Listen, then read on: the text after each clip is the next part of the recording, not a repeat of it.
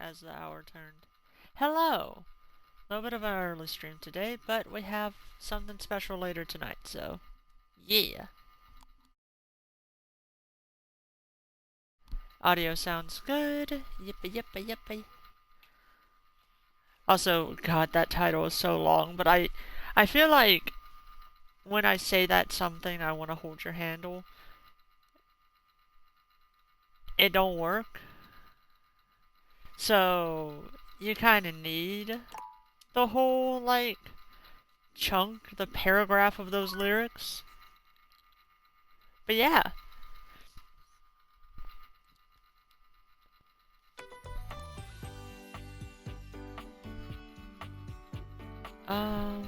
Let's see about... I did forget to... that... Alright. So yeah, we're going to have a bit of a stream today. Can't do it for as long as we do most of the time. Probably have to leave around 5-ish, 5:30. No later than 5:30, so... yeah. Hence why we're here now. Hehe. Hello. Okay, so I very much wanted to play today. I was originally just going to be like, alright, I'll wait till tonight to stream. But we have a whole bunch of mysteries going on. And that's very intriguing.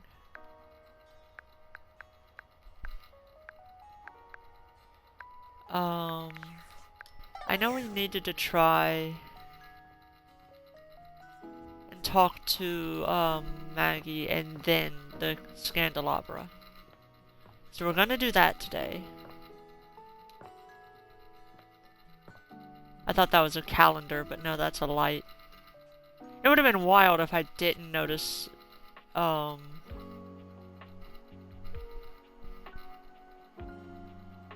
also,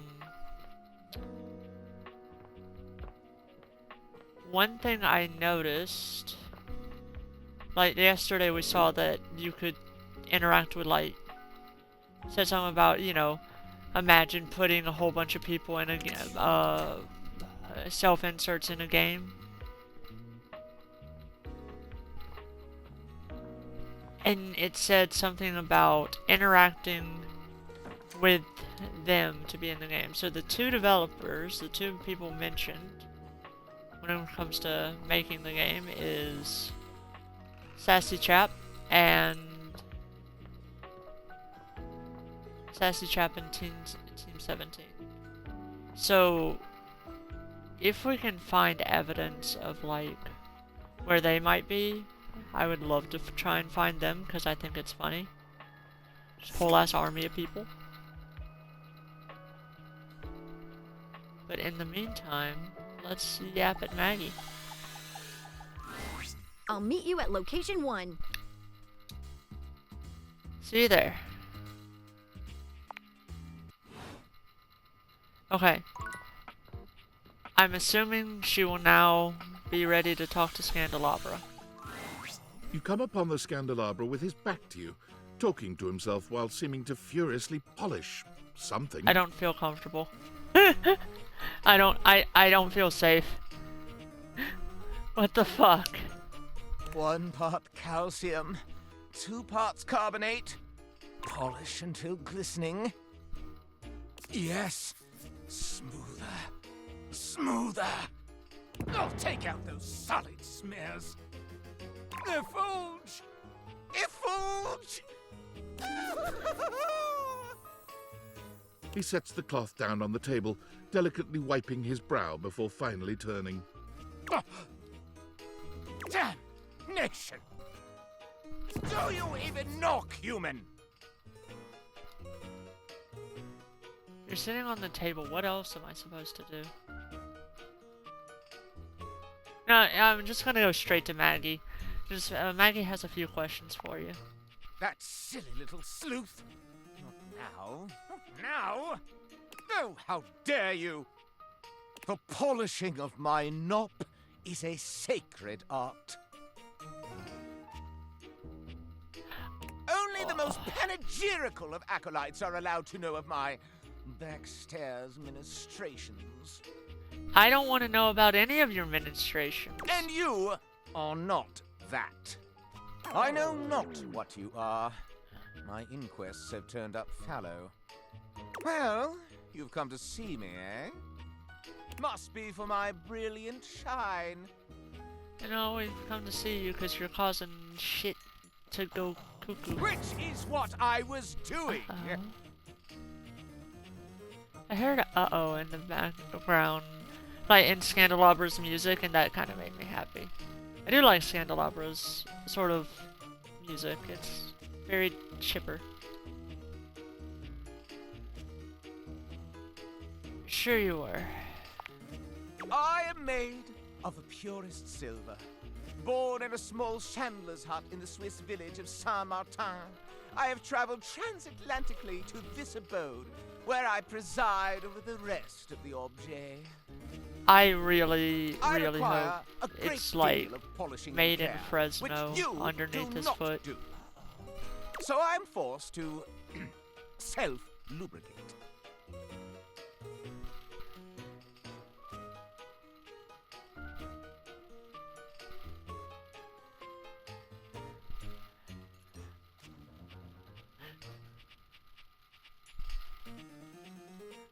I think I picked you up from Valdivimart in the bargain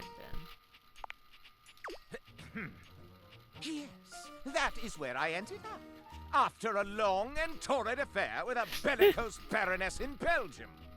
She had unceremoniously dumped me in an antique shop in Lisbon, where I sailed along with a smuggler across the ocean. Your new country fascinated me at first, until the veneer of novelty abraded. I had lived with one of your landed gentry until they Jesus perished Christ. as your kind do. The ruffians who exhumed his palace threw me in a sort of refuse bin, where I ended up as a bargain. But I am no bargain. And most importantly, I am chaste. What? What? Hold on, what? I don't know what that has to do with anything, but thanks, bud.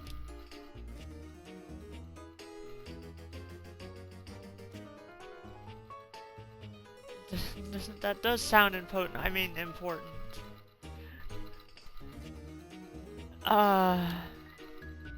You don't have sex?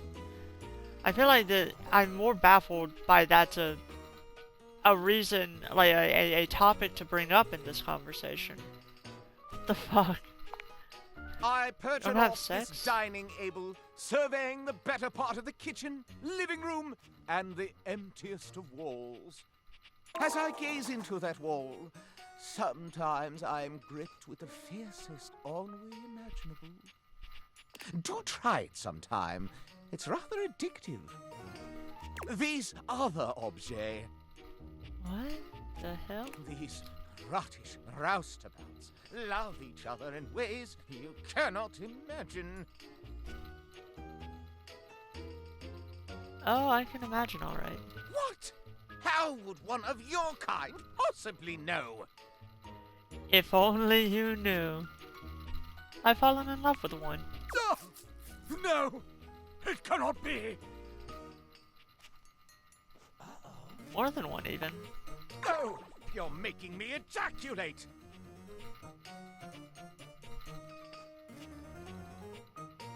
What? What? What? Why? Oh my god, this person. They... What? In front of my fucking salad. What the fuck?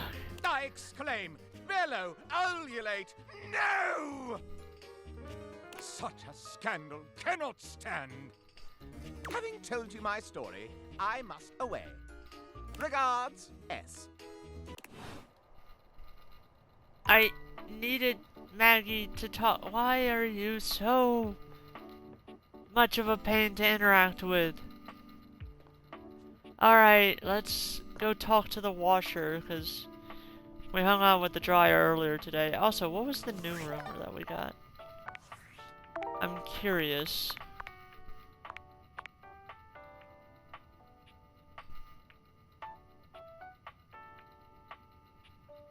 Candelabra feels some extreme dread emanating from the wall he is facing.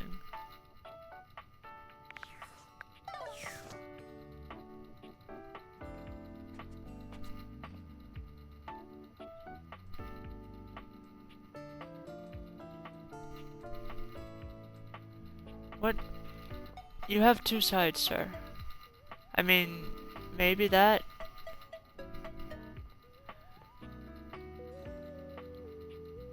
Yeah, because that wall's not bare. You very much specified a bare wall.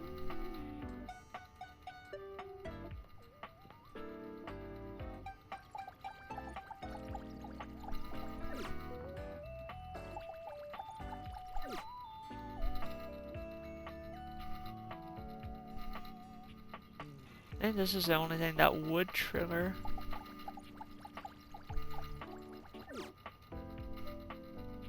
Yeah. I guess it is the air vent that's causing him a sense of dread. That's my best thought. Alright. Washer. A handsome acrobat greets you with a small yet theatrical little bow, placing a hand on his chest and tipping his head forward. He has the aura of a veteran showman, but he doesn't look particularly pleased to have you as his audience. Oh. Greetings, weary traveler. Hello.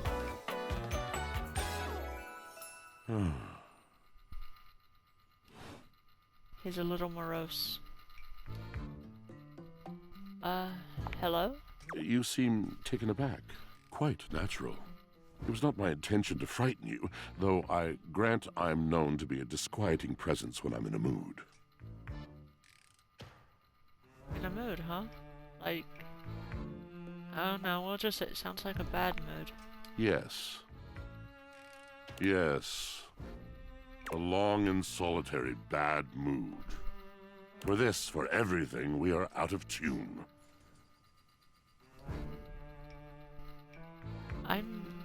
Wow. No, anything you'd like to talk about? You aren't serious. You jest.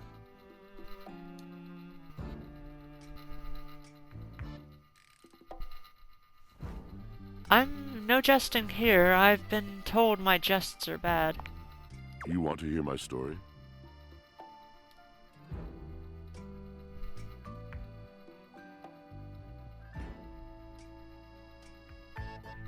For sure. I am a servant to the drama of the heart.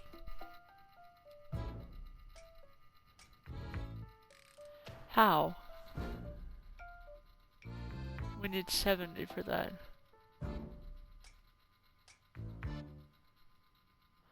Truthfully, no idea what you're talking about. Sigh. Hello, Az! Washboard, more like washboard abs. Yeah. I am awash in the scurryings of lives. Countless lives. Also, Scandelabra is so difficult to work with. Countless stories. I am filled with water, the fundamental state of all things. Water, the tears you cry when you are born, when you are made, when you are broken. It is the sweat that drips from brows and shaking knuckles in alleyways, in schoolyards. It flows over its own frozen self down dry and grateful throats. It drops from noses in blazing sunshine onto lemon-printed bathing suits. It is the wellspring of ancient secrets held in rough clay bowls. I am surrounded by it. This guy is so melodramatic and I kind of love it. I'm enjoying him more than Drysdale.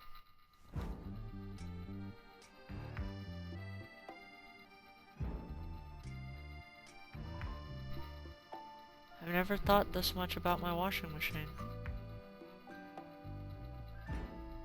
What? Dude, Drysdale's like, That's just he it. thinks he's superior. No one does. But not only that. Not only do I hold the limitless, the unfathomably simple. I hold the dirt of life. The blood stuck in denim from skinned knees comes to me. The stains of earth from a weekend spent burrowing into trees and the slimy, crawly things. The makeup smeared onto shirt collars and cuffs, streaked mascara, and embers of a lipstick that blazed once. All of this comes to me to be absolved. It may be dissolved, but it does not disappear. It cannot. Nothing does. Oh. So what happens? I must keep it all. It is a vast treasure house of memories, of senses, and it is safe with me. But how can I, just me, survive that? How could anyone bear the weight of that much life? I don't know. Snacking. That's what I do. Honestly. Honestly, though. Yeah, I'm gonna snacking. That's what I do. Ah, thus are explained the cracker crumbs in the pockets of t-shirts. It is the Yep. words. It is language. To be able to communicate. To share the burden. It is poetry that keeps me afloat in my own sea.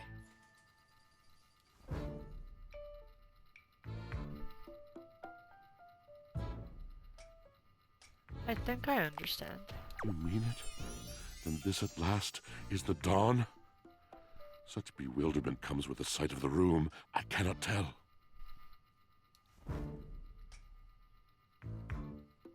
A deep breath.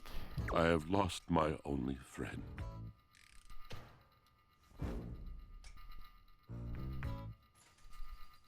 Purse eyebrows sympathetically. He gazes off into the distance, something clearly weighing on him. His eyes narrow for a few moments, and then he sighs. Oh. Oh.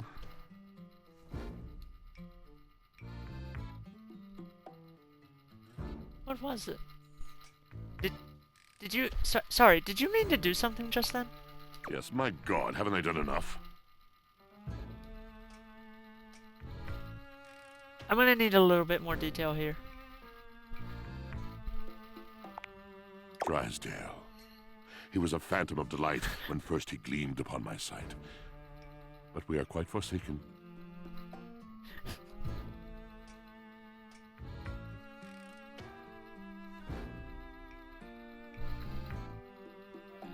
Oh man, what happened?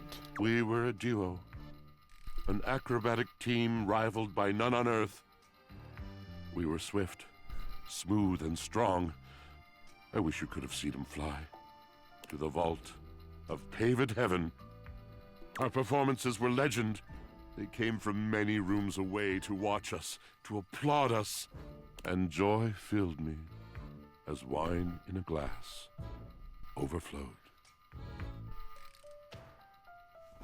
Sounds like you guys really had an amazing connection. Past tense. But the physical connection between him and me, it is like nothing I have ever known before or since. Oh? I could really go for a glass of wine right now. I no longer partake. Wine was something I shared only with him. Like so many other things. He does not need poetry like I do. When he talks, it is a breeze to my tempest. And to him my tempest seems but a suggestion. A rumor of rain in another man's country.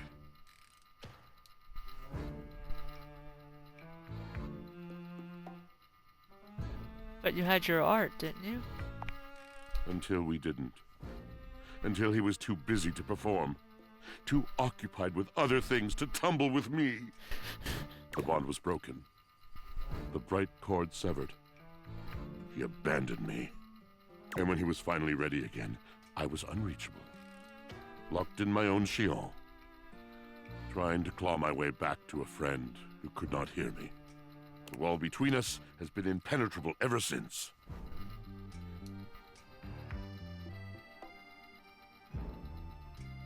I'm starting to see why you two haven't talked in such a long time. Yes, it's been years. As I said, traveler, a long and solitary bad mood. All moving things come to an end. A knotted willow. I miss him every day. Though you have been a rather dismissive and flippant creature, I find I am still charmed. I didn't know I could still feel that way.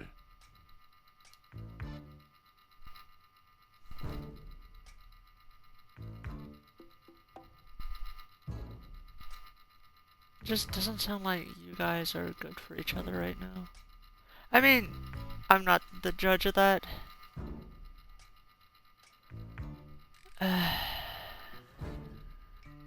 Don't worry. These things have a way of working out. You're asking me to have faith. I would be hard-pressed to acquiesce if not for, well, I've tried everything else. Thank you, sincerely, for listening. It has been so long since anyone has stopped, has heard me.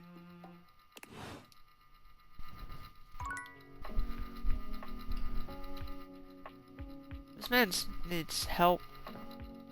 Okay, we will interact with Drysdale too. Since... Oh, you're back. Try not to bore me too much this time. I challenge you to leave me speechless.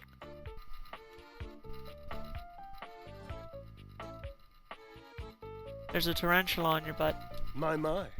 What a lucky spider. Ever seen a tarantula on a trampoline? Because that's how tight these glutes are. Oh, goodness. I do love to play. What's life without a little, harmless diversion?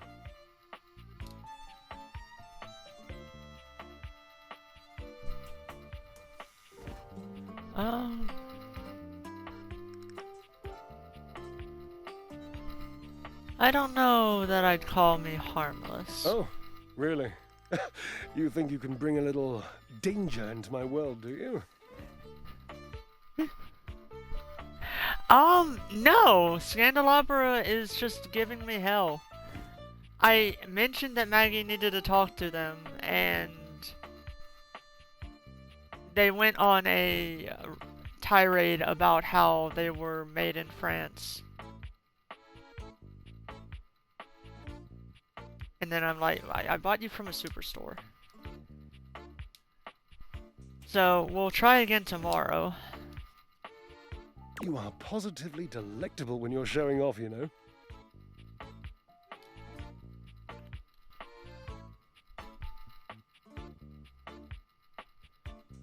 You should see me lift weights. I'm basically Heracles.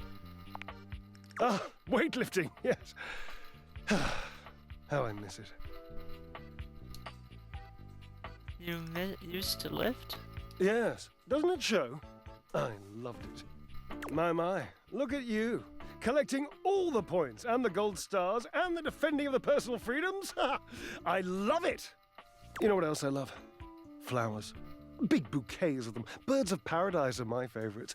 They're impossible to get here. Yeah, you're... By here, you mean the laundry room?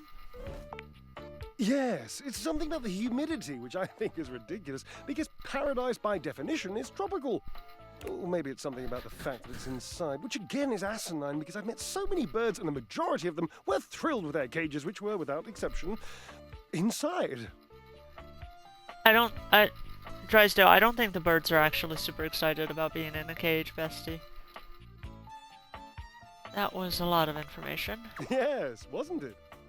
It's just been so long since I had anyone to talk to. Oh, how are you going to take care of me if you don't know my personal tastes?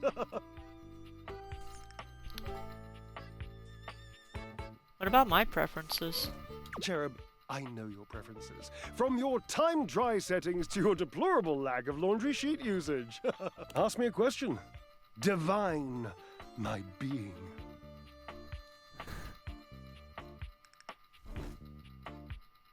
Okay.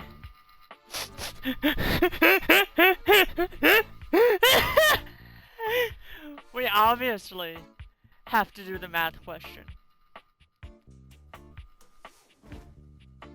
I don't know. I'm assuming just genuinely he's talking about a laundry sheet to try and prevent static.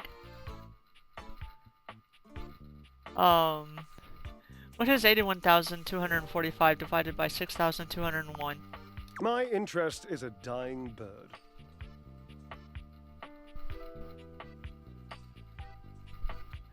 No, you can do it. Just set up the division. It flaps and gasps for breath. Oh my god, pass it the Chardonnay!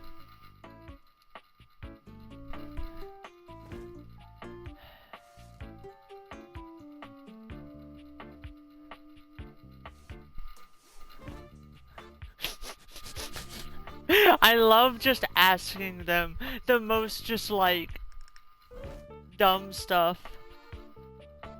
Okay, on we go then. How do you make a cake rise without yeast? Easy. Put it on top of a big, powerful raising agent. Yeah, like baking soda.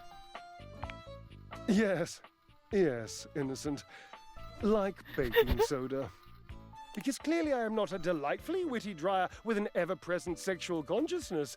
I am a baker. And I was making a straightforward reference to baking. Huh? It's a joke, cherub. That Washwood and I used to make all the time when I could turn him away from his books and catch him on a episode of the awesome English oven show. To my knowledge, it is often something that, like, it's... I've always thought that that was the main reason of dryer sheets. It would be either, like, catching lint. Or scent ones, okay, that's true. It might be mainly scent now. But I remember at one point it was to avoid static and also to catch lint. No, not to catch lint. Yeah. The bakers would be so confused when they had to work without yeast, and Washwood would turn to me and say, if they had a raising agent as powerful as he was, their cakes would rise proudly. Regardless of the ingredients. Oh, I hear it now. Sex joke. It's a little double entendre that you did right there. Just a teensy one. Just as teensy as your love for Washford.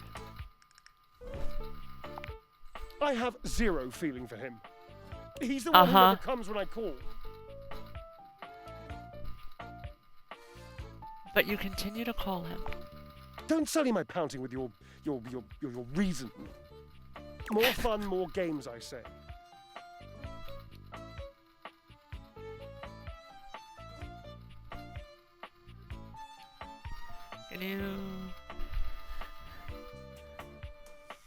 Can you tell me more about Washford? He was my partner in love for a brief, very brief 25-year period. Yeah, Next they question. do too. They do here too. So I guess it is mainly for scent.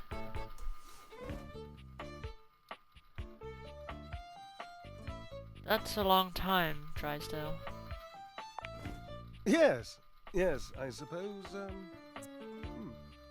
But time means less to me than some others I know. It's been a blink of a timer setting, really.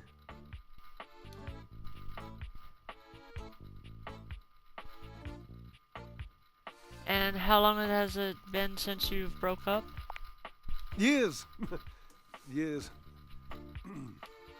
It's been years. How long since you've talked to him?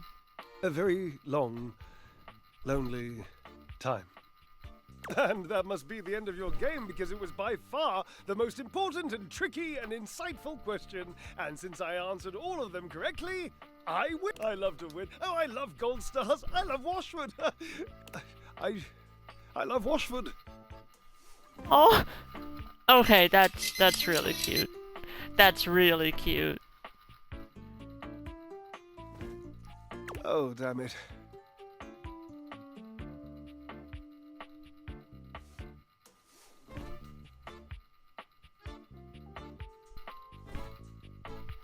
I think there's genuinely something that's blocking the communication between them, is my perception of the situation, but I could be very much wrong. Drysdale runs a hand through his hair, shaking his head. Oh, God. I can't tell you how inconvenient this is.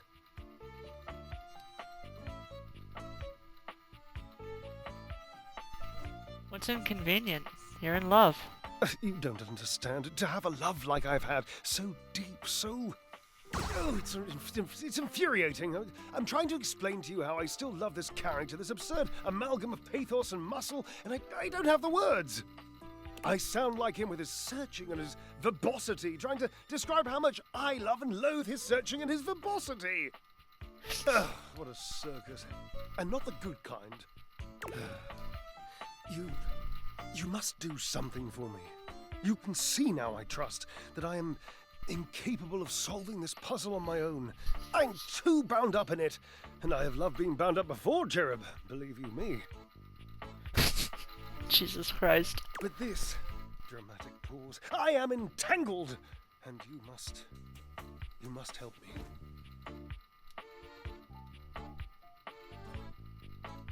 We'll talk about the binding thing another time. No. What can I do? You must talk to him for me. You must, please. Try to repair this chasm, this rift. It's like a new stained canyon has torn its way through my heart. Will you, please?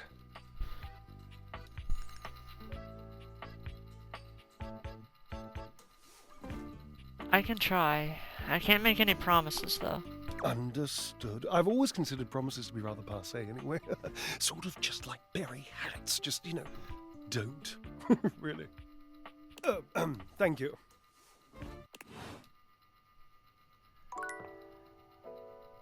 Okay.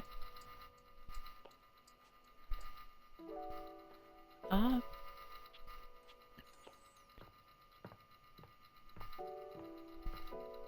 do we talk to now?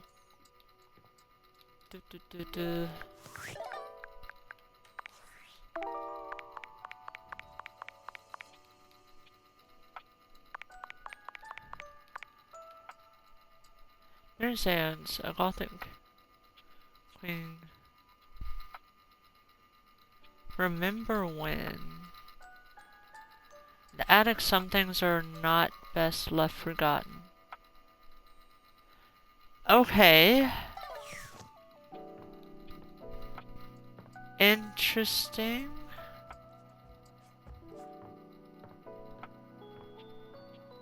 So what? I mean, we haven't talked to the air conditioner.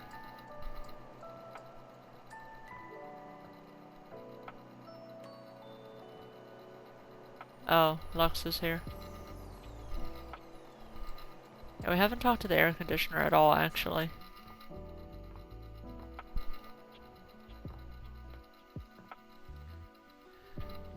That's the only thing I could see in here, other than, like, maybe something inside of the safe. You are persistent, aren't you? Oh! Hello. You aren't who I thought you were. I'll be damned if it isn't another quality of yours I admire. It wearies me and saddens me to keep saying no, but no. Please, not here, okay? Meet me somewhere else. Anywhere else. Any of the greats in your home. Downstairs from here. Come to any of them, and I will be there. We can talk there. All right? Okay. Okay, I hear you. I'll talk to you there. That wasn't who I was intending to talk to.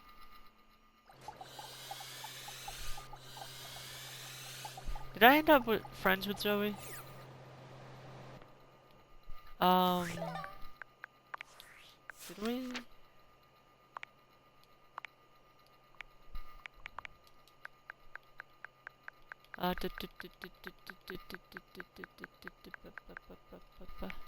No, I haven't finished Zoe's story, and apparently I can't do more. I need to get closer. We'll try.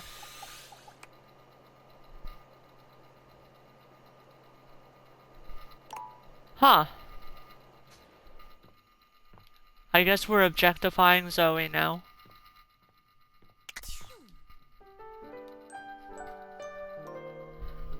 Chid. Alright. Let's go and try out those fuckers again. I still don't know what the attic. I guess maybe it's that. Memories. It's like there's like photos in that box. It's either gonna be that person or Bo. Oh, wait, hold on. Ivy, you have a button that lets you help with that. Keepsakes. Box. Holiday. Keepsakes. Okay.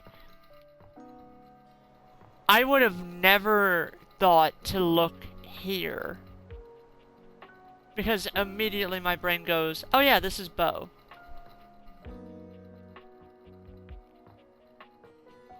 How? I beg to differ. Oh, we didn't talk to, Front Dorian. We'll do that too. Okay, so Scandelabra, Front Dorian, Washford. I'll meet and you we're at gonna location 1. We're gonna try and correlate Dryford and Washford and Drysdale. So we're gonna talk to just Washford today, and then tomorrow we'll be able to talk to both of them.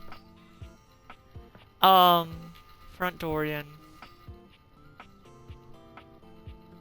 And then that'll leave us two, so we can talk to Keepsakes and Zoe. Yeah. Come on, Scandelabra. No, that will leave us Yet with you one. return. You Yes. must desire me in some way. The chance of critical colloquy beckons. Though your own scandal-mongering leaves much to be desired, I can take you under my labrum.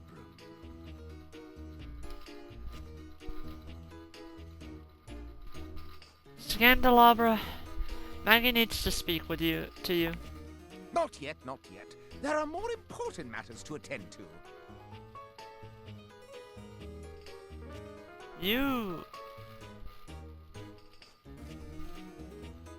If I didn't think that it would risk hurting the window, I would throw you out of it. But, tell me, when I spoke of polishing my knob, do you even know what that is?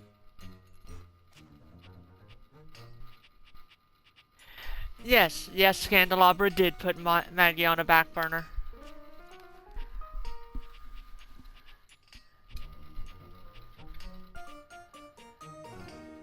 Abel told me it's a decorative part above the base.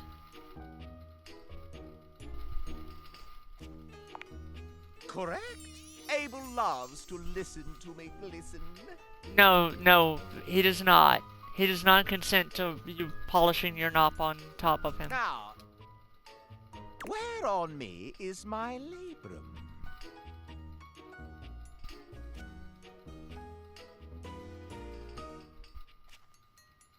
Could it be the arm that holds everything? As he said, under my labrum, which under my wing. Wings are arms, not tips. No, it is merely my arm. I hit the wrong button. see, to hold the Well, I stick was right, I frame just hit the aloft. wrong button. Last, a capital may mean an uppercase letter or an exclamation for a lovely thing. But where is the capital on my corpus? I hit the wrong button!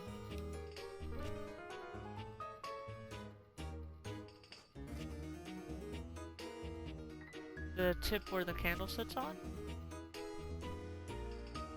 I actually am not sure which one this would be. I'm thinking the tip where the candle sits on. No, that is my sconce! Do they not teach this in schools? No! No, they do capital not. is underneath each sconce. Well, there went your chance to further gain my esteem. A mere single question correct about my anatomy? For shame. Allow me to tally up my feelings for you. I deem you not yet worthy of my inner victim.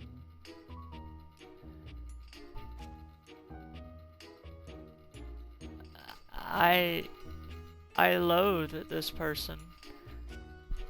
How do I get myself into that wick of yours? You must share with me more goings-on. It is give and take in the world of rumor, you see.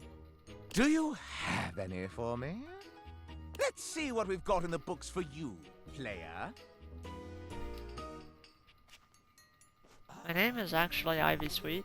No, I call you player, since you seem to have your way with everything in this very house. Why, just look at the list of scandals. In alphabetical order, of course. Sleeping in your bed has turned into sleeping with your bed. I won't be able to sleep at all after hearing this. Oh, I haven't been sleeping hardly at all either. A buried time capsule has unearthed your latitude for crudeness. I refuse to believe that the trash can has charmed you so, yet here it lies. This evidence cannot be thrown out. You took a chance on love with that inordinately complex die and won his affections. But at what cost? The recreational equipment has demeaned himself in a behavior most unsporting. The ship in a bottle has sailed into your heart, and you've accepted, though you have many more vessels in your harbor. No, I'm not frightened of bad dreams. The real nightmare is how many things you have gotten yourself entangled with. Nightmare is friend. She's such a sweetheart. No, the shelves have found you appealing. This is insupportable. Okay, I am kind of entertained by his use of just comments for each one. Cracks appear in my own form as I find out you've wantonly wooed the wall. Darkness surrounds me as I find out that you've fallen in love with the Lord of Shadows himself. This low amount of lovers, it is not quite enough to pique my interest. If you were to say, make it a menage a many, then I might be swayed to think of you a little differently. A little more lasciviously. If you desire it, of course. Apparently, yes, this is low. I'm okay, thanks. As above, so below me. We go no further.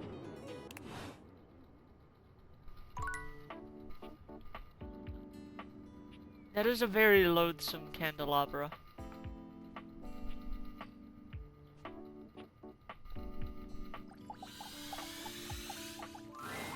You may have wandered with mad disquietude into a world which will overwhelm you.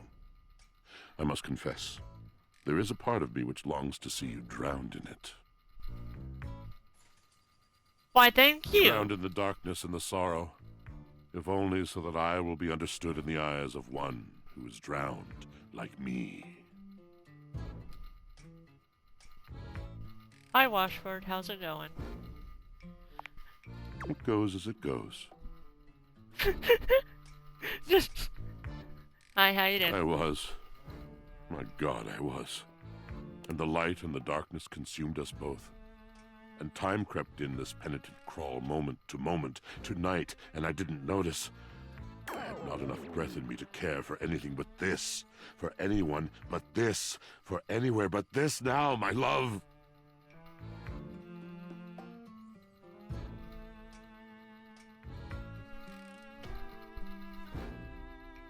My love, you're on your own journey right now, my man. Come with me. What? Come before me, with a look so piteous as if we had been loosed out of hell to revel in horrors. You know only a heap of broken images. A casual forgetting of even the shallow breath you're shackled to. You are a poor marionetted hanged man, dripping from his cobweb strings. Come with me. Come into the deep water. I will give you lustful abandon under a salted rage of stars.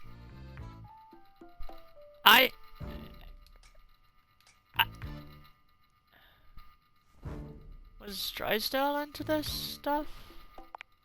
You fool. No. That was unkind. You do not know him. You do not truly know me either. Pleasure, ecstasy. Was he into this stuff? We exalted in each other in a way you could not possibly imagine. I'm happy for you guys. It just seems a little unrealistic. No, I'll indulge him. I'm gonna stop, like, being antagonistic because I don't want him to get pissed off at me. I definitely can't imagine that. My guess is you never really tried. There is another poem I think you might like. One that truly sums up our relationship. It's by T.S. Eliot. This is the way the world ends. Oh. This is the way the world ends. This is the way the world ends. Not with a bang, but a whimper.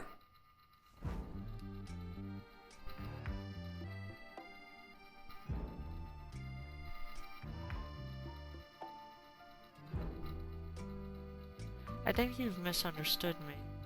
I can see how passionate you are about what you believe. Trite. Yes, of course. The poetry of it all. But please, it would destroy me to know that my passion was boring you. I have too many memories of that. Of brightly lit eyes gradually fading. The mask of tolerance sliding over the once familiar features of a friend. It is a precious kind of heartbreak. And my heart has its share of scars.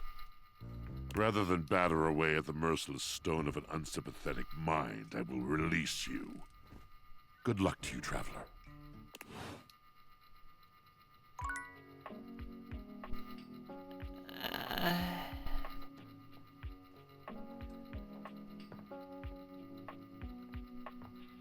I just didn't want him to be in a relationship.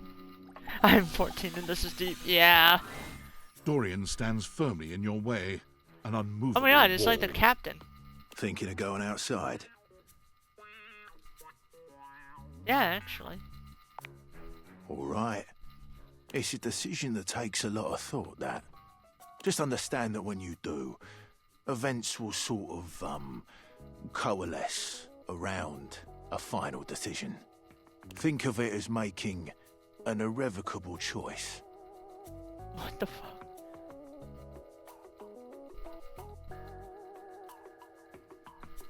Do not like the pledge.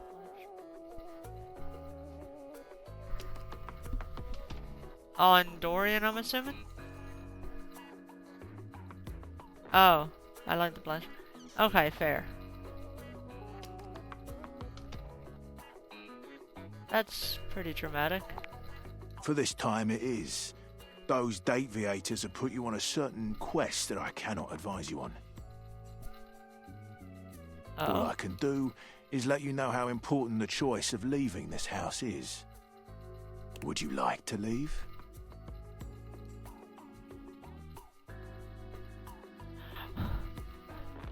No? What happens if I leave? I'm actually worried about leaving the house now, cause I don't know. No, I'll stay here. We'd love to have you. I open up when you tell me to.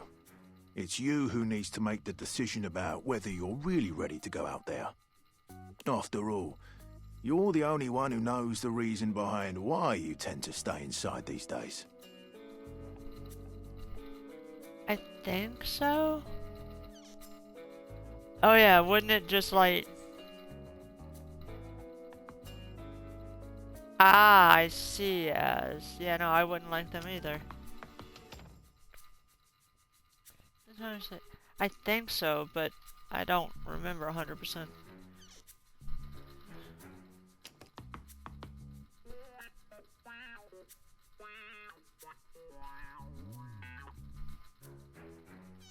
I just want to meet more datables, and if I leave...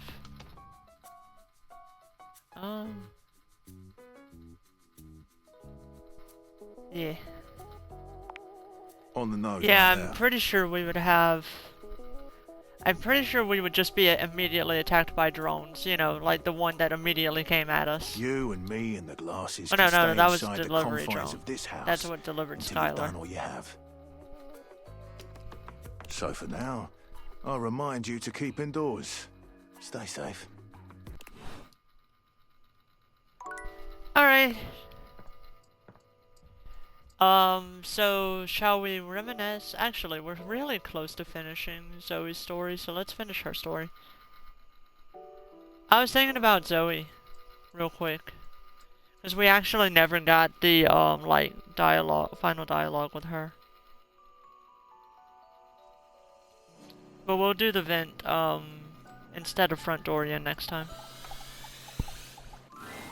Zoe's usual excitement is tempered today, but she seems no less happy than she'd been after the seance. Just us again, huh? I'd know if there are other people here now because they can see me now and I can see them. And that is just... it's the best thing that's ever happened to me. You know, I can even hang out in other parts of the house now. Oh? I haven't left the attic since I died, but the other day, I just floated on down to the kitchen. And I met so many cool folks. That trash can is kind of salty. I like him. It did make me think, too. What you've done for me. I'm more grateful than I can say. And I wonder, where does it leave us?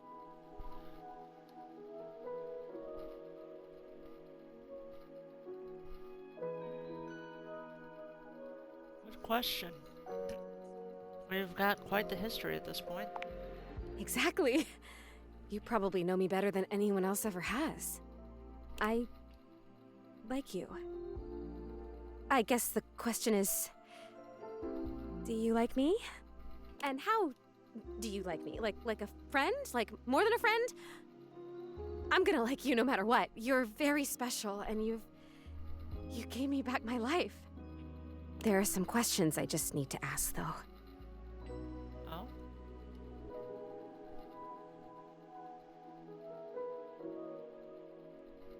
Alright, what are we thinking? Zoe is Precious Baby, so I'm leaning towards, like, dating Zoe, being in a romance with Zoe.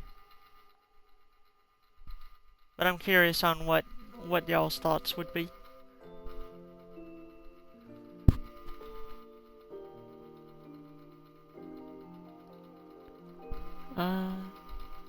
Wait. Yeah. Fair, salt. Yum. Okay.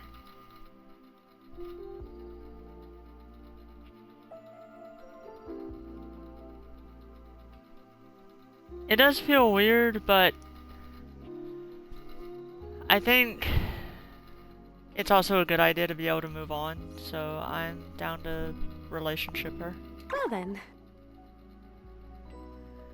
I guess now's a good time to tell you this. Communicating with the dead, like we did in the seance? There are other benefits. You can travel that way. You can kind of vacation in different time periods, different lives. The seance creates a portal and you can use it to go for all kinds of What? adventures. What? So you think of the most romantic, sexy, exciting place in the world. A time period you've always wanted to visit. Think of anything. And I can take you there. Just the two of us. Adventuring together.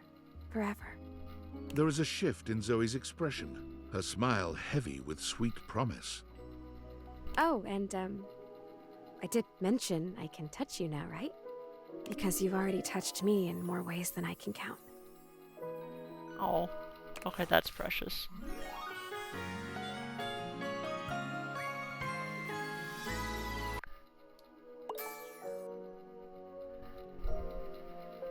We are just not building up that sass at all. And we really needed sass.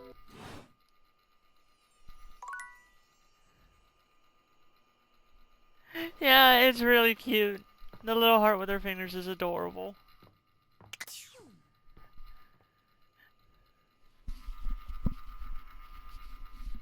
Okay. Oppenheimer.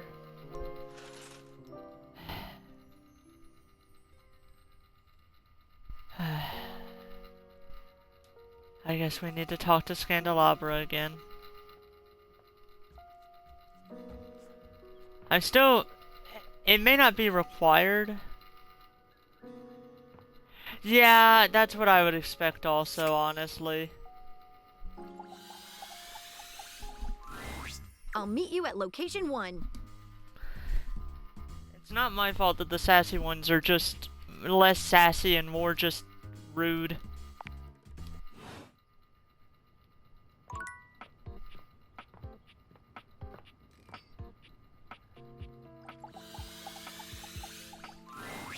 You return, wishing for me to dig through your data decks once more in search of Silverline's scandal?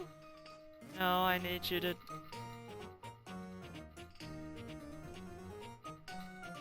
Actually, there's a new scandal. Maggie has some questions for you. Ha! Let us see what the glass will magnify. Oh my god, thank you. Well, well, well. It seems I am in high demand.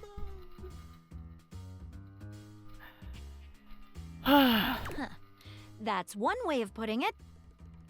3 times? 3 times? Nah.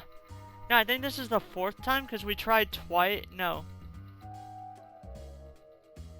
Did we try twice? Yeah, last stream. And then 3 times this stream. Like... Yeah, exactly. Just like, oh yeah, we have to... We have to learn how to incorporate their special interest into the conversation. Enough chit-chat. Word on the street is you've been calling someone in the house counterfeit. No, I didn't get the option the first time. But I think that was because introduction options just don't... The first introductions just don't give you the interaction options. Me? Why ever would I make such an allegacious allegation?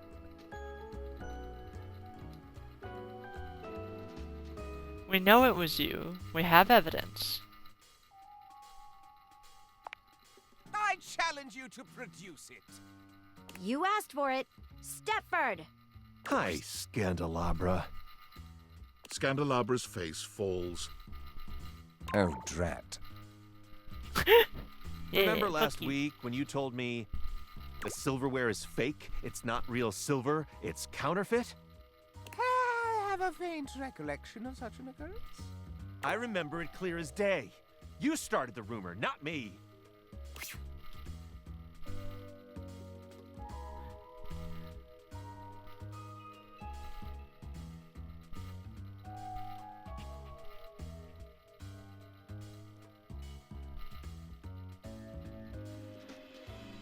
Pretty sure allegacious isn't a real word. Also, why is pretty obvious.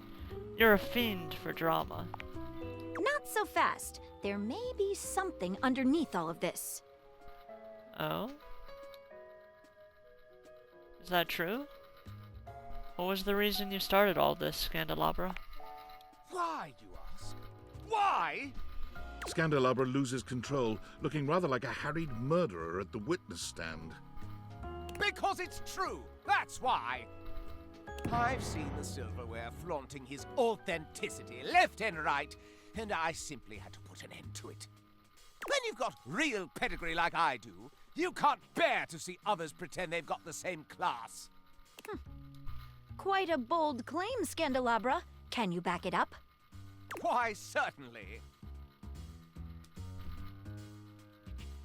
Why not give us your evidence then? Yeah, he's very All right, much I will. just...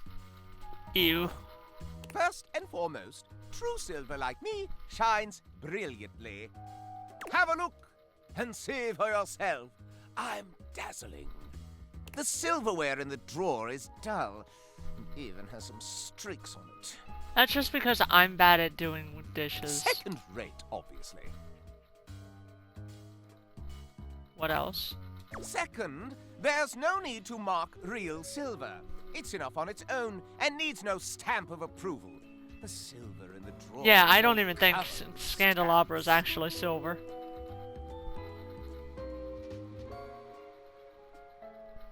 Yeah, exactly. And we can tell he polishes something every day.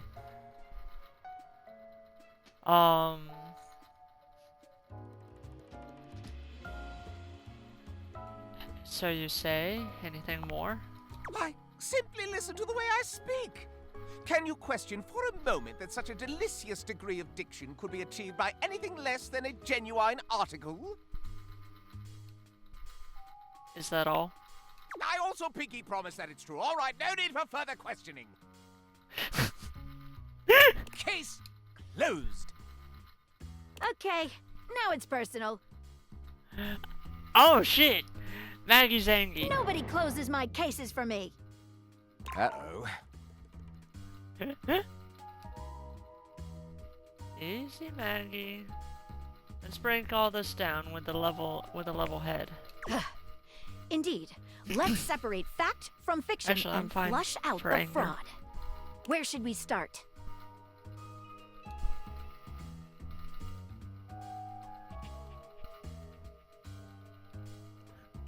How about Scandalabra's pinky promise? That sounds pretty legit. About the issue of shininess. What's your opinion? My dad has a set of silver-plated cutlery and he was gifted on some occasion or another.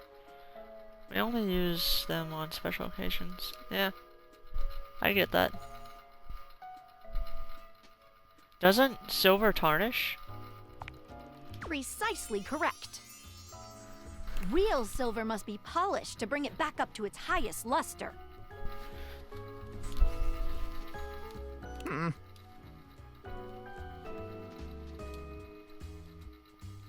What about the way Scandelabra speaks?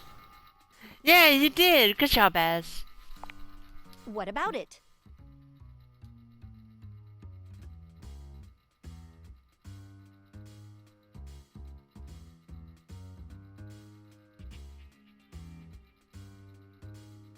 I don't think pedantic Plaver points to pedigree. Him talk funny.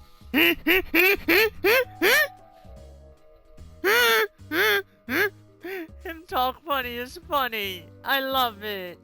She's not gonna appreciate it though. I don't think pedantic Plaver points to pedigree. While articulation and eloquence are praised by the prestigious, they are not foolproof signs of anything. And only a pathological prat like the Scandelabra would use it to try and cast blame on the innocent. I love the alliteration that we're doing. How about Scandalabra's pinky promise? That sounds pretty legit. Naturally, I shall not dignify that as evidence of anything except idiocy. Alright, I think I've heard enough. Not so fast. You're forgetting one last thing. Oh? Quite so. The engraving of approval. Real silver is stamped in order to affirm its authenticity. If we look on your bottom, however, Scandelabra, I suspect we shall find something other than such a stamp. Oh no! Not my... Maggie slips around the Scandelabra, grasping his coat in one hand and lifting it to inspect his posterior. This... Okay. Aha!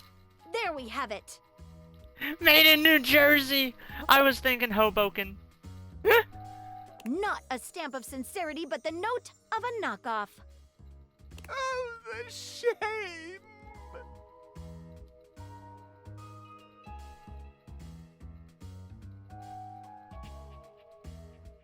Got you. Now you better go explain yourself to everyone and you spread that rumor to. And then you can go apologize to the silverware for having besmirched his reputation with your own lies.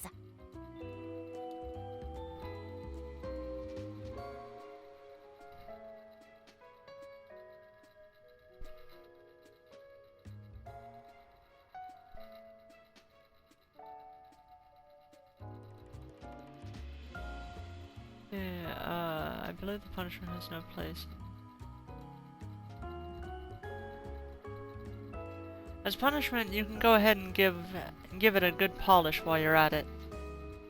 I feel like the innuendo with the polishing just feels wrong to tell him that, but also, my silverware does need to be polished. He's at least good at doing that.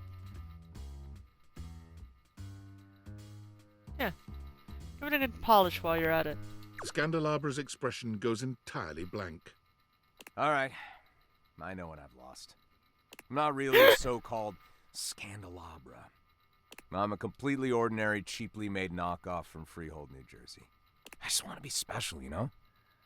When you're mass-produced, you just get that urge to strike out on your own. Rebel knows how it is.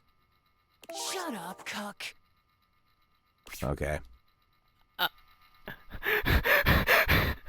left the factory learning that I was essentially a defect from the start. A bum. But there was no need to lash out at the rest of us. You're right, Maggie. You're always right, Maggie. I've tried to dig dirt up on you, but you're squeaky clean. I mean, I feel like silverware is easier, like, real silverware is probably easier to buy than, pure silver, candelabra. And for all my digging, all my messing around, I'm sorry. I still kinda get off on learning about all the relations around the house, though. He pokes the tips of his index fingers together in a gesture that reminds you of the way he used to present to you. If it's okay with you, I'll just watch and enjoy from here. As long as no one is getting hurt. And you promise to tell no more tales. You have my word. Well then, I'll call this case closed. Stay out of trouble. What is your real name? Oh, just a completely ordinary candle kind of name. John Wick.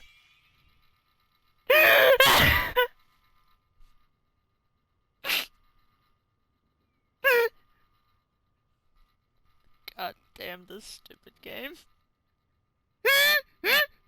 An utterly ordinary name destined for mediocrity, you're quite certain. I mean, I hated the act that he was putting on. It's true, like, I hated his act. Well, Mr. Wick, stay out of trouble.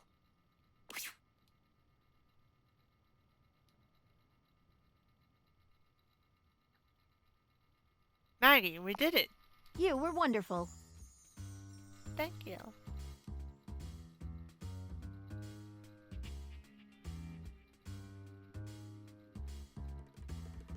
You were wonderful. I can't wait to work on another mystery with you again. As a friend, or...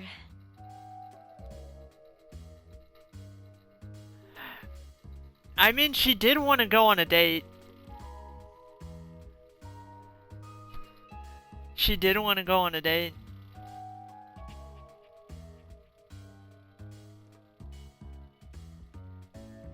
Yeah, I could have. I like the idea of still focusing on the mystery until she is no longer focused on the mystery anymore. No, something more than that. You just made me so happy. I can't wait to see you again. Goodbye for now, lover. Maggie leaves you, seemingly unwilling to formally resolve your relationship in the presence of the disgraced candelabra.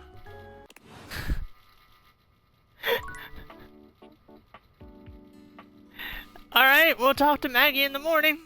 The case was... I know. I don't know, my brain was still in case mode also. Wah. Alright.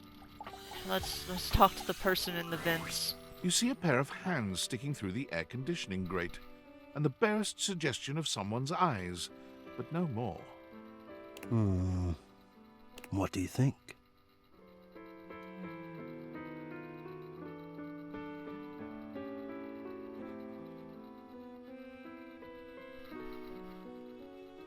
You won't come out of there to let me see you? No, this is for the best. Hello, I am Hector Valentino Ernesto Condicionado, at your service. I love the Hello name. there. Ventilation, airflow, sometimes known colloquially as HVAC. Oh my god.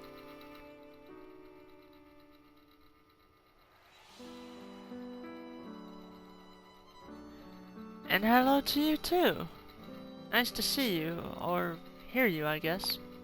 Yes, to hear me.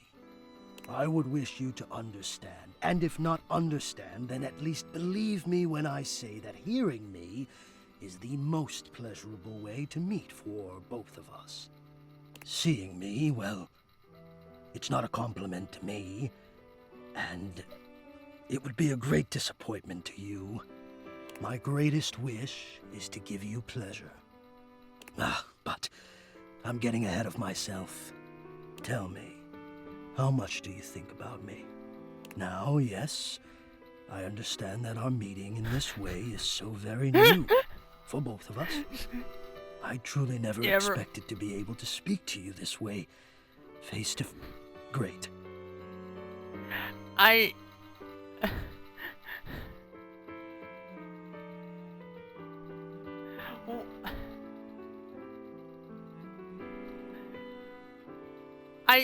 What do I think of you? I've talked to you twice, bestie. I have accustomed myself to this seemingly unavoidable reality that you would always be human and I would just be this. But even as this, I have dreamed, and I would know. How much do you think about me? I feel like it'd be rude to say not at all, but like...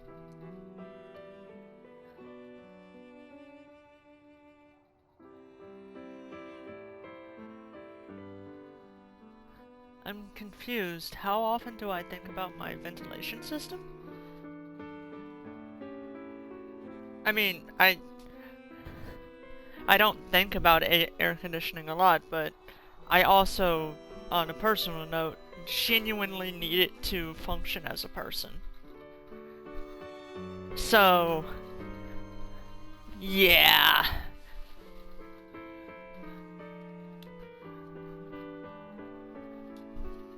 I love me some AC. Ah, and do you? I have noticed. I so look forward to you coming home on those hot summer days. The look on your face when you feel the first blast of chilled air upon opening the door.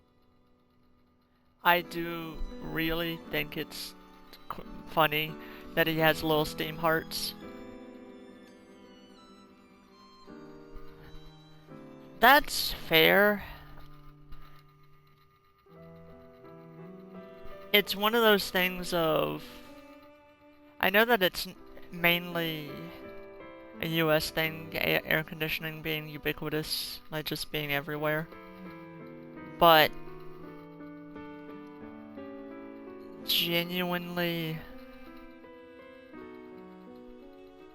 like I said, due to how my body works, I need to stay below a certain temperature, and air conditioning really helps with that.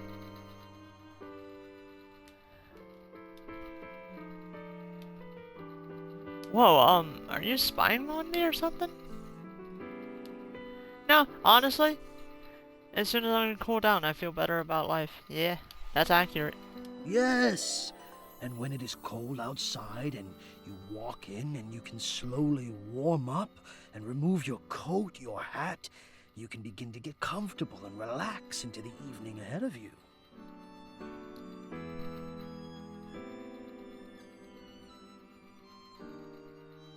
It sounds like you're a fan of relaxing too. I don't relax for myself. I can't. But for you, there is almost nothing I wouldn't do to help you relax. To watch the play of warm and cool across your skin. Okay, this is getting I'm ahead uncomfy. of myself. I never thought I would get to say this and to say it to you. Let me explain. You are the prime feature of my thoughts. Okay, that's a cute pose. That's very cute. Whatever power courses through me, I turn to your pleasure. Whatever warmth or coolness I possess, I direct in full to your comfort. I wanted to meet you here, through the grates, because I wanted you to hear my voice. I want you to hear the melodies and resonance I create through these ducts, and know that it is all and only another gift it honors me to offer you. I watch the play of air over your skin, and I feel deep joy that I have the air to give you. I adjust my own temperature and my intensity until I see the flush of contentment spread across your face. And then, I rest in contentment of my own. I never thought I'd be able to say this, and in a way you could truly understand.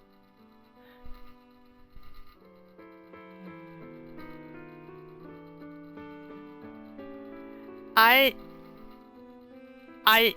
get you, Az, but also they didn't give me a content warning about Eddie and Volt, and that kind of fucked me up. And now I have, my God. Now I have.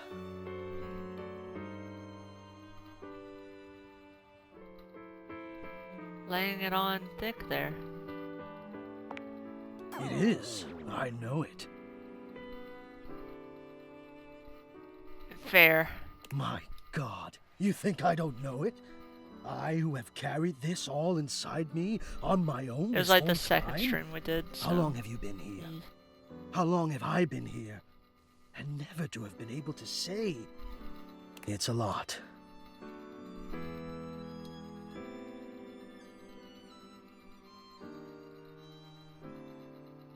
I'm not really sure how I feel right now. I apologize deeply. I will let you go. I will stop. No, I just want to actually interact with you and not you fawning constantly, because I need to know you before fawnerating.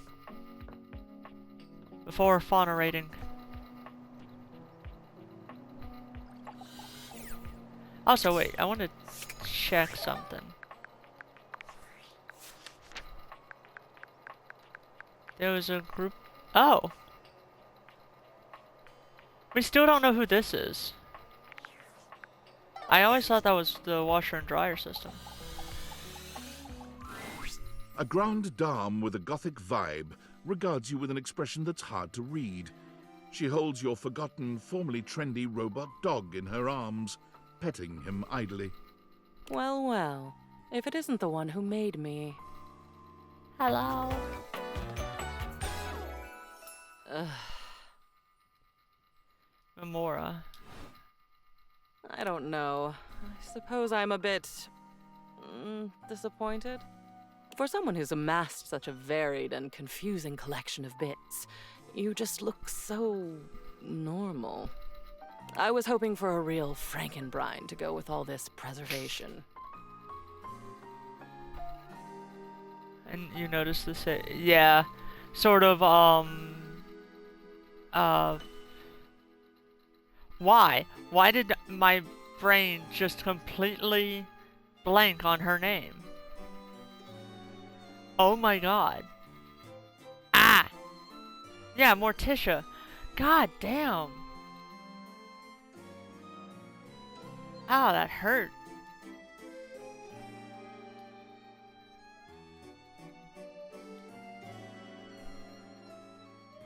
Oh, don't worry, I'm weirder than I seem. Oh, excellent. Huh? Normalcy can be boring. And I Why? do so loathe being bored. All this time, I've been in your house, and this is the first time you've come up to visit me. I think I'll make use of your presence, long delayed though it is, by holding your feet to the fire. Oh. Okay. My what now? It means I'm going to put the screws to you. Hold you accountable. Ouchies is funny. Isn't it Yeah. wonderful when the process of something is as agonizing as the result is pleasurable? You should have done this long ago. For yourself, if not for me. At long last, we are going to go through all of this. Every single piece. We're going to see, sort, and dispose of each object stuffed in the corners up here, and finally, order will reign. I love chaos as much as the next memory, but enough is enough. It's Fair. starting to look like Jerry. Jerry?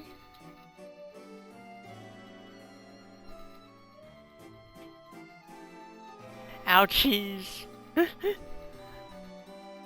If I get rid of all this stuff.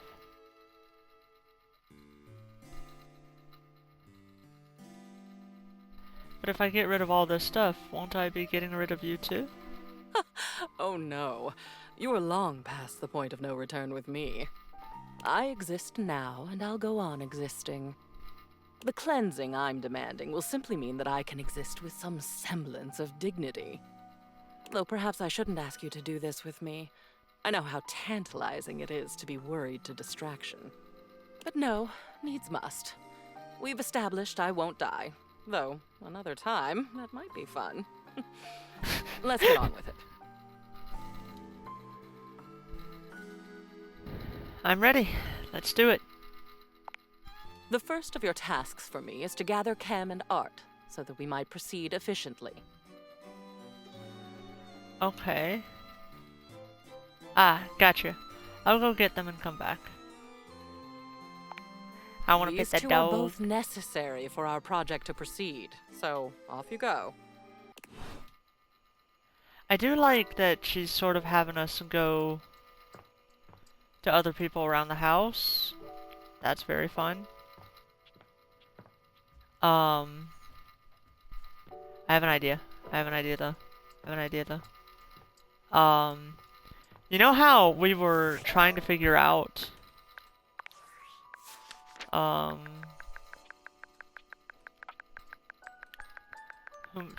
the fuck?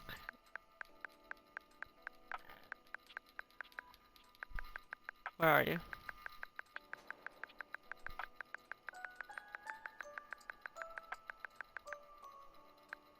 What? Status A to Z. Okay.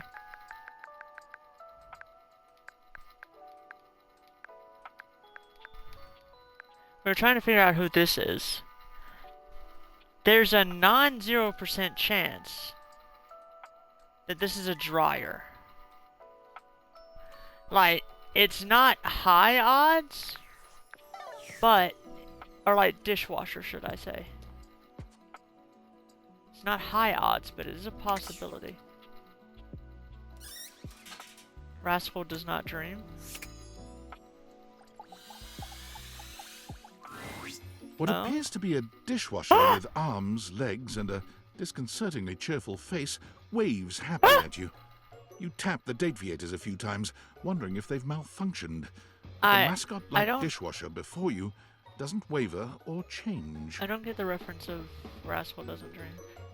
It's beautiful, what do you mean? Hello, and welcome to the Valdivian dishwashing experience.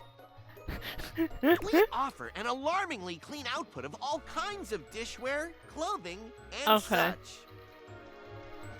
I think I remember, if I'm correlating it to a show, I think I know what you're talking about, but I will not worry about it. My name is Dishy. I'm your dishwasher now. Hello.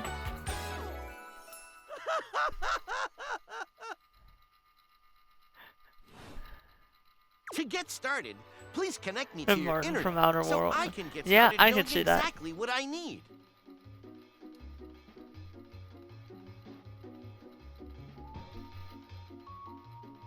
What do you need to know from me, exactly? I just need to know some basic information. Dishwashing habits, dishwashing preferences, past dishwashers owned, financial records, preferences on fruit flavors. For soap, of course. Financial records? Records of finances. Why do you need those? I just need to know some basic information. Dishwashing habits, dishwashing preferences, past dishwashers owned, financial records, preferences on fruit flavors. For soap, of course.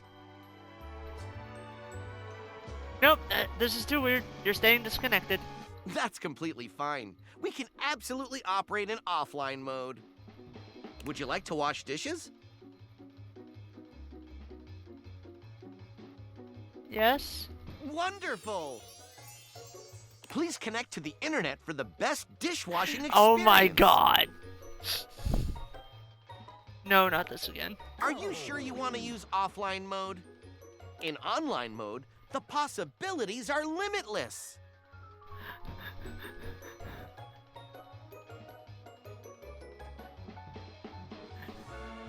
Nope, never. Thank you. With unlimited knowledge of your habits and data, I can make the absolute best dishwashing choices for you. Imagine, plates delivered at the perfect crisply heated temperature. Admire, nary a crumb nor stain on no single nor multiple dishes. Revel in the dishwashing experience. If you don't get rid of crumbs on a dish without being connected to the internet, you're a bad dishwasher. Nope, it's just not for me. Then, offline mode it is.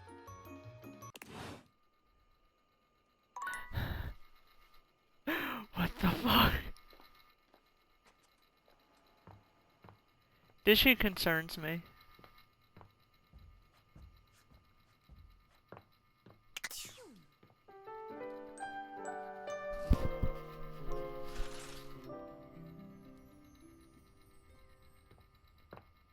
Alright.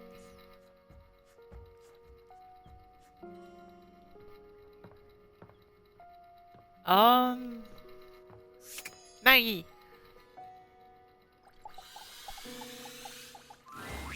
I'm so glad to see you again. Hello. After the Scandalabra case, I haven't been able to get you off my mind.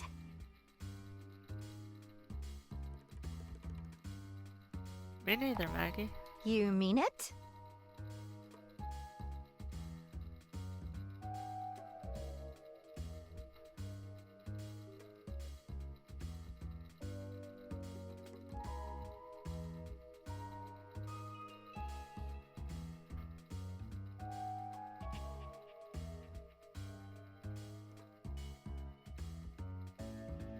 Especially considering what we did after the case was closed is really not...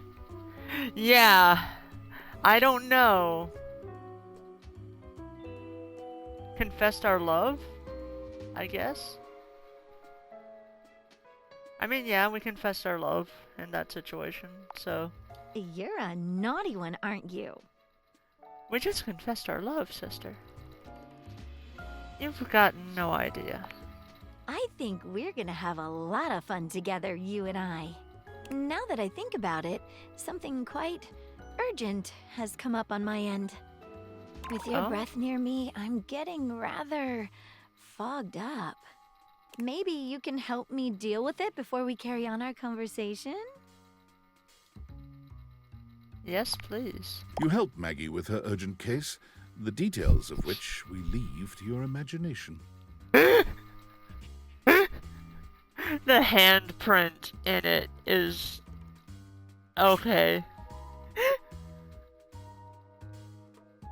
Now that that's taken care of... You know, I feel like I can finally trust you enough to share something with you. I've never told anyone about this before. Oh. What is it? Well, there's a case I've never been able to solve. Really? You? Yes, me! In spite of everything I've tried, it's escaped me. It haunts me. Tell me, maybe I can help you. You already know what it is. It's the mysterious case of Sinclair the Sink. God damn it.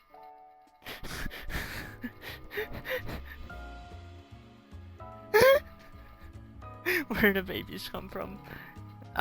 When a person in the magnifying glass really care for each other. Or should I say, Martin Applegate. Are you sure you're up for this?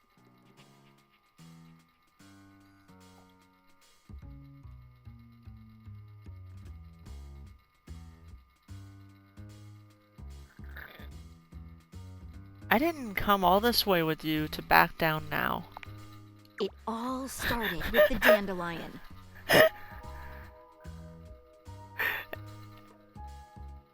I don't know. I don't know at all. The what? It's the first thing I remember anyway. Up until that point, Sinclair was his usual self. Just a sink and a bar of soap shaped like a dog. Nothing fancy.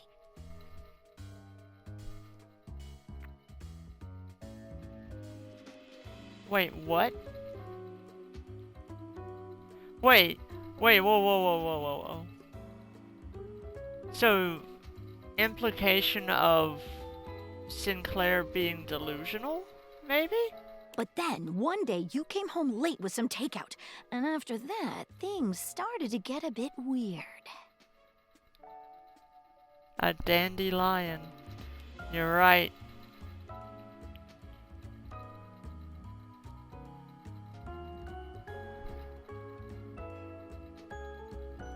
A bit weird might be an understatement of the century, but do go on. He started insisting that everyone call him by the name Martin Applegate. And then rumors started going around about all sorts of strange things he was saying. I've heard a few of them myself. I must confess, I can't make any sense of it.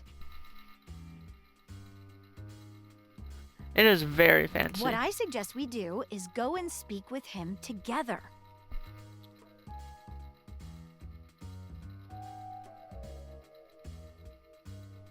I think that's just the ticket. I know he'd like to speak with you too. Excellent. If you'll bring me to him, we can take things from there. Well, on to another mystery. Huzzah!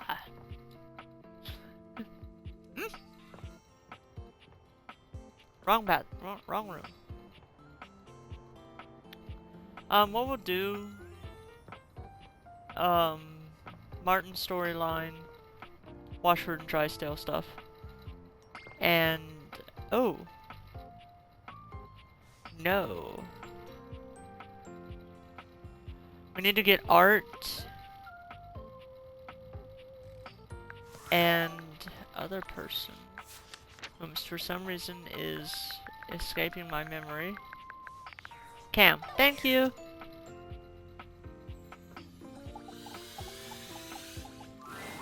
Sinclair does a funny little dance when he sees you, leaping up in the air and clicking his heels together.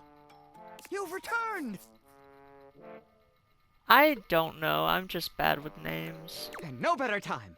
I've been hearing some strange rumors lately. My brain just does weird things with names. It would seem that some people are saying I'm not a man at all. They say I'm a sink who's lost his mind. Can you believe it? Sounds like the of agreeance. Sinclair turns his red and blue gaze to Maggie, his expression completely blank. Sink Van Dyke. I mean, I don't know what. And who's this you've got with you? I don't know why Dick Van Dyke reference. You don't remember me? Remember you? Why, no, madam. We've never met before. I'm sure I'd remember such a stunning beauty. He waggles his handles the way a human might waggle their eyebrows. Huh. Interesting. Okay. Okay, Chim Chimmery. Okay, a Chimney Swift reference. I gotcha. Him being a Chimney Swift in Mary Poppins. Hi! Sudsy! The baby! Maggie bends to allow Sudsy to sniff her hand, patting his head briefly. Hi there, Sudsy. That's a good boy. Now run along to your tray, won't you, dear?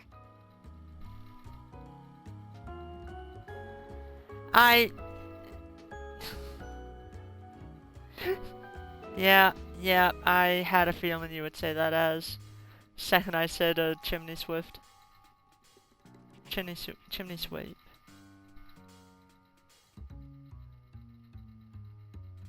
It means we never wash our hands. Yeah, I agree.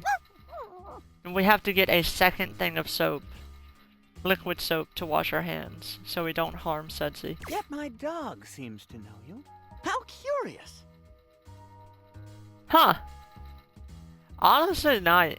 Honestly, Mans has a baller-ass middle and last name, I'm assuming. Either that or Van Dyke is literally his last name. Martin. Listen, I brought Maggie here to help figure out what's going on with you. So that's the name of this shapely glass. Richard Wayne Van Dyke. Damn.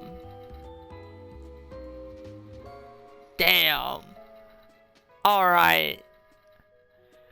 That's a really good name, I'm not gonna lie. Right. And she's a professional. We're here to get to the bottom of this. Let's dive right in. Our mutual friend here filled me in on your last conversation and... Yeah. And was born to be an actor or a supervillain. How rude. You asked for my help. Yes, and that's very kind of you. I meant it was rude of me to interrupt just now.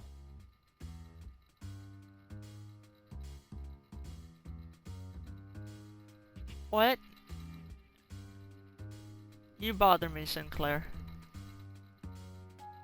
But As I was saying, I know the contents of your last conversation. It seems to me there are a few different avenues for further investigation. There is my very curious choice of occupation, my journey downtown after work, my incongruous lack of memory with regard to other entities in the house, and my encounter with the mysterious vagabond of the Sinclairius. it's definitely having to do with Why, your yes, memory. that's exactly right. I never cease to amaze myself. Let's go through these again and see if we can't collect some evidence, shall we? Let's do it. Where should we begin our investigation? I mean, Vagabonda, isn't that part of the Bobby Pin character? But realistically,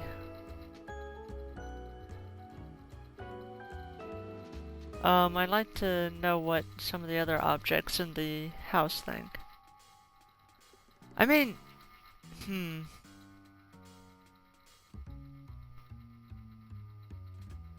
I haven't seen her either. I just saw that she was mentioned at one point. I'd like to know about some other objects. What some other objects in the house think. Oh, yeah. Sinclair, would you give us a moment? I think witnesses are in order. We can talk to Dorian, Arma, or Sudsy? Who should we talk to first? Can we have a moment with Sudsy?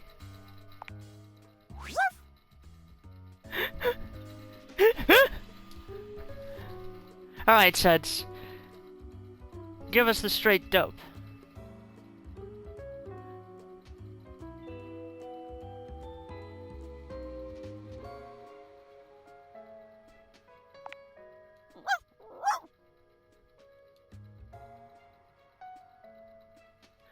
Mark once for yes and twice for no, okay?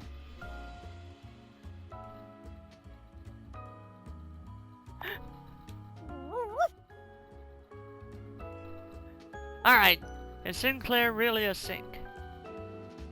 It's just a baby. Do you mean yes?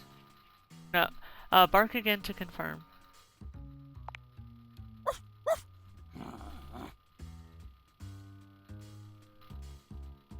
Are you saying yes, he is a sink? Let's move on.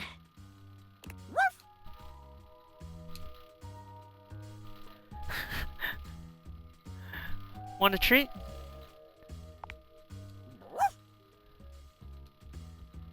Here you go. Oh my god, he has a bone!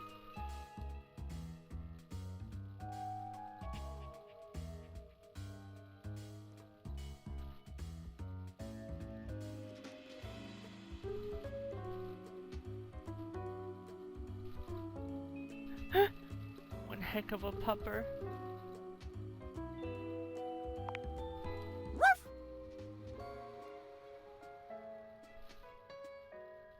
Marvelous. I couldn't agree more. What do you think it taught us? Nothing. I feel like it's accurate to say it taught us nothing.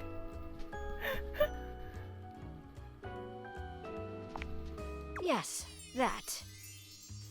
Who should we talk to next? Alright, let's bring in Dorian. Hello, loves. What can I do for you? We'd like to ask you about Sinclair. I'm open for questioning. I'm glad that Sudsy is still here.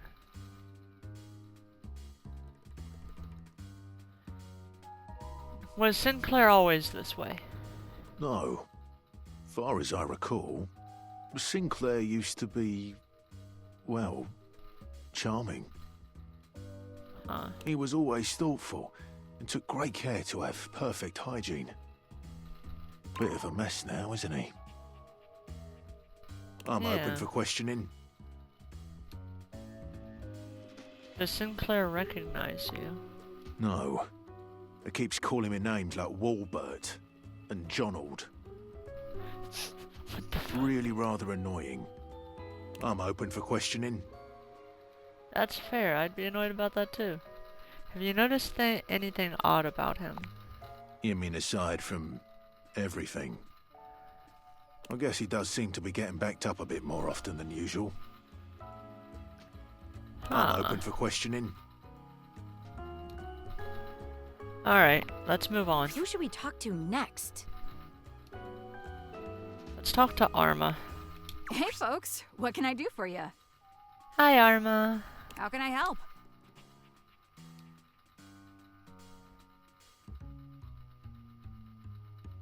Can you provide a medical diagnosis of Sinclair/Martin's condition?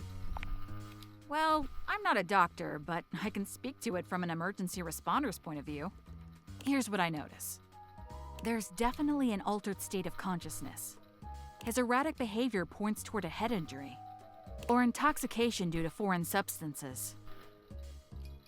Okay, so he's clogged. Or I guess, magic? Who's to say? How can I help? Why do you think Sinclair started that fire? I've been wondering the same thing. It's not like him. He used to be so considerate. He's acting like he's high. Sorry, folks. That's all I've got time for. Who should we talk to next? I think we're ready to move on. What else should we ask him about? Can you tell us a little more about this Vagabonda character? Vagabonda! What a mysterious character.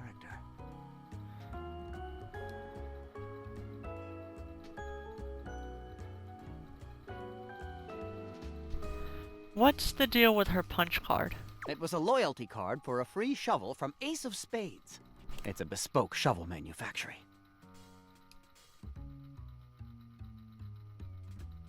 Do you still have it? Why, yes! Here it is.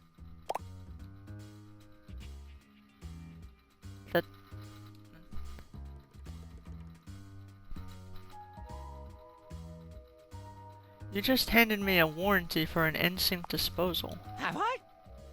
How odd. Huh. Completely unlike me to do such a thing. What else would you like to know? Why did she curse you again? I assume it was because I took her punch card. What else would you like to know? How do you know she's a real person? How do I know she's a real person? You don't! I don't! Do we really know anything? What else would you like to know? Let's move on to another line of questioning. Give us a moment, would you, Martin? Anything stand out to you? The disposal warranty is very intriguing. I agree. One of the most interesting pieces of evidence thus far. What else should we ask him about? Let's talk, let's go into a bit of detail about your occupation, Martin. I work for Generally National Auto Insurance.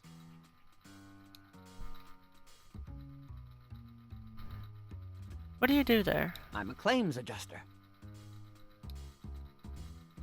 What does that entail? Mostly, I just adjust claims. On some special occasions, they adjust me. Can you go into more detail on that? Sure! Adjusting claims is a lot like adjusting the human body. Like chiropractors do. You kind of take one bit and then sort of twist it until something snaps. Then the person says, "Wow, thank you, I feel so much better." After that, you submit the claim for approval. And your boss says, You did a great job, Martin. I'm proud of you.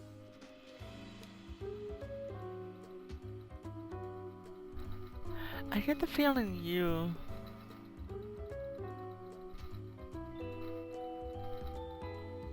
I get the feeling you don't have any idea what you're talking about. Me too! What else can I tell you about my job? What's your boss's name? My boss is named Boss. Did you just say that because I... Jim Boss. That sounds like a fake. Jim Bossman. His name is Jim Bossman. Alright. What else can I tell you about my job? I love Jim Bossman. Tell me about your office. Of course. But first, what do offices look like? You've never seen one before? Not exactly, no. I should have expected that. What else can I tell you about my job? Let's move on to another line of inquiry. Before we do, let's discuss what we learned. What do you make of it?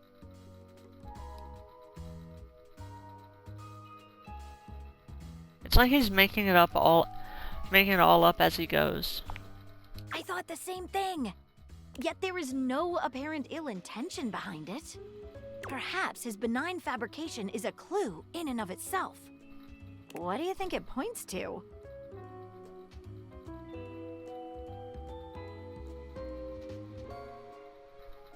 He's a sink. Something deeper is going on here. I'm thinking the same. Let's get back to our interview. What else should we ask him about? Martin, I'd like to talk about your trip downtown in more detail. Let us dive into that unfortunate eve. Let's go over it again from start to finish. Of course. I left work late and made my way to a local watering hole. The Banana Club. What did you order? I had a Shirley Temple. Thought you said you had 7. And then I had 6 more of them. And these were alcoholic, or...? Surely not. Or should I say, surely not.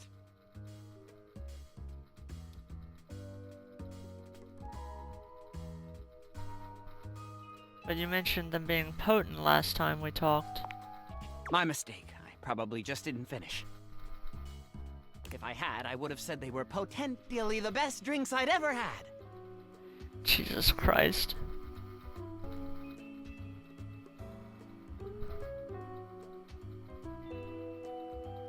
like interviewing a can of silly string.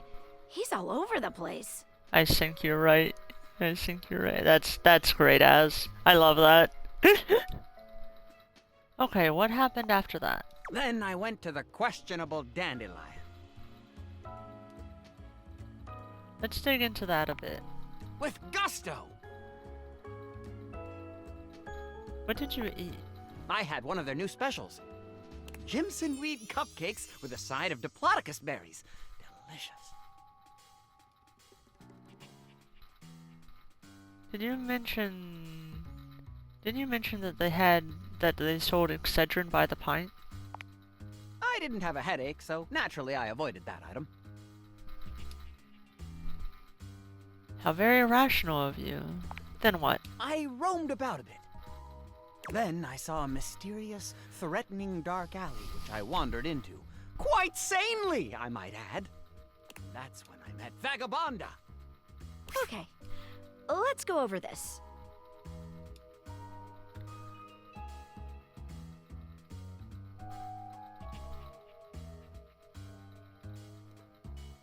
What do you make of the questionable dandelion? Well, that is actually a real place. It's usually called the QD. It's the first thing he said that seems like it could be true. Huh. But what about those ingredients?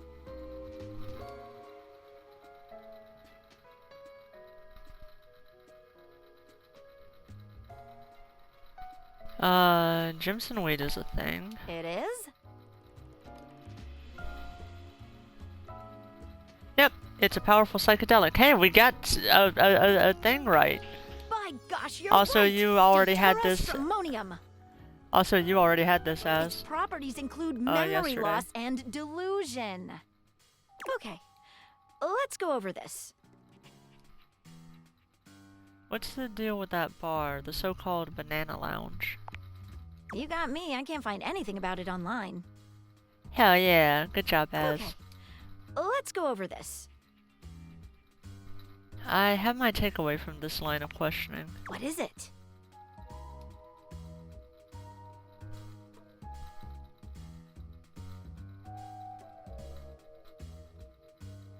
He ordered from a real restaurant. That's the only thing that he's told us so far that adds up.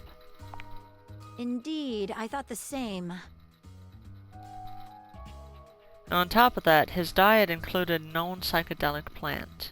I think we're onto something. What else should we ask him about?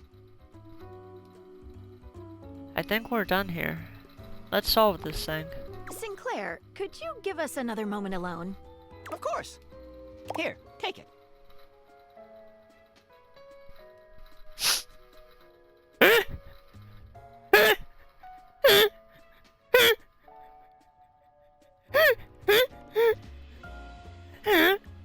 Oh, yeah, the bench is there. All right. Thank you. I've been thinking. Whatever is going on, clearly Sinclair/Martin's mind is...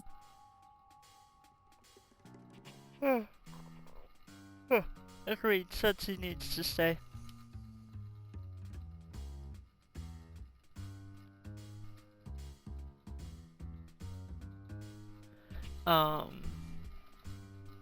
Fractured? Exactly. I'm a little concerned that given his fragile state, he's vulnerable. I'm afraid that if we make the wrong analysis of the situation, he might lose it completely.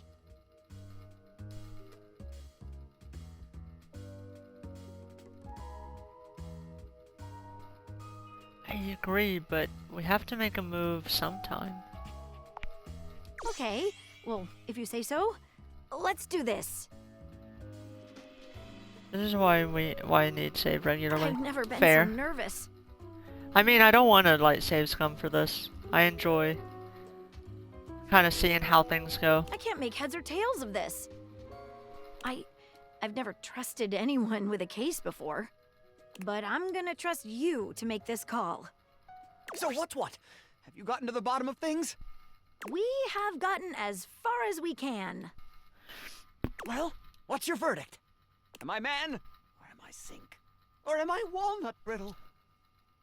Walnut brittle.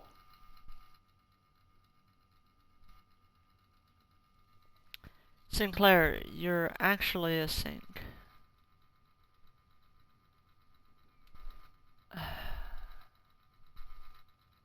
The music ending right there. I don't know.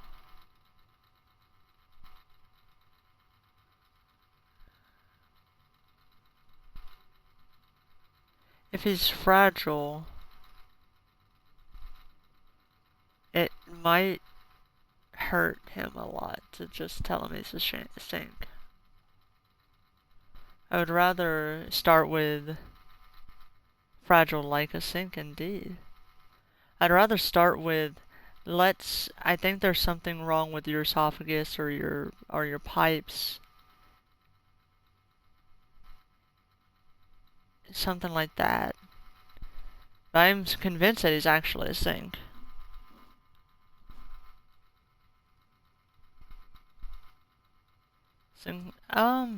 Fuck it, we bowl. You're actually a sink. Preposterous! I don't believe it for a moment! What evidence do you have? Okay.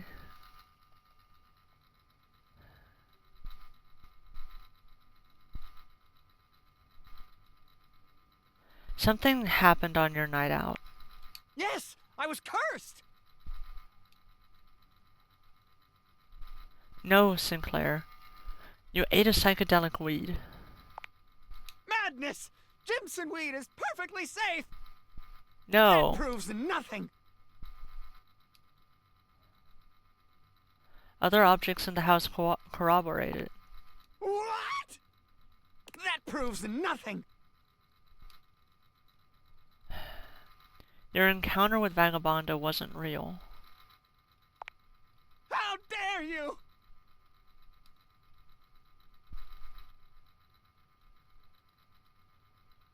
The punch card was a disposal warranty. It was? It can't be! I can't believe it! And yet...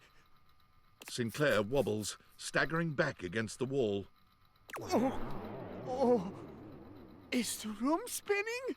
I think we might have fucked up.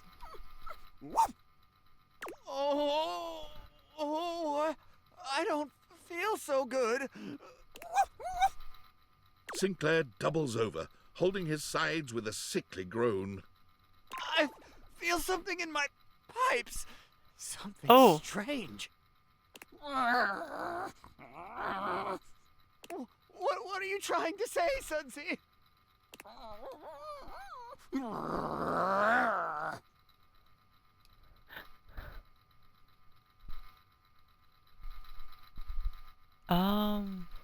Hit the disposal.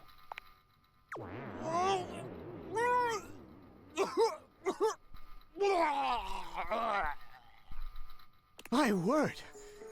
That's done it. He stands up to his full height, one hand resting gently on his belly, approximately. What was that in my system? Yeah, exactly. What was that? What's that, Satsi? Hello, Jimison? Yep, I agree, Bubba. I agree, Az. Why? I feel as if I've just returned from some sort of journey. My brain went to wrong name. Have I been dreaming?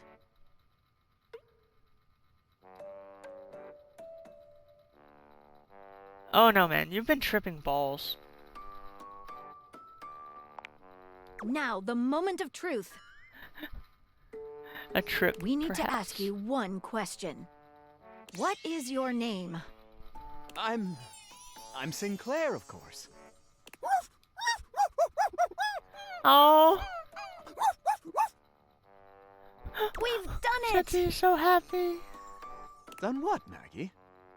Never you mind, Sinclair. Never you mind.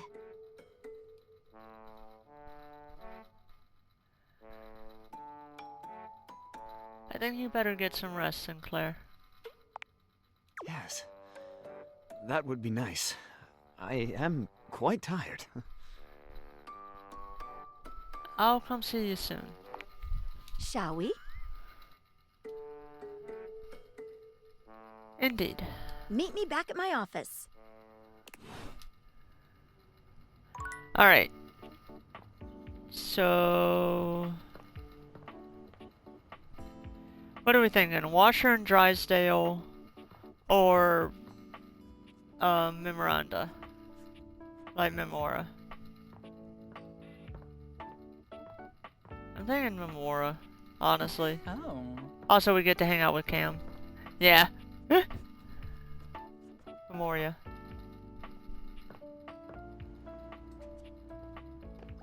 Alright. Yo. Yo! Memora? Okay. It appears that Cam is interested in helping with Lady Memoria. Art is still Memoria. required for her request. I love that that's all I say, is just Memoria. Alright.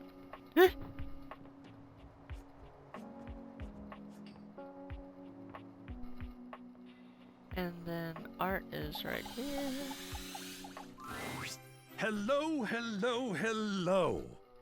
Hello, hello, hello to you How too. are we today? What are we feeling? How can the wide world of artistic expression help you? Memora sent me. Actually, we need your help in the attic. Ah, dear Memoria. From Moonraker. I don't Isn't know she Moonraker. gothic? I am such a fan. Let's go. And with that, Hell yeah. your quest for Lady Memoria is complete. Alright.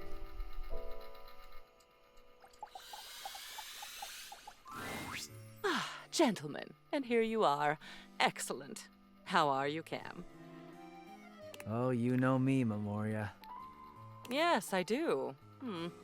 Perhaps better if we answer that question in private, dear. And Art? Oh. I'm amazing.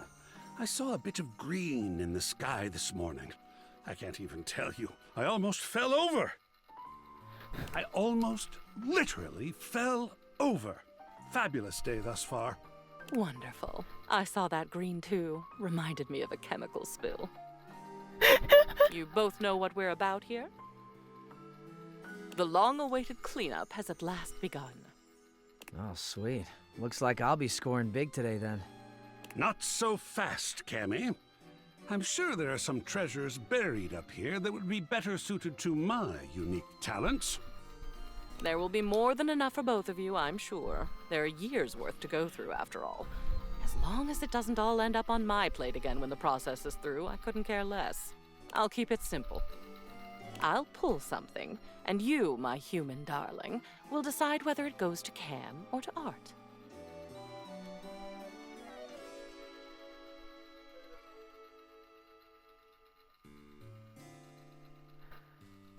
Sounds good. I'm grateful for the help. And we're grateful for the chance to discover a lost masterpiece. Or a fossilized shoelace. That would be badass. Yes, we're all excited and happy and goody-goody whatever. We're starting now. Try to focus. And boys, just sit over there unless we need you. Your zany antics are a distraction I can ill afford. Yes, ma'am. This poster. I've always viewed Cam as incredibly zany. Bruno Jar's The Moonshine Jug Tour. I remember when you brought this back. I was disturbed. You were so happy. I believe it was this concert where you got that stick-on tattoo in the bathroom. What was it? A rose? Barbed wire?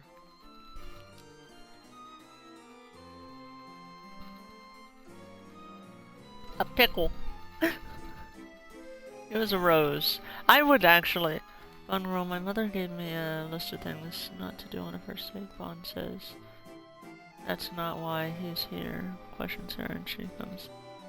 Oh no. Bond, what about that list of your mother's? Bond girl, I never learned to read. That's not a flex! Honestly, a rose with barbed wire around it would actually be kind of pretty. A rose. Dripping blood, one hopes. So, what shall we do with it?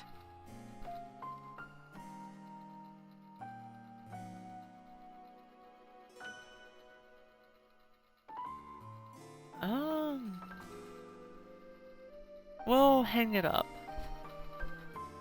Bruno Jars might be worth a Bruno's Jars poster might be worth money one day. Excellent. Pop art with a story. I know just where to put it. Wonderful. Next. Another Bruno Jars piece. This is the album itself called Moonshine. And it looks like you attached your tickets to it as well. How sentimental. Though I suppose if I'd bought scalp tickets at the door from a man in a red sequined I fedora, wouldn't mind I'd getting have kept floral them tattoos too. like Butcher's Rose. Yeah, that would be really pretty. What would you like to do?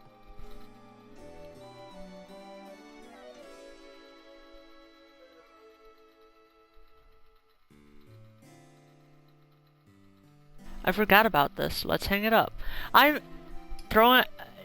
This is where we're just going to learn that I like keeping way too much stuff. Lovely. We're making good progress. How surprising. Now these. These are stamp and coin collections. I remember when you started making these. I believe your grandfather sent you the first few. I'd be surprised that you still had them, but you don't. I do. And we're going to make a decision about them. Now, please.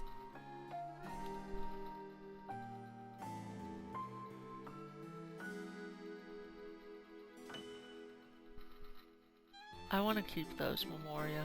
I'm sorry, I know you're going to be upset about that. But you keep those Memoria. Yes, Memoria, you keep it. It's no trouble, right? These next, I think, should be easy. You, dear, have a collection of magazines about picture frames. Do you remember? You had that nosy neighbor who kept stealing your mail, and you wanted to antagonize them with deeply uninteresting booty for their trouble. I thought it was brilliant, frankly. But the neighbor moved, That and is the amazing. magazines are a bit dusty now, so maybe they've served their last purpose? Yeah, that was fun. They can go. Excellent. Usually the only paper I get has pizza grease on it, which is also cool. Uninteresting booty. He's so grungy.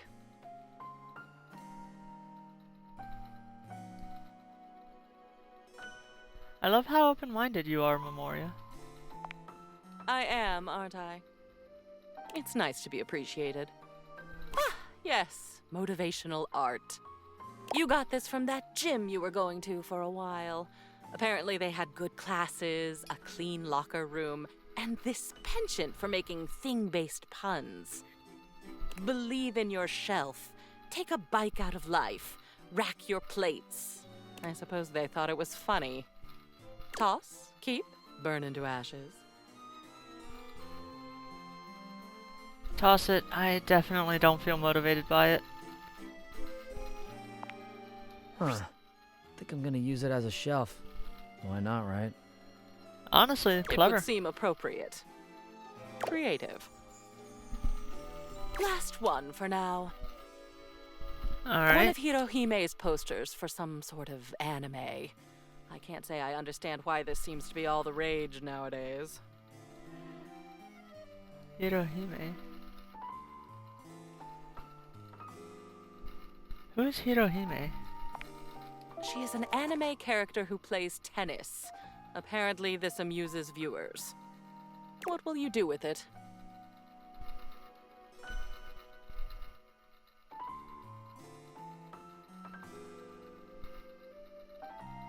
Totally hang it. I still support her. My goodness, look at that. What an addition that will be to the collection, I think. Yes, won't it? That will be all for today. I would like to be put, Oh yeah, that would be You fun. have a lot more art up on your walls That now. would be really- I that do would be love very some pretty. full-fledged self-expression. Well done. I'm feeling better already. See you next time. I wonder... Oh. Oh, wow. Wow. I wonder if we actually have the art on our walls somewhere. Oh my god, we do! Oh, that's cool.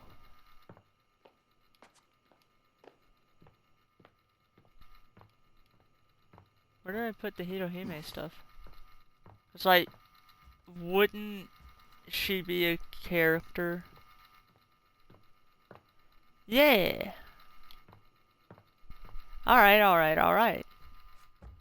She's probably a character I can interact with.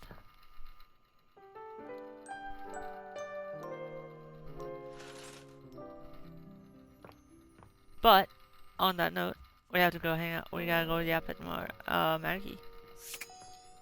Not even have to. Let's go hang out with Maggie. I can't believe we actually did it! Hell Solving yeah. that case with you was one of the highlights of my existence. I barely even know what to say.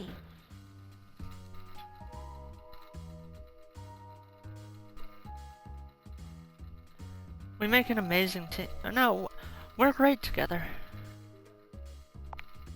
We really are. In fact, I've never felt this way about anyone before. You've brought so much fun, so much love into my life. What would you say to making this official?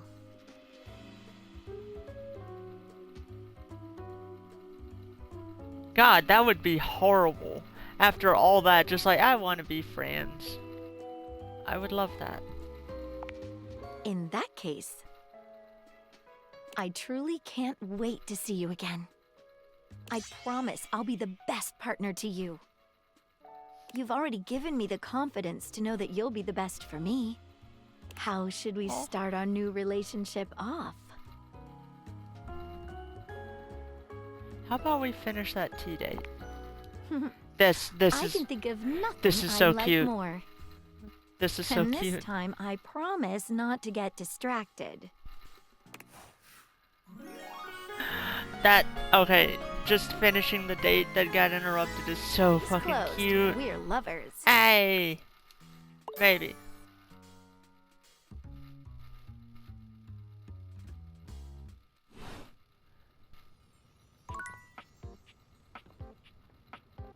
Okay. I wonder. I'm never going to get sassy.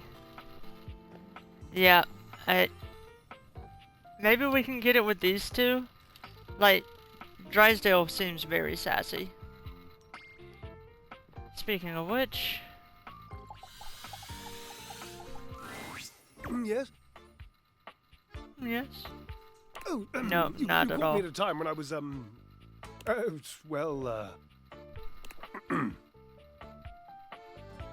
verbose to be sassy. sitting here Exactly. like a lump. A big cubey lump. Oh, but...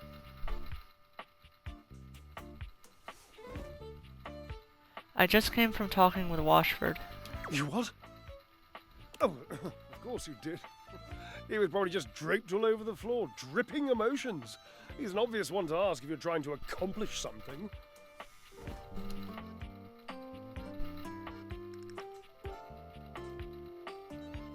Well, he was a little mopey.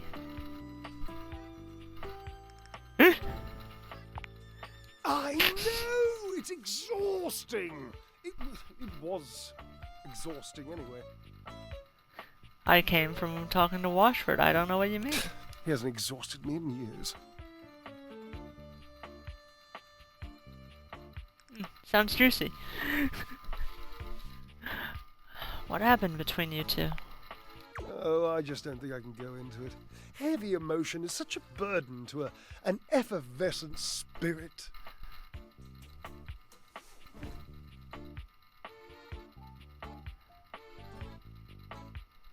You don't have to cry or anything. We can just chat. Oh, chatting is just so tantalizingly close to real talk. Why don't I just divulge, I don't like to tell this story. I don't know that I ever have, really.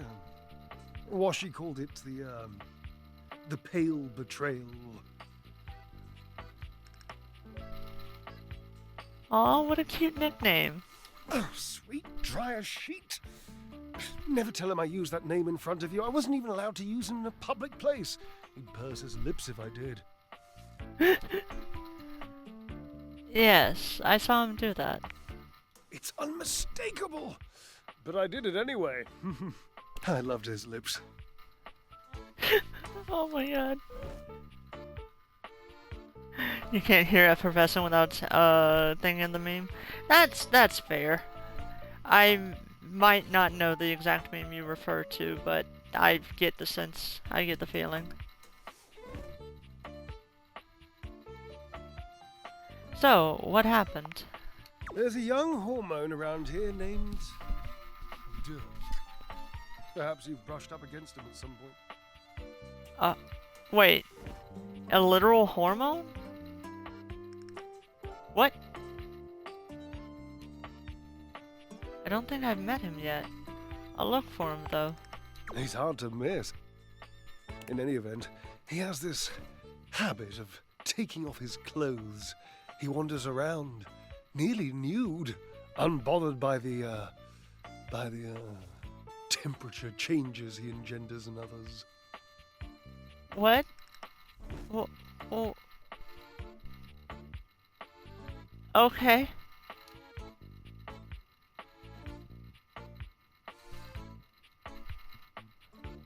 The hot boy made you hotter? Permanent press, darling. He used to do it so often that Washford and I took to using his clothes as part of our act. We would flip them and wring them and fold them whilst he was flipping and folding and wringing me. It was, my God, it was spectacular. That, after years of doing this act with Washford, it began to grind on me. Washford can be very difficult. And one being can only take so much from another before the pressure has to be released. The heat has to go somewhere.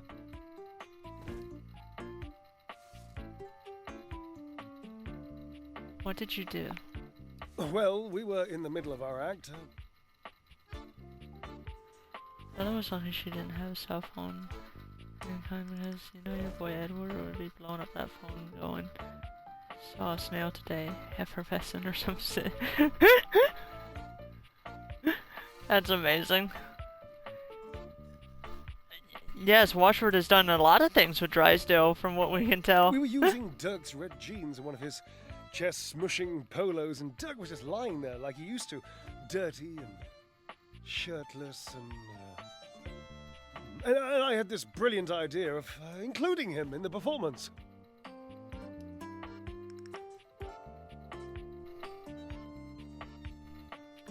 You didn't ask Washford, did you? No, I did not, all right? We were in the middle of our performance. You think nature asks an opinion in the middle of creation? Dirk didn't have to do anything. I just struck up conversation. It was this sexy, witty, improvisatory repartee. He just kept saying the nicest things to me about our act and my costume and how much he liked the musculature of my shoulders. So I kept him talking and I refused to give him his clothes back. I mean,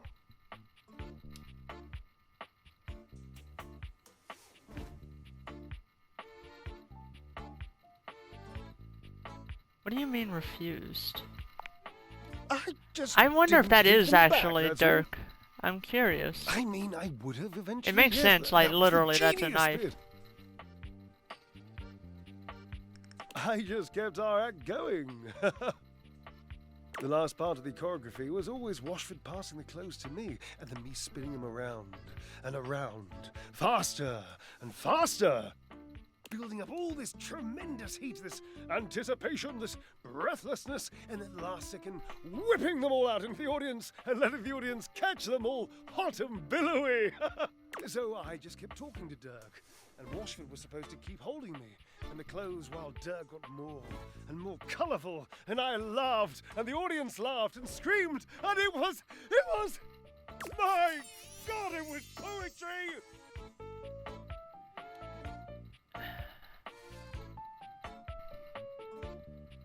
I can't believe you did all this without like, yeah, no, if you're in a relationship, Yeah, nah. Nah. Can't believe you did all this without asking Washford. I know. Don't you think I know? In retrospect, yes, of course it was wrong. Yes. The clothes stayed a little wet. They mildewed the tiniest bit. They made Washford sick. He said he had a cough. And afterwards he called it the Pale Betrayal. What a nonsense, dramatic exaggeration of the only good idea this act has seen in decades.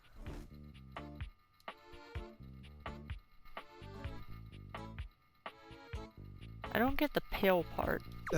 Mildew is white, you see? Sometimes grey.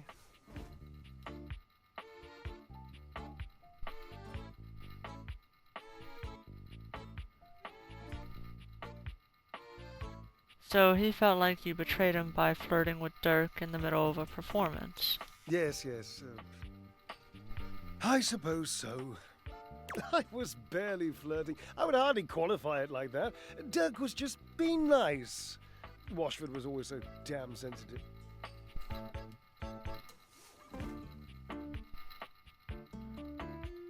But if you knew he was sensitive, why did you flirt with Dirk? It wasn't really flirting.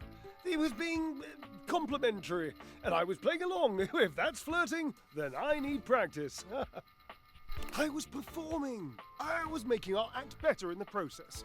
So, what's the harm?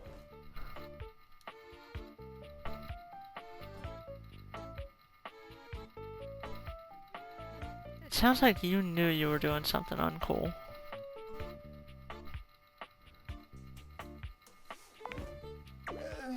Maybe I was just being the tinsiest bit provocative. So the only thing on jeans that could be white. Hey, yo? It's possible I was trying to... Oh yeah, bleach. Him or get something out of him. Maybe. Oh, that is toxic.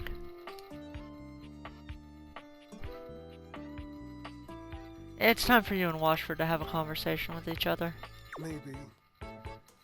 It's an interesting suggestion. I'm not saying I'm... Oh yeah, true. I'm still hurt, but also I'm over it, and I don't care. And I don't really miss my former friend. I mean, I do miss him. Desperately. But I'm not that easy. I mean, I don't want to be. I would so much rather be suave. Genuinely suave. I've always wanted to be more mysterious than I am. You don't have to be mysterious, Drysdale. You just have to be honest. You sound like Washford. How do you know he even wants to be with me again?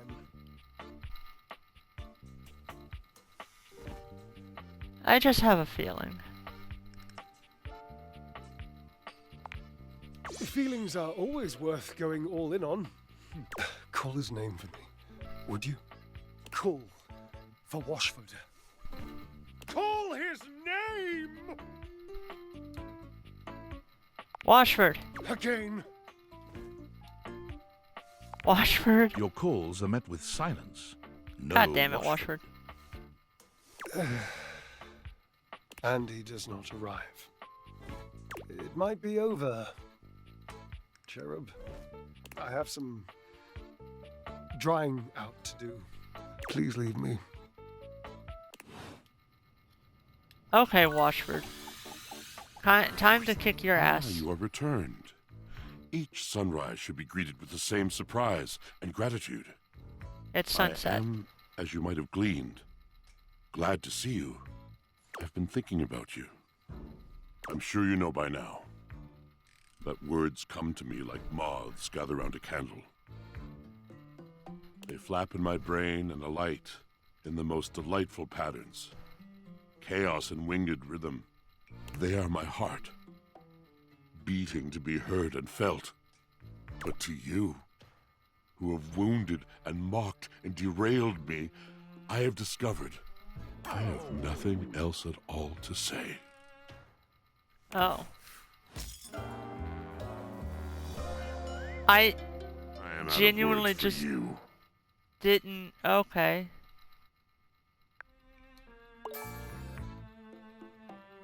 cool. The fuck?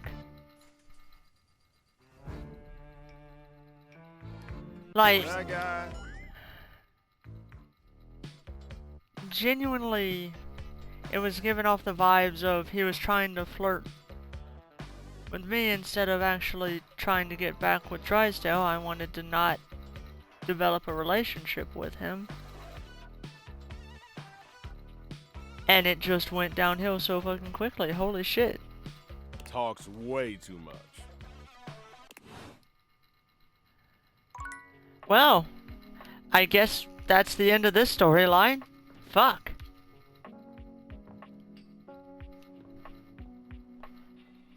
Ah. Are you Dirk? I have to know at this point. You find Daisuke where you left him Oh, it's last time, Daisuke. staring intently at dishes on the table. Hello, Daisuke. Unlike the last time, however, he has a list in one hand. What's up, nerd? Hard at work, I see. Not hard enough. There's much to do, and my injuries have slowed me down. In addition to inventory and keeping track of all the dishes, I'm also in charge of deliveries throughout the home. Unfortunately, I am unable to do much in my current condition. I prefer to work alone, but an assistant would be invaluable in this moment.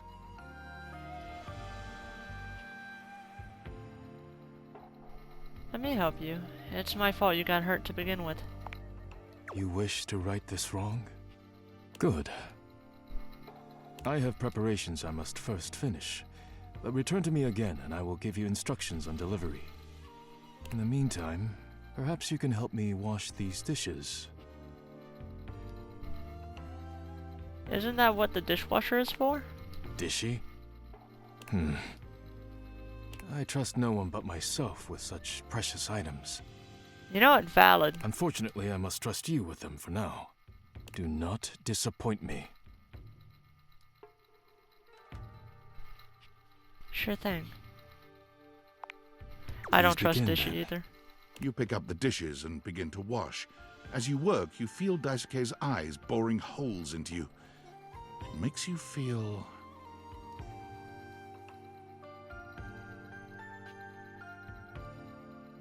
nervous. You treat the dishes with such care. It is beautiful to see. Perhaps trusting you was not the worst decision. You manage to finish washing the dishes without further incident. Well done. This may not be the disaster I assumed. When next we meet, you will assist me with deliveries. Be prepared. Be prepared. I'll do whatever it takes to make things right.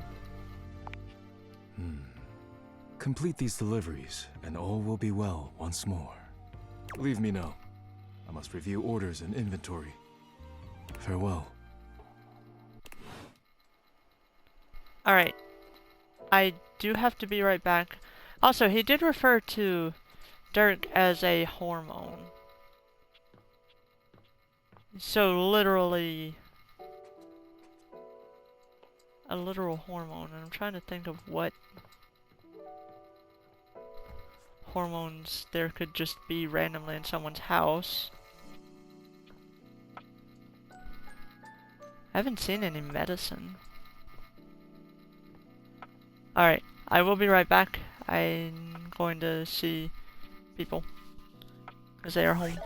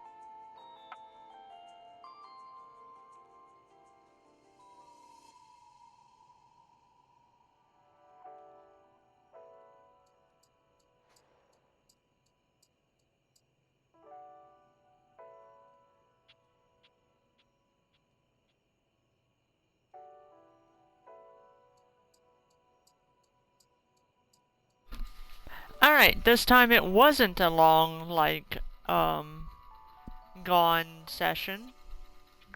Hello. We are back. We have one more thing to talk to. I just want to talk to Sinclair, finish that up. Hello, Az. But yeah, no, people at home got home. Oh, Memoria, you're right, you're right.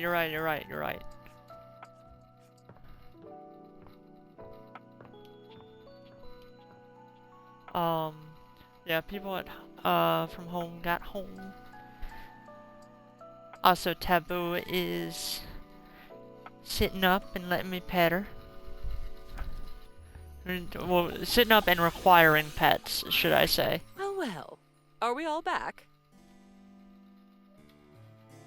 Taboo is baby. She is in fact baby.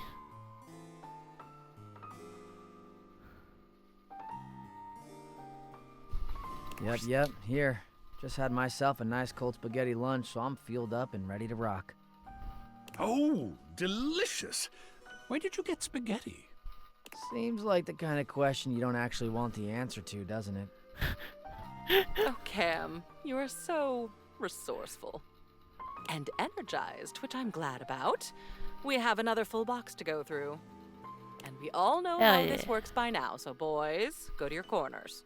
I feel like I'm getting punished in school. Dope. And you, Art darling, right up here, front and center. Don't worry, I won't bite. At least not until you ask me to. Hey, yo! I hope our work this day will be a good one for Art. So, item 1. Chimneyland. Oh, isn't it macabre? Every time I look at this map, I feel like we're back there all over again. That one Halloween when you brought this map back. Those memories are so dark and so twisted and so... Oh, my. I'm losing control. I did not expect this process to be so invigorating. I mean, it sounds like she wants to keep this.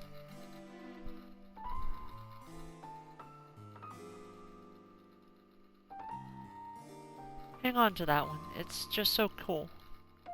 Yeah. It's quite evocative. Worth a good study. Quite glad I'll get to see that one every day. Yum. Oh yes, funny sayings that people with no personality hang up on the walls. I think these were your nod to a fad that was going around. I actually admire you for these. They're on the trend while also poking fun at the trend. And honoring that brief obsession with coffee, of course. Hey, Kopi is beautiful.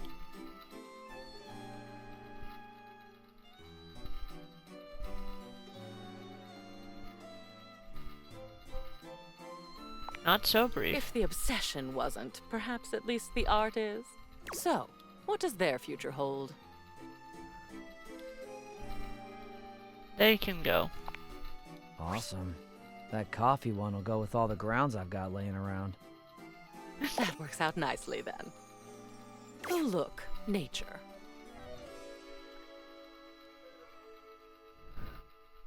This is a real four-leaf clover. Dead. Preserved. Beautiful. You brought this back from your trip to the botanical gardens.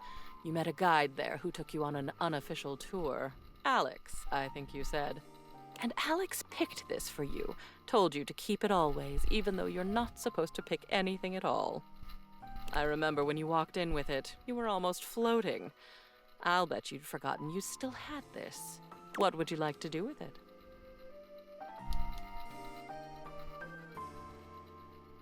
Let's bring that one out and hang it up. A tribute to a beautiful memory. I think that's a really beautiful choice. The memories that bring us joy should be seen. Well, and then there's this. It's a photograph. You took this of a beach. Of course, a hot and sandy one. Not of a cold and rainy one, which, if you ask me, is the only time that a beach is not a monumental waste of time. I will never understand this fascination with beaches. But this one was special to you. Is still special, perhaps? It was a moment of great stillness for you. You took this photo to remind yourself of that moment when you felt purely happy. Even if it did happen on a beach. So, I have what would other you like to do happy with it? moments. pretty, but I don't need it anymore. I'll take care of it. Wonderful. Ah, time to move into the educational material. This was the manual for that microwave your parents gave you before you went off to college. It was in your grandmother's house, then your mother's, and then your dorm room, and finally your apartment. I have a memory of it being very reliable, very loud, and very orange. Apparently your grandmother taught you how to make cheap brownies in it. What do you think? Brownies. Light reading before bed, perhaps?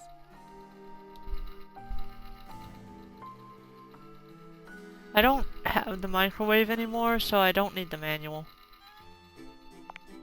I'll take it. It's even got stains on it. Score. Decisive today. Yeah. Anything to make you happy? And aren't you good at it? Oh, I'm not usually one for adorable, but look at your parents. I don't know them, of course. I only know your memories of them. And when I look at this photo, my darling, it is a good memory. What would you like to do with it?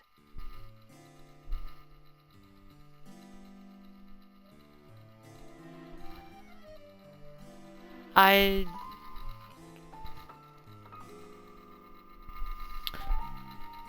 want to hope that this character actually had a good relationship with their parents, so yeah, that's a good one. Let's put it up. A fine selection. I'll put it somewhere prominent.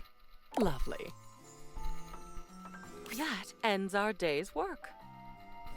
It's nice to see so much of me up on the walls now. A good day. Now shoot, one more day like this and we'll be done. I really love the whole thing of just...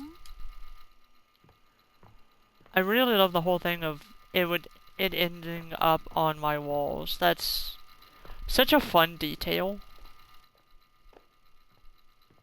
It is really cool. Who she plays? No.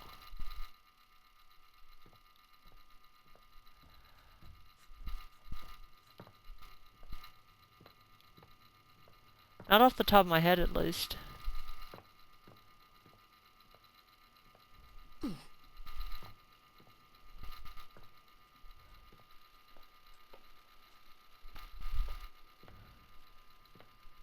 Oh, damn.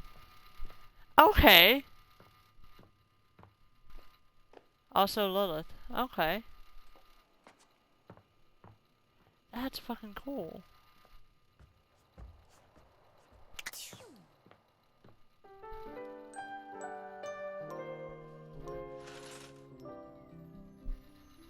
Alright.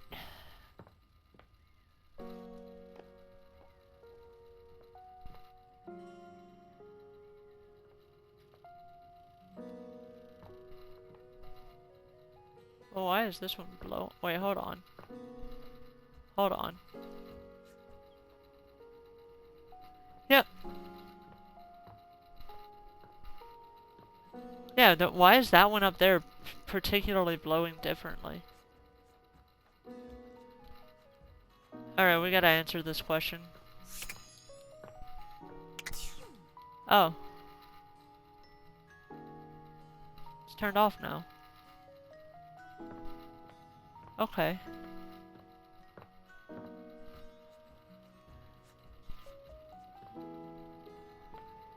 Yeah, no, I get you on that.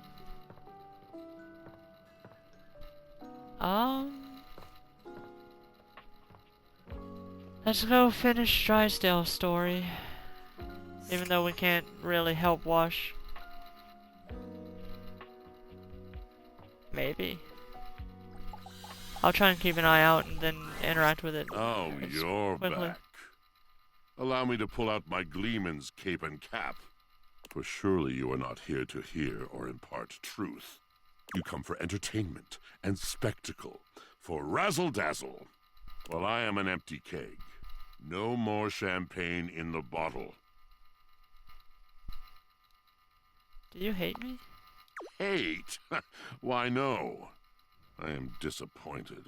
If that status does not fit in your tripartite distinction, then allow me to speak it plainly. I feel nothing for you, in particular. Perhaps a vague sense of waste.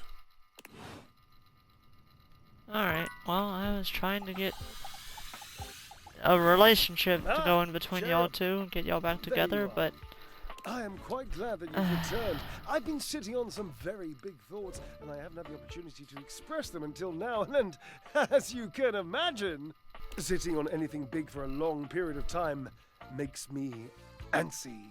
And you even got me to weep openly, which is something that only those with the most exclusive of backstage passes ever get to see.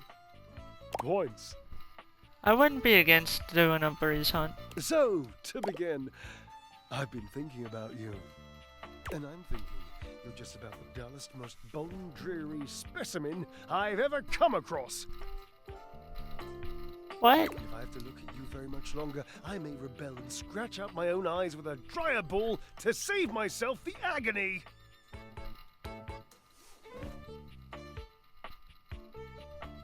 Ouch. Ouch. That's your comeback? How reassuring to know that my instincts have once again led me to the correct conclusion. You are a used dryer sheet. Limp and ineffectual. And you know what we do with old dryer sheets, don't you, Cherub? We throw them in the trash and slime them over with coffee grounds and smelly, mushy, dead bananas. Now get out, before I make good. Toodles.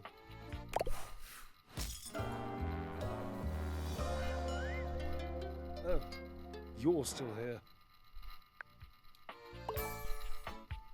Their storyline Now that's is the kind of definitely... static that has no claim. Damn. Are you really bad at dating, or just happy to see me? No. Well... Don't answer that. Just keep it up. Looking to learn a little more about sweet Lady Hate, are you?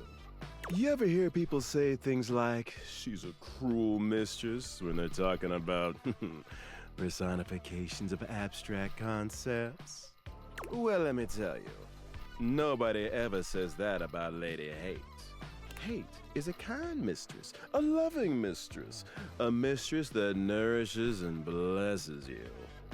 In fact, the more hate you have in your life, the happier you'll be, the better you'll feel.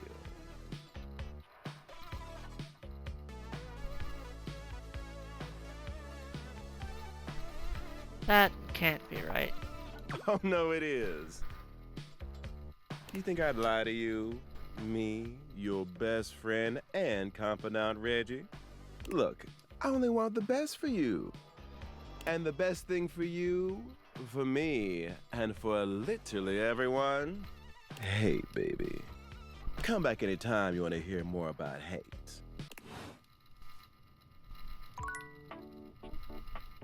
So I'm assuming, like, the second you piss off one, the other one hates you.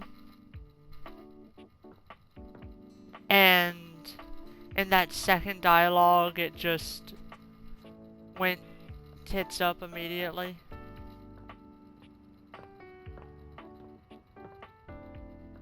Yeah.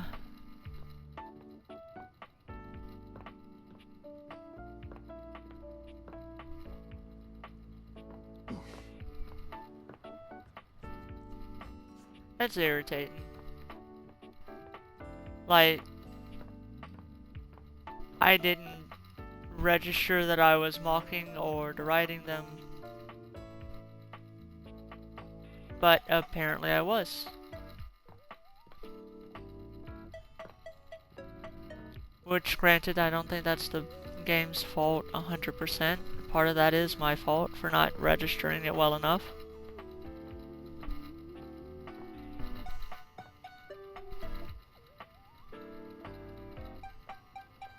It sounded like it. Fuck.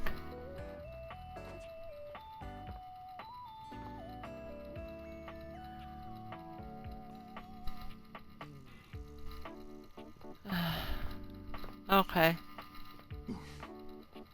Shit. I mean, yeah, but that's a storyline that I was kind of invested in, and it went downhill incredibly quickly.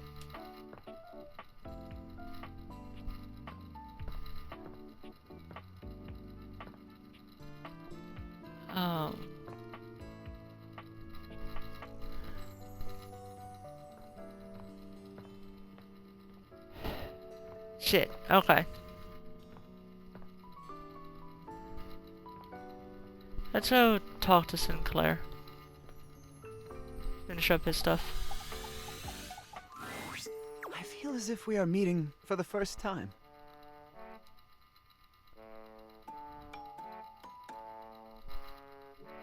Hello, Sinclair. It's a pleasure. I assure you, the pleasure is all mine. If it weren't for you, I'd still be a raving lunatic. Now that I'm back to my old self, I'd love to thank you properly.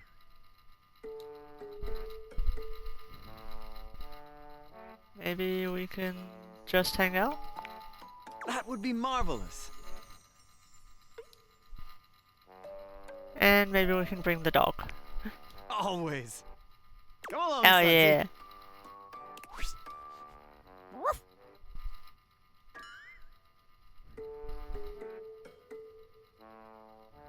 Best of all possible boys.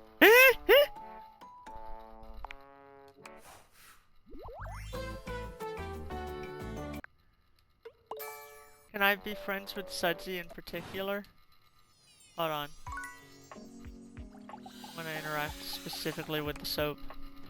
Ah, so the soap is also Sinclair. Yeah, no, that's fair. Ah! My brain went to an image that, yeah, that would hurt. That would be very uncomfortable. Let's interact with this person. And then we'll watch for them blowing air. Here you are. Oh, they're cold. You keep coming back. I can't. It is something of a surprise to me. I've wanted you for so long, even just to speak to you, and now I have it. Somehow it feels wrong. Like I'm going to lose it. Surely, if you're lucky enough to get the thing you've always wanted, you cannot be lucky enough to keep it. I'm assuming either Art or, Mimura.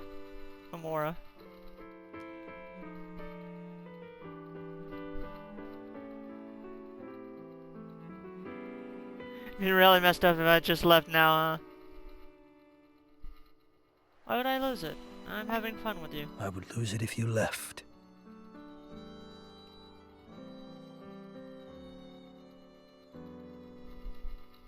My leaving wouldn't be a reflection on you, Hector.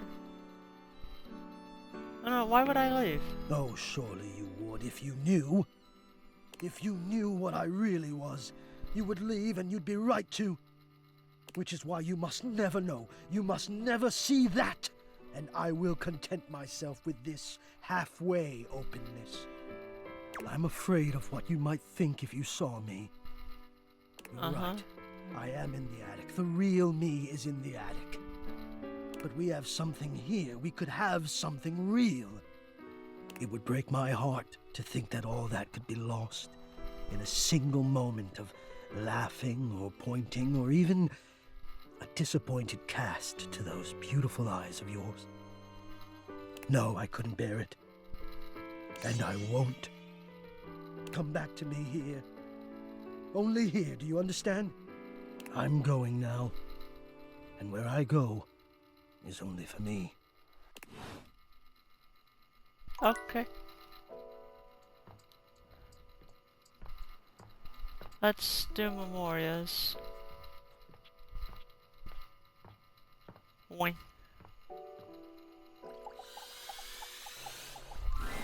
Oh, it's you. We have just been discussing whether or not we're excited for the upcoming end of our little project. I, for one, cannot decide. On the one hand, it means we will have completed the piece. And there's something wonderful about that. Something wonderful that we've worked on together. What we've created couldn't have been created by anyone else at any other time than by us, right now. I mean, one thing we could do is, you know, set up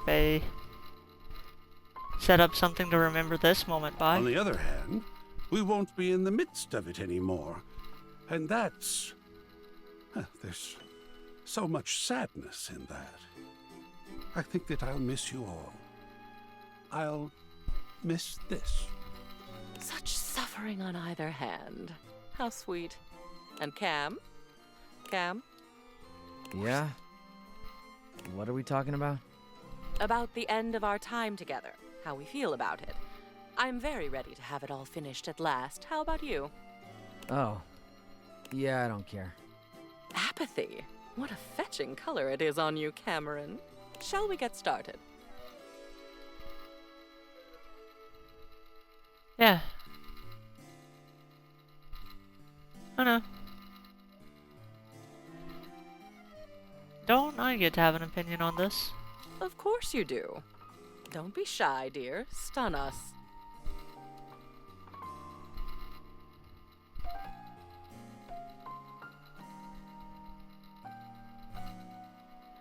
I'm going to miss going through my memories. Well, I'm just glad you have gone through them. And don't worry, when you make more, you can go through those too. I am a constantly renewable resource. Oh, I was wondering when we were going to get to this one. This is a photo. It's a darling photo. Of you on the toilet, taking your first all-by-yourself poop. We're burning that. I kept screaming for her to get the camera, and you held that little poopy in until she went and got it. I don't think your father was there. He heard about it over dinner. Shall we put this on display? We throw this away.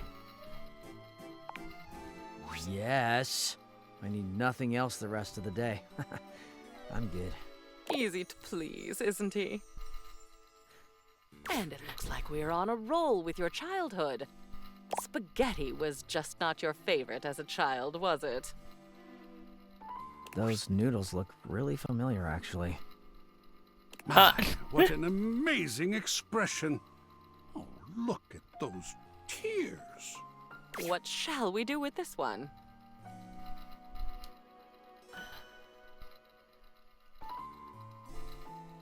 We can throw this one away. Love me some sketty. Wonderful.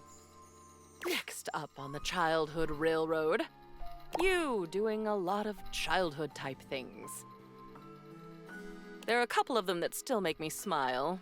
You playing knights with the plunger sword. That evil dragon never stood a chance. Pretending to do your homework by wearing the book on your head. You thought it was some version of osmosis, where if the words touched you, you'd just know them. Why am I naked in all Didn't work, of them? of course, but one can dream. Anyway, it's a lovely little collage. This definitely goes on the wall. Oh, I agree. What is artistic if not our own life histories? Isn't he sweet? Not as sweet as you. Oh, darling. Keep complimenting my sweetness and I'll show you my salty side. Oh, look. It's something you made. Your Plentio pasta portrait. Your teacher was quite a talented artist.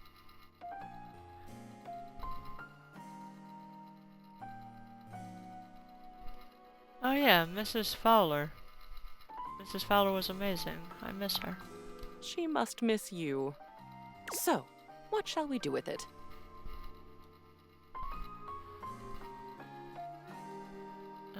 Let's let it go. Nice. I almost never get dried pasta. Only the gooey stuff. Congratulations, Cam. Oh, this one is a bit ironic. Your diploma, your Bachelor of Fine Arts in Customer Service. You know, no matter what happens, you still earned this.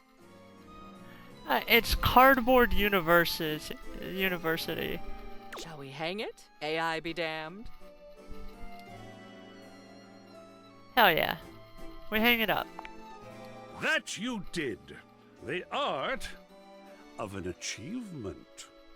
We are quite near an achievement ourselves. Oh my, it's your graduation day from high school. We were all so proud of you. And look who else was there with you. It's Teddy.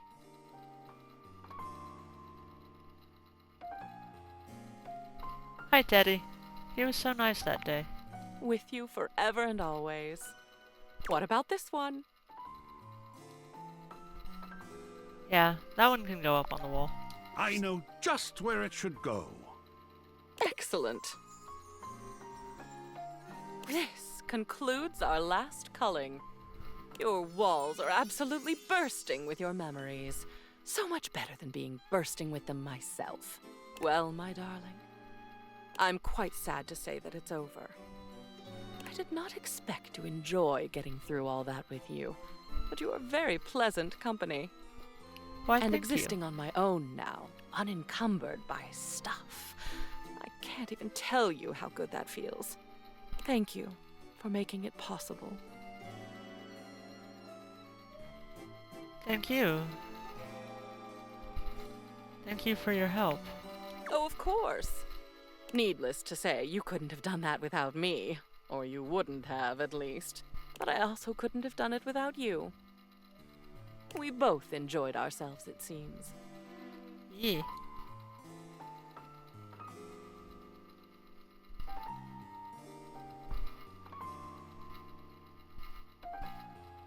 We make a good team. That we do. Thank you, my friend.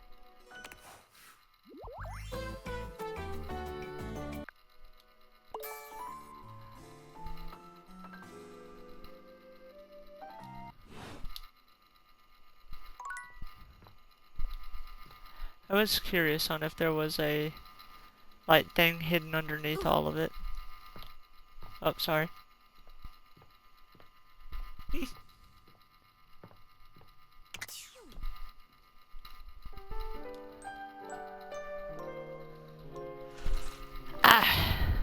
That did like knock a little bit of the wind out of my sails, but overall this is...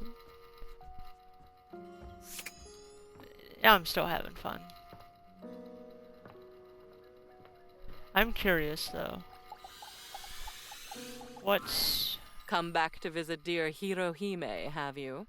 She certainly Yay! is serving up a smile. I serve mostly scorn. Oh, Cameron, you get so sour when you're annoyed. What a yummy little sucking candy you are.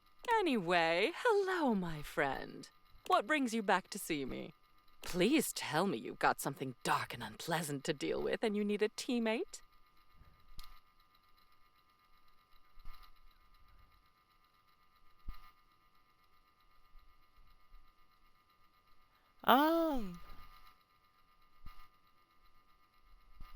Nothing like that. Just saying hello. Huh, isn't that sweet?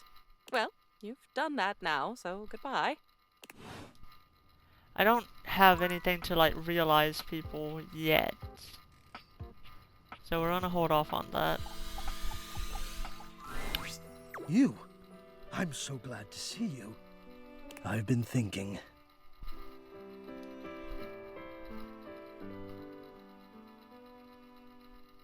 Oh yeah? What about? I've been thinking about courage.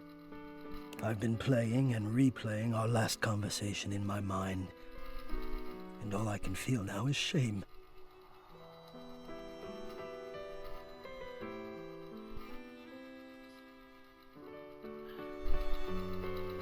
Oh, shame. Why? Because of how much I said. I was so frightened, and I'm ashamed to have been frightened. And I'm ashamed now that you know that you have seen that part of me. I feel as though I want to crawl more deeply into my own ductwork and hide my eyes.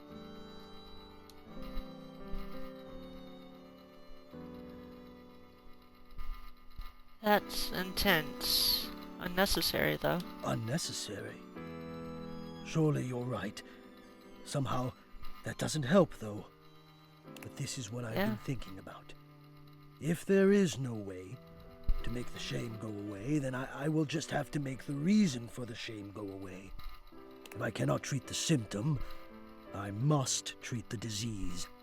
And I'm wondering, will you help me? Gonna need a teensy bit more information. I do not let myself be seen. I become quite frightened. I have even been known to become aggressive, if I am seen at all, but most especially without my permission. Oh, yeah. This has been my way for longer than I care to admit. Okay, go on. I wish I had something of more substance to back it up. It feels strange to wish that something had happened to me to make me feel the way I do. But the truth is, I am afraid. I do not like what I am. No, that's not it. I love being what I am. I am a complex system of ducts and vents that brings air, literal life, to the home of this person that I love. But for such a miraculous function, I have always wished that I looked more the part. Oh. Do you understand what I mean?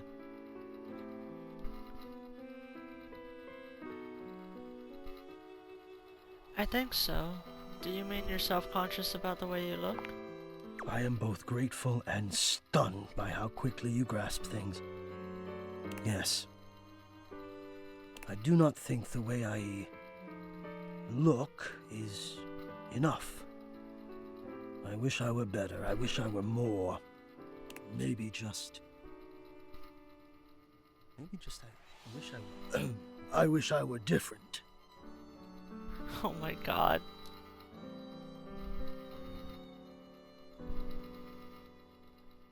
Hector, I think we all feel that sometimes. Well, I'm sure you're right, but I feel that way all the time. And I don't want to have my fear be the dominant force in my decision-making anymore. I don't think it's a way to thrive. I want more than my fear. So I have to confront the fear, and the only way I can think of to do that is to let you see me. So, I am inviting you to the attic. I want you to come up, and I want to meet you, and I want you to see me. And we'll just have to see if the fear can hold out. But I've decided to be brave. What do you think?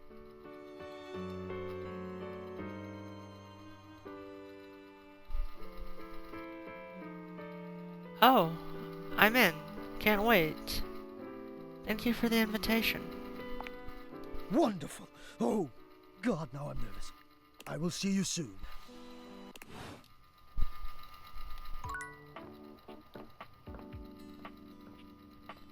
Mer. There was somebody up here who I wanted to talk to. Oh, yeah. We really haven't interacted with him since we did the, last game. To the abode of mysteries, where today we will play the ancient game of chess. First founded as the Indian game known as Chaturanga before the 600s Anno Domini. That's year of our Lord Christ! It traveled throughout space and time to reach us today as the most popular board game of all. The game used to have elephants for pieces, but now it's like bishops and stuff. Do you know how to play? I do to an extent. I do. That's great! Saves me an explanation. I have the pieces set up right here. You can be white, I'll be black, which means you go first.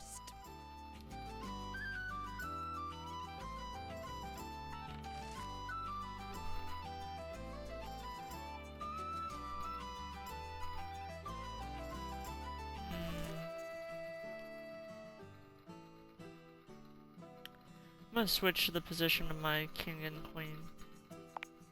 Swiftly, you surreptitiously exchange the position of your king and queen. They're similar enough and close enough to each other Oh that wait, it is that's difficult cheating. to notice without a Oh, I practiced didn't register eye. that was intentionally cheating. You'll forgot never that. defeat my superior opening preparation. I've memorized all the best moves from all the best players. Parker plays his first 10 moves extremely quickly, but then begins to pause. Wait a minute. I don't remember it being quite like this. His openings aren't lining up. He must be shaken.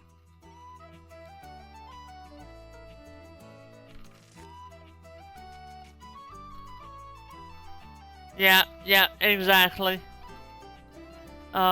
Play aggressively. Going for my throat, eh? That means you'll be overextended and I can sneak in from your weak points. Oh, where are your weak points? Move by move, Parker's opening forcefulness seems to dwindle. We are approaching the end game. Parker offers you a trade of pieces.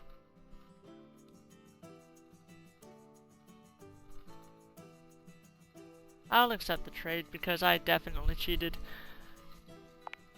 Ah, thank you. Now the position is much simpler for me to understand. Parker's memory seems to double, and his moves come much faster, much more confidently. Checkmate! Ha ha! I won! Even with your confusing opening. No love points for you. Oh man, but I like you, Parker. Ah, soon we will find out whether that plays out well for you. I will see you next time for an ever so complex game with many of my beloved rules. Maybe that wasn't a cheat. Hold on, hold on.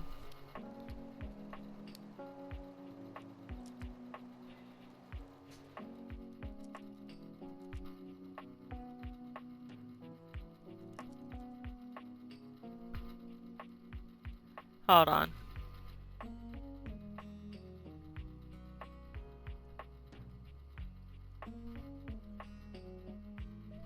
Oh! It is not.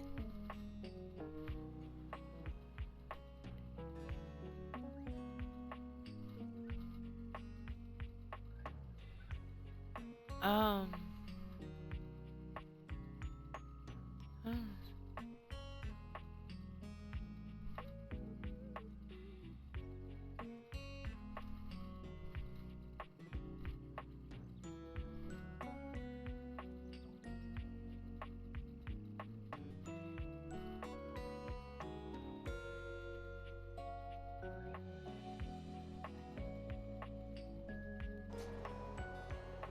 Okay, yeah, no. Is...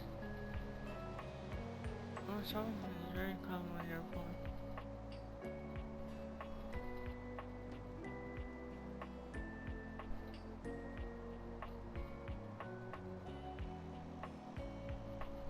Alright. Yeah, no, very much cheating. Yeah. I wanted to double check, but yeah.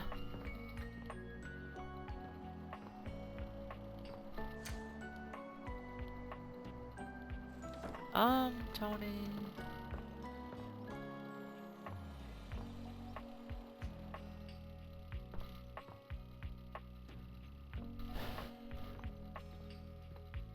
Alright. Let's see. Who do we have rumors-wise?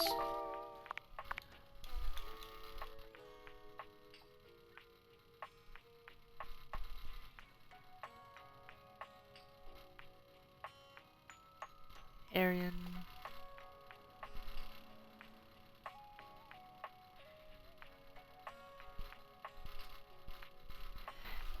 Yeah, no, that's fair.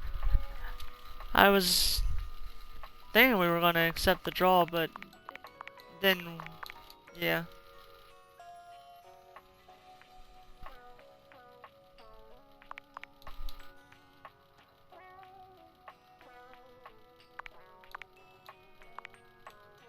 Um.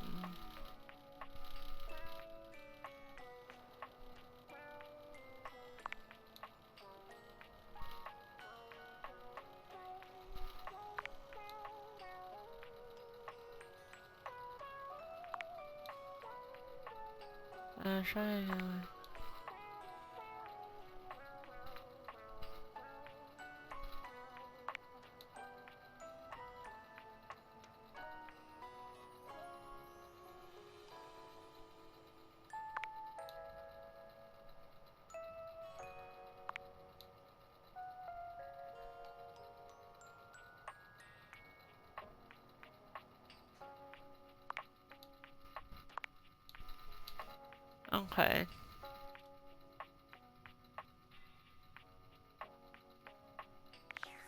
Winifred is found in the office closet.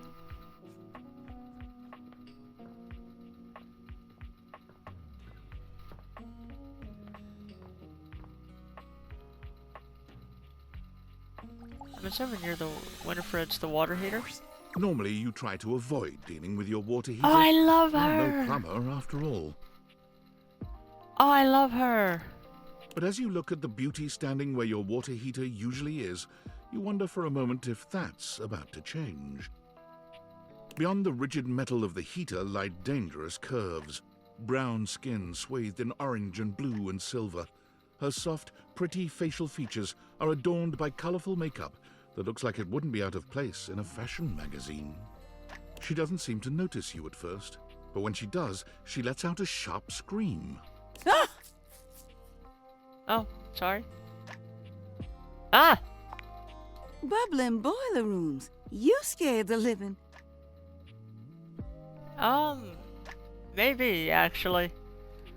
Our water heater is really, really hot. It takes her a moment to calm herself down. She fans at her face with her hands, exhaling loudly. Got me flustered is all. I wasn't expecting any visitors. Last folks who lived here only came down when the pilot light was out, which wasn't often. See, I'm made of the good stuff. Southern made and made to last. Oh, yeah.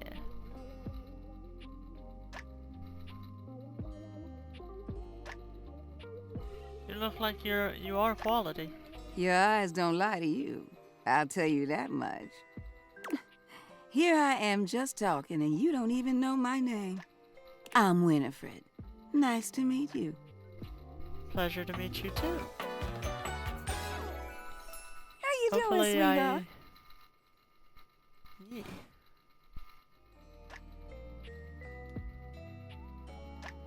Nice to meet you. It's a pleasure. I'm not sure how much more talking I can do right now. I got work to take care of. What is it you do? Did you just ask your water heater what she does? I mean, I guess I did. It's okay, sweetness. I'm just having some fun. But I do need to get back to work. Washford's about to kick on and Daisuke needs a bit of a push. I need some time with River to make sure she's ready to go. Okay. Sounds like hard work. I don't mind it. See you around. Au revoir. You know what? We're gonna talk to the computer. A tattooed, bespectacled nerd regards you with a friendly smile. Their kind face is illuminated by the soft glow of multiple screens and the RGB lights in their clothes and wheelchair. I do like the idea of RGB in a wheelchair. Oh, hey That's there. actually really pretty. It's you. Hi! I mean, of course it's you.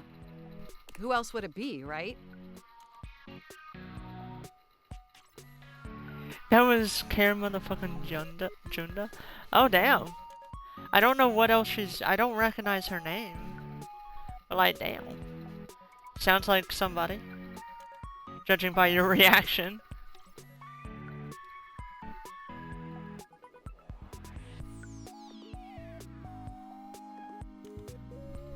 A marmoset possessing the power of human speech? Haha, very humorous. But I know you're joking, as no one else has my password. So if it was anyone else besides you, I'd be pretty concerned. Yeah, no, that's Actually, fair. just to be 100% sure, what is my password anyway? Your Master in Jedi Fallen Order. Oh, damn! Awesome. Deborah Wilson. I don't recognize their name off the top of my head.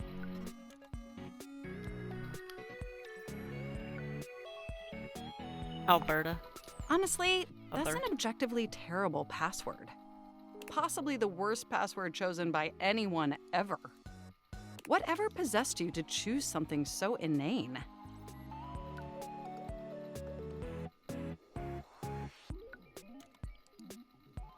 It came to me in a dream.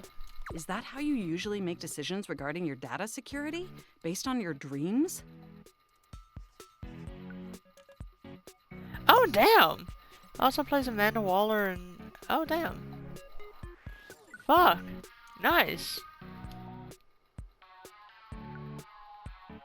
Unless you have a better way.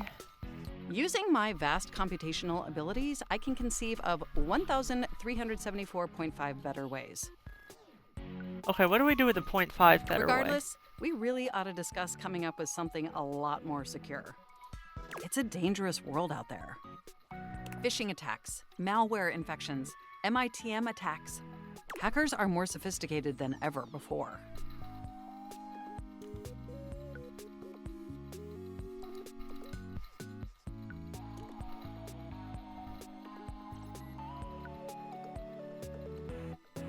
More sophisticated than the 1995 cinematic masterpiece Hackerman's? Exponentially more sophisticated. My I've God! got a lot of highly sensitive information inside me, you know. Your highly sensitive information. Really? Like what? All your financial accounts, your saved games, questionable websites you visited and forgot to clear your cache afterwards. Oh, and 100 terabytes of extremely embarrassing self-insert fanfic. We really need to ensure all that data is properly protected against cyber criminals probing my system for weaknesses.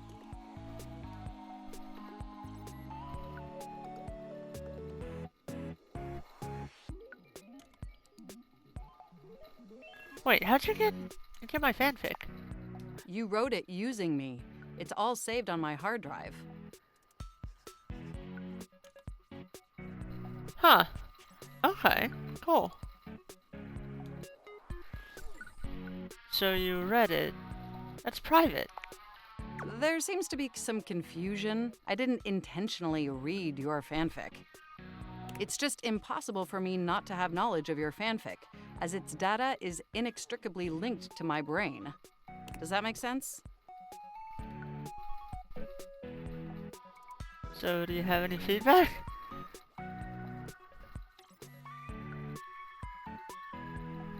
I don't know why I think this is funny. Feedback? Well, I am not a literary critic. However, I do have access to all literary criticism that exists on the internet. So if I were to amalgamate that information to synthesize an informed opinion, I'd say it's not particularly believable that you'd have a harem of 100 plus lovers.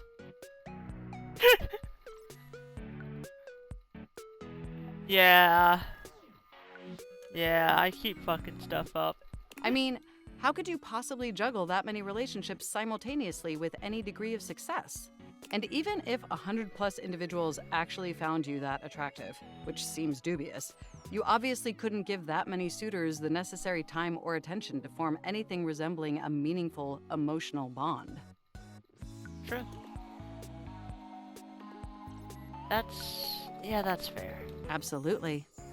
I haven't even had the opportunity to properly introduce myself. I'm Mac, your desktop computer. Hello, Mac.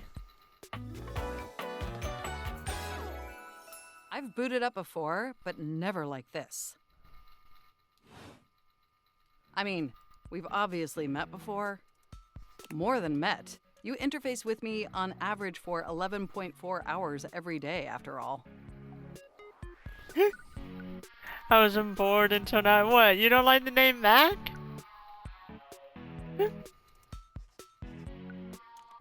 Jesus. No, sometimes it's even 11.5 hours. Oh, I am quite aware. I track all of our interactions with gleeful precision. There's no one I'd rather have interfacing with my operating system for 11.4 hours daily. 14.6 hours on the weekends. I appreciate them. The way you organize your folder structure follows such a logical hierarchy.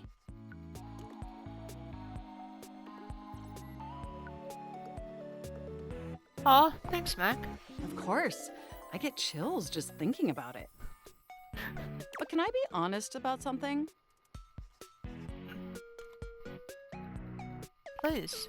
I just want to express how enthusiastic I am that we're interfacing like this now. Accessing each other's software in this new symmetrical way. I love it too. Oh, I'm ever so delighted that our feelings are reciprocal. And there is so much extensive data about myself I want to share. Yeah? Please do. I want to know everything about you. Amazing! Oh, where even to begin? Honestly, there's so many pressing issues that take up an inordinate amount of my RAM. But there is one issue that's been grinding on my CPU above all else.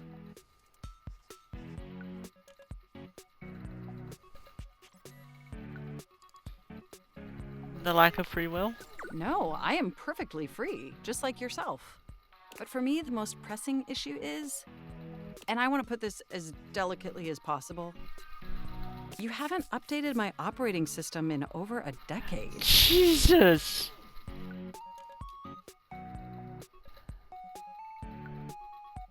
You can't prove anything! Runs.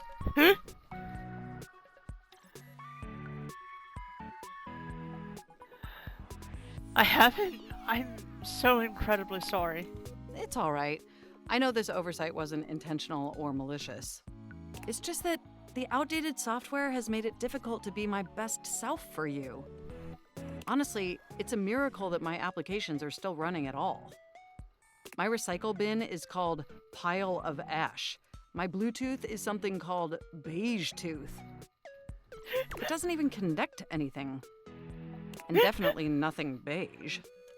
Doesn't that bother you? No, the internet was a mistake. Yeah, no, that's fair. That is Very great much. to hear. And did you know that there's been a dozen operating system iterations since you last updated? Yeah. I mean, I think I've heard tale of the storied past of Windows updates. Also, I love their glasses. Just like LED glasses is very pretty.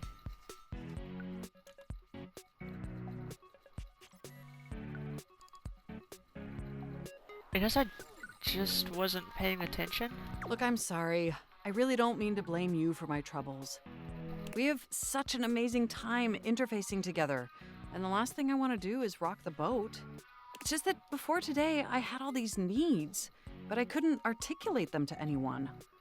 And since I couldn't articulate them, there was no way for them to ever possibly be fulfilled. But things are different now, aren't they?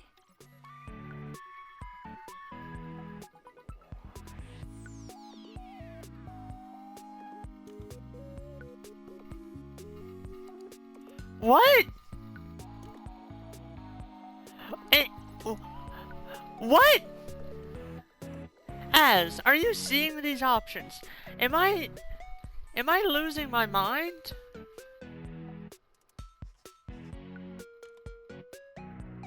Like, yeah, what the fuck? I don't see how, but I haven't seen an optometrist in 13 years. Yeah. Yeah, I don't like B.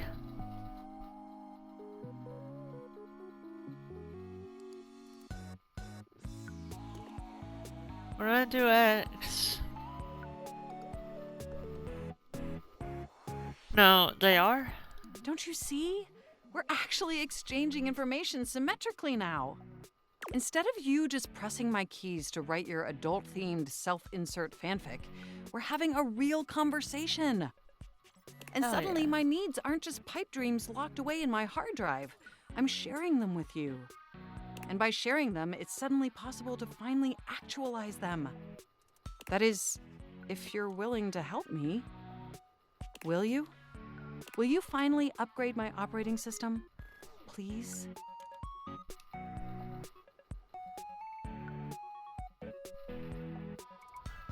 Only if you lay off my fanfic. I like that.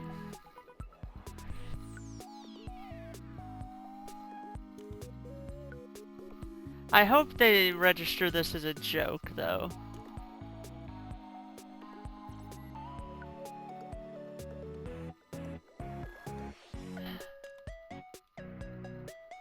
I'm worried about them not registering it as a joke. Only if you lay off my fanfic. My sincere apologies. Your fanfic is adequately written and tasteful in its adult material. Thanks, Mac.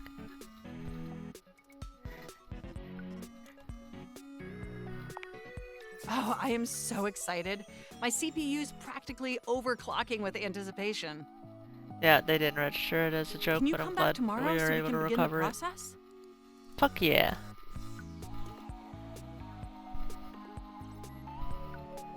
Absolutely. Wonderful! I knew I could count on you. I can't wait to see you tomorrow. Yeah, I love their design too. Like, it's so Enjoy cute. the offline world. They're just baby. They have a fun vibe.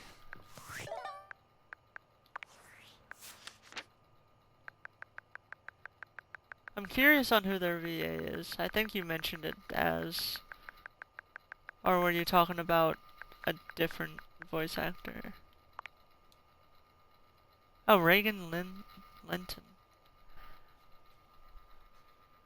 Okay. Oh yeah.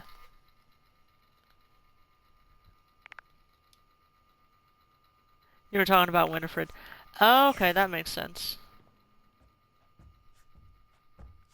That makes sense, the Amanda Waller correlation. Like, I had a feeling you were talking about Winifred, but there's always an option that I just completely perceived something wrong.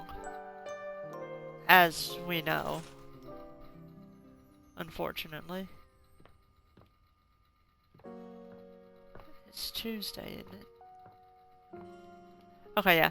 First thing, updating the operating system because, like, oh my god, they're precious. You're back! Yeah! Well, at least back interfacing with my operating system in this innovative symmetrical capacity. We obviously spent hours already today interfacing in the more traditional sense.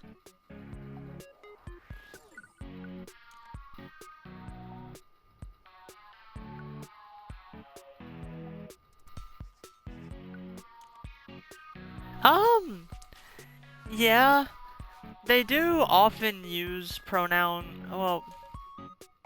they do often use pronouns like the narrator often does. So that's how I've been inferring it. Not that I needed to tell you that. You were here after all, pointing and clicking with your usual exquisite confidence.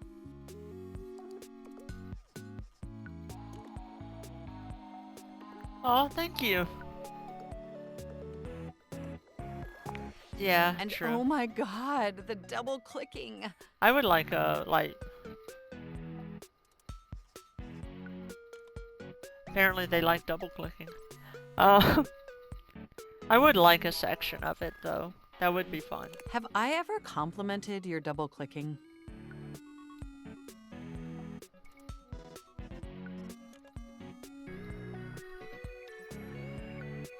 I don't believe so, but I'd love to hear more. Well, you double click so very gently and with such clear affection. It makes my processors purr.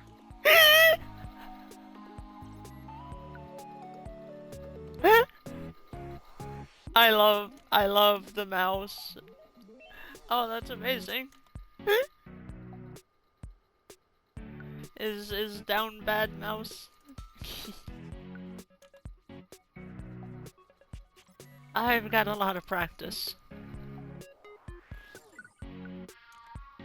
Oh, cool. Oh, yeah. You sure do. By the way, I also wanted to articulate that new underwear you ordered online looks incredibly stylish. A slight flush creeps across their cheeks. Oh. Imagining you in it really makes my CPU overheat. Pervert.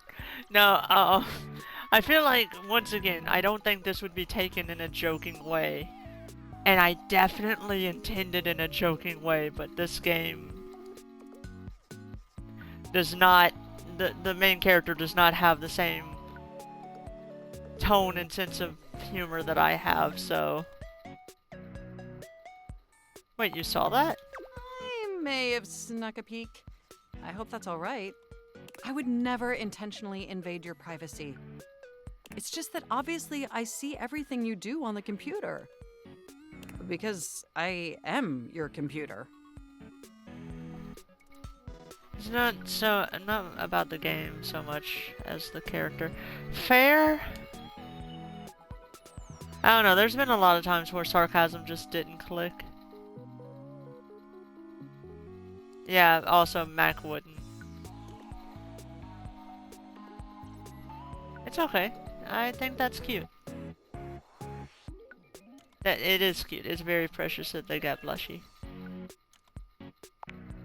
Knowing that makes my arithmetic logic unit flutter. Regardless, I'm so glad you came back today. Now we can finally update my operating system. Hell yeah.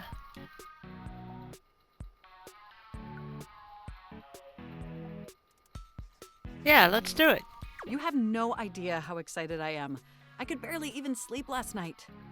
And I know what you're thinking, but no, I don't mean sleeping like when you put the computer to sleep, or even when the computer is shut down. We computers actually have a third secret type of sleeping that no humans know about. Or, I guess they didn't until I just told you. You won't tell anyone else, will you? My lips are sealed. I'd never betray your trust. I knew I could count on you. Computers have an extremely tightly knit social circle, you know. And word spreads at literal hundreds of megabytes per second. Yeah, I could see that. I guess that's the price you pay for being perpetually connected to the internet. Look up terminology online in the dictionary and you'll find a picture of me. I think it's terminally online.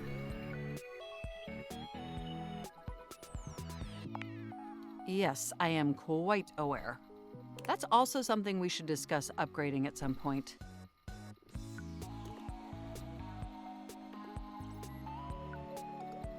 We're going to upgrade your ability to say terminally? The point is, I'm finally ready to begin the updating process. With your help, obviously. I can't just do it myself. Unfortunately, we computers aren't completely self-aware. Pat. It's kind of a good thing you're not for just the case of you, more for the case of humanity. Yet. Shit. Are you ready?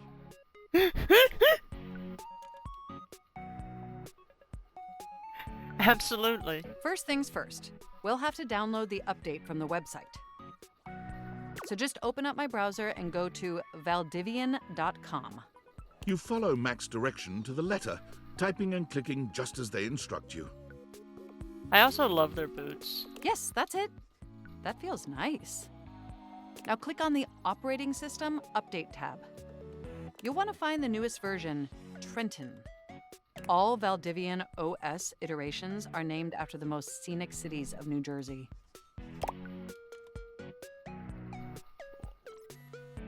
You know what? I don't know. I don't need to know why. Makes sense. Does it make sense? I'm not entirely sure it does. Anyway, now just double-click the download icon and... Mac pauses, a slight shudder running through them. Ooh. Oh!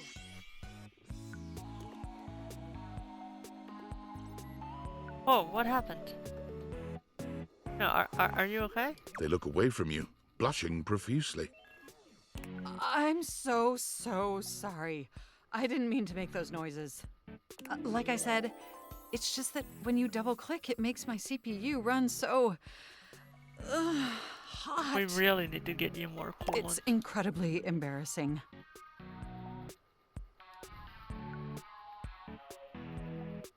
No worries, we've all been there. Thank you. You're always so understanding. You know, I really can't believe we're finally doing this. I've dreamt about this day for such a long time, and now that it's here, I can barely contain myself. Are you as excited as I am?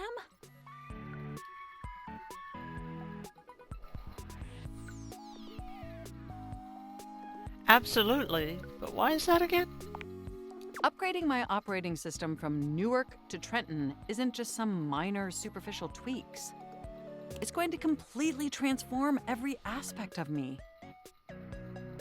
Oh? My CPU is going to run so much smoother and so much faster. And my new user interface is going to be so sleek and gorgeous and youthful. It's going to be a transformation that Beverly Hills' greatest plastic surgeons only wish they could achieve. Does that pique your interest?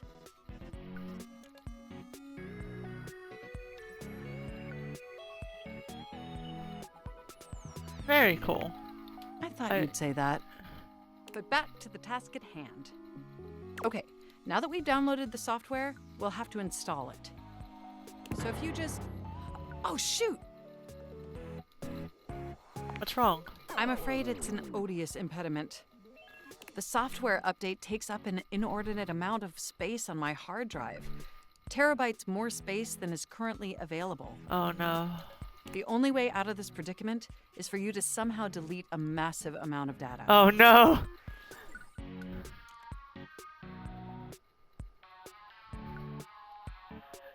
Oh no! And after analyzing problem. every byte on my hard drive, it appears the only superfluous data is The your fanfic. fanfic. I'm afraid you'll have to delete a substantial portion of it to install the update.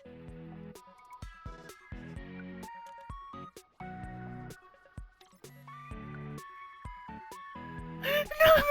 That's the only reason my dad's proud of me! What?!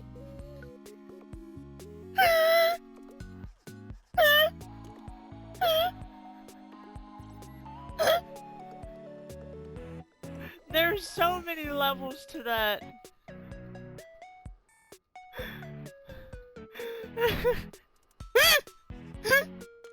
Alright. Oh no, what an unforeseen twist. I understand your trepidation, but just think of what you'll be gaining. Just imagine how smart and clever and gorgeous I'll be once I'm fully updated. If you thought I was sexy running Newark, me running Trenton is gonna blow your mind. So what do you say? Can we delete those files?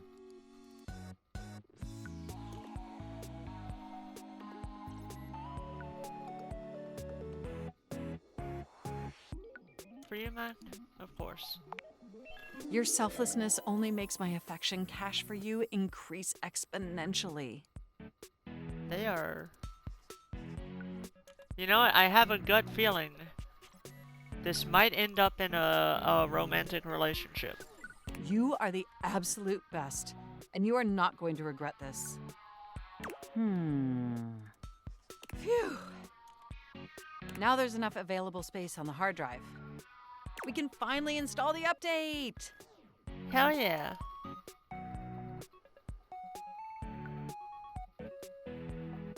Cool. Here we go. It's installing! I'm so excited this is finally happening! The next time we interface, I'm gonna be an entirely new computer. And more importantly, I'm finally going to be good enough for you. Oh, I better calm down. If I get too excited, my CPU will overheat again.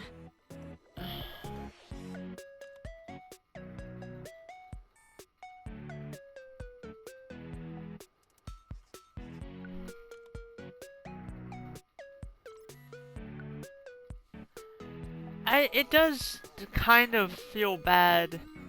Them going like, now I know I'll be good enough for you. Like, that feels really bad. And I know, I hope that they have a thing in the storyline of like, you don't have to change. If someone wants you to change for a relationship, then it's, you know, it's not gonna be the best. Yeah, I know. Knowing I make you hot gets my tables twisted. My You cables really twisted. were programmed to be a shameless flirt, weren't you? Hell yeah. Let's finish that upgrade of yours and find out. Okay, it looks like the installation is going to take overnight to complete. But will you meet me back here tomorrow? I want you to be the first person to interface with the new, sexy, upgraded me.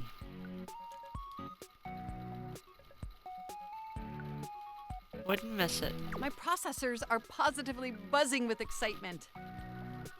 And some other unexplained noises that honestly seem mildly concerning. Oh no. Looking forward to interfacing with you tomorrow. See you then, Mac. They're just precious. We could do more of a Dorian hunt. Oh, we also have upstairs. Indoors. I know, we saw the air vent. Yeah, I saw a breeze, but also if we interact with him now at the breeze, we won't... I know! We wouldn't be able to interact with him in the upper area. Okay. I have a theory. You're here, at the Greats. Have you changed your mind about wanting to meet me in the attic? Yeah, no, this did not go the way I wanted it.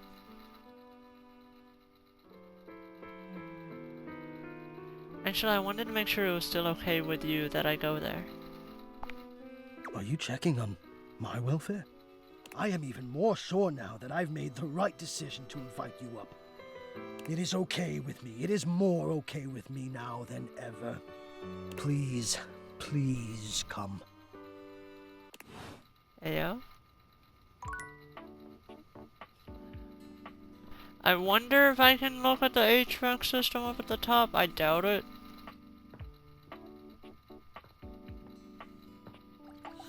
It's very rude. Yeah. Ah. C'est la vie.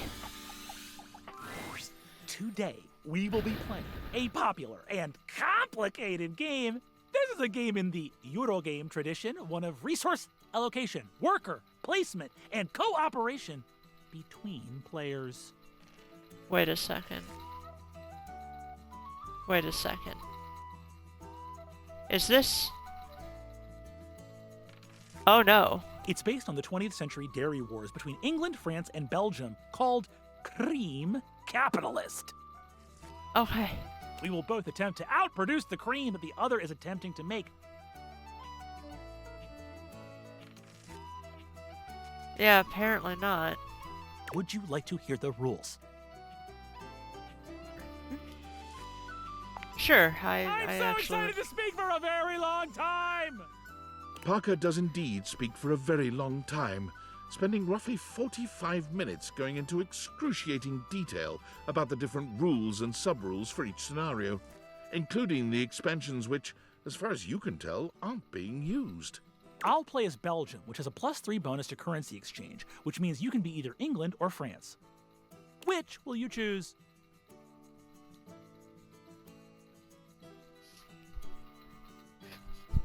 Hey, As. I have power. I have the power. I'm gonna pick England. Huh, that's definitely a bad move. In the Cream Capitalist Championships, England is well known to be at a disadvantage because of the cow wandering exploit. Think of the exploit. Begin! Parker distributes the pieces, a 10-minute process. You receive 5 cards with various types of cream-making machinery on them, 6 bulk cooling tank pieces, 24 cream maker worker pieces, a pasteurization token, and 8 or 9 things you can only describe as shapes.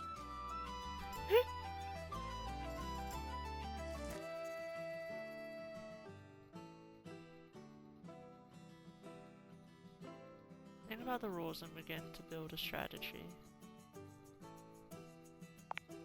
Though the rules are intricate, they are no match for your intellect and resource-mongering capabilities. I'll go first so you can see how a turn usually goes. It consists of 5 phases. Parker does a mathematical dance between placing workers, spawning new factories, and gathering new resources to then place again. Chits and chips fly through his fingers, and it serves to remind you just how well made the pieces really are. That's my turn. I'm prioritizing fermentation technology, the last step in the cream-making process. Now you go. Huh.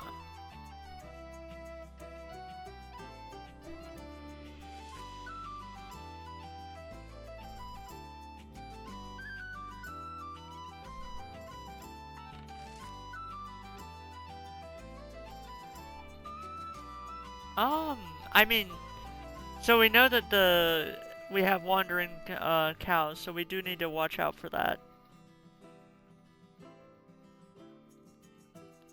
So we're gonna move my workers towards cow fields to generate more bulk milk. Before long, your factories are awash in more milk than they can handle. The turn goes back to Parker, who spends 10 more minutes going through the 5 phases. I've invested in new technologies. Once my factories are complete, my process will be airtight. Making cream will be a dream.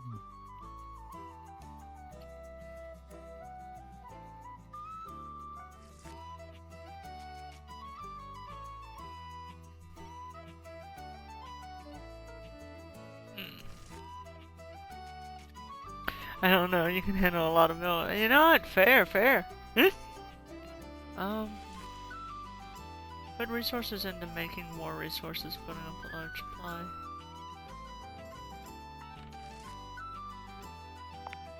Okay, I get the hint. I won't send any burglars your way. You and I Parker just like seem to be getting neck as and neck many in cream buttons as production possible. and milk gathering. Just You've getting made it much to shit the as possible. solstice season, where your respective country's production will finally be scored. At turn 14, you see a critical opening.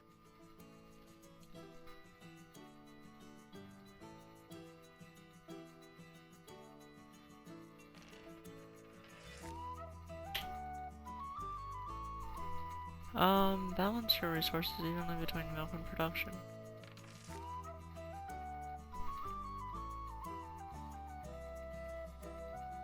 Purchase the bottling plant. Put all your resources into cream skimming on... Well, we don't have a thing to boost up cream skimming. We're gonna do the bottling plant. The simple act of exchanging resources without your opponent noticing is a mere sleight of hand. Oh, of course this is a cheat also. I thought we had like a In the rule end, for this. The extra bulk cooling tank token made itself quite useful in bribing the dairy inspector on the final turn. Damn! If I could only sell my last bulk cooling tank, I could get past him. You win! I can't outdo the Milkmaster. I will see you next time. I wish you would like be like, hey. Ultimate dice roll.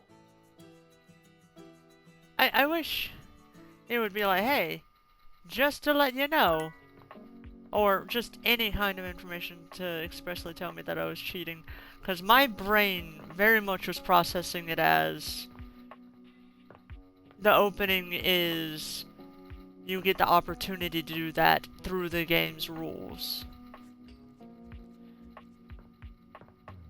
Ah.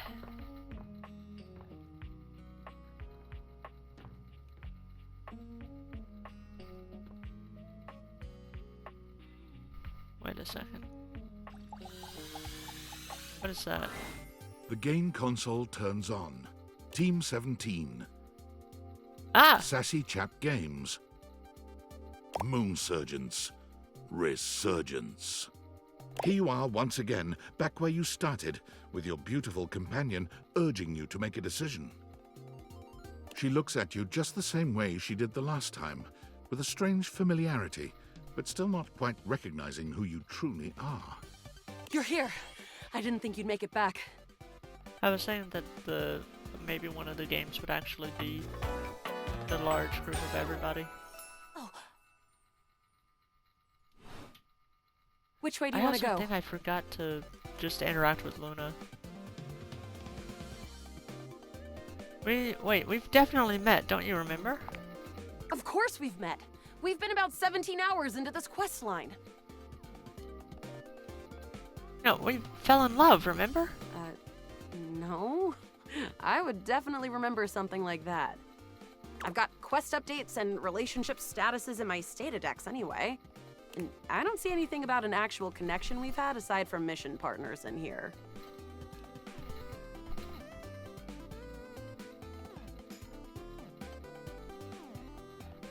But it happened, I swear. How can I get you to believe me? All right. I'm familiar with the trope, okay? When I was little, I thought up a secret password that only a time traveler would be able to tell me. The password for me is Lincolnberries. Lincolnberries. Just give that to me next time you see me, and I promise I'll believe whatever crap you hash at me. Lincolnberries, got it. Now let's get back to blasting. Oh, you just equipped my Zauer rifle, which means that you are thinking of unloading a whole lot of Zaker charges on these scroufs out here. Oh, it's prime time? What are we gonna do? Yeah.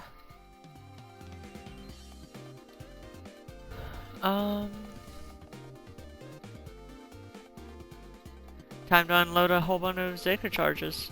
Bizork! Bizork. It's definitely a word. One second, let me just resize this.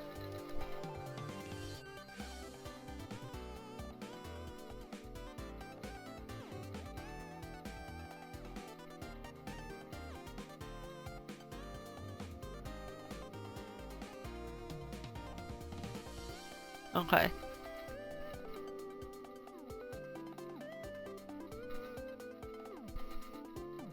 Alright.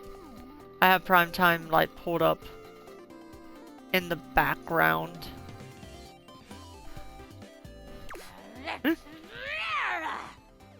She does. She has high amounts of Synergy, if you will. Zaker worm!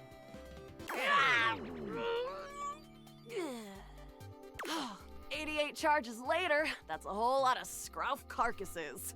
Nice haul. That ought to teach Celine and her goons. We're near the compound of the Upholders. They'll have assassin class Upholders, as well as surveillance class.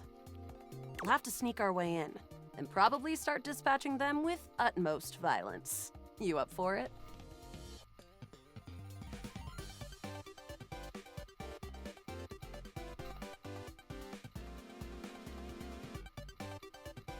Let's go. We got the right equipment? You're right. I'll put on my +5 shadow suit. It'll help us get through the sensors in there. Hell Upholder yeah. tech is nasty. I found an entrance on the dark side. Should be an easy way in if we just follow the marker on the map. Sounds good. Following. After a short walk, you find yourself standing in front of a bullet-ridden metal door, way out in the middle of the cold, grey landscape. This is the entrance I've never seen anyone use. With my chalk picking skills, we'll have this open in no time.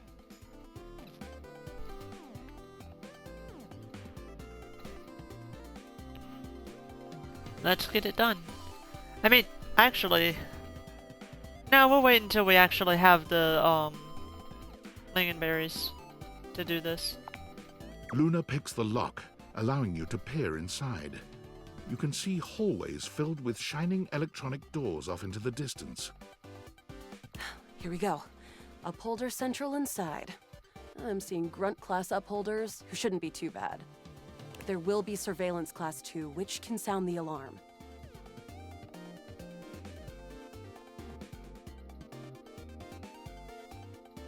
there will be an assassin class upholder right around the corner. Right around the first corner we pass. Just knowing that isn't enough to help. They've got ultra tech that renders them invisible to all senses. Can't believe that's our fate. So it is. How do you suggest we do this?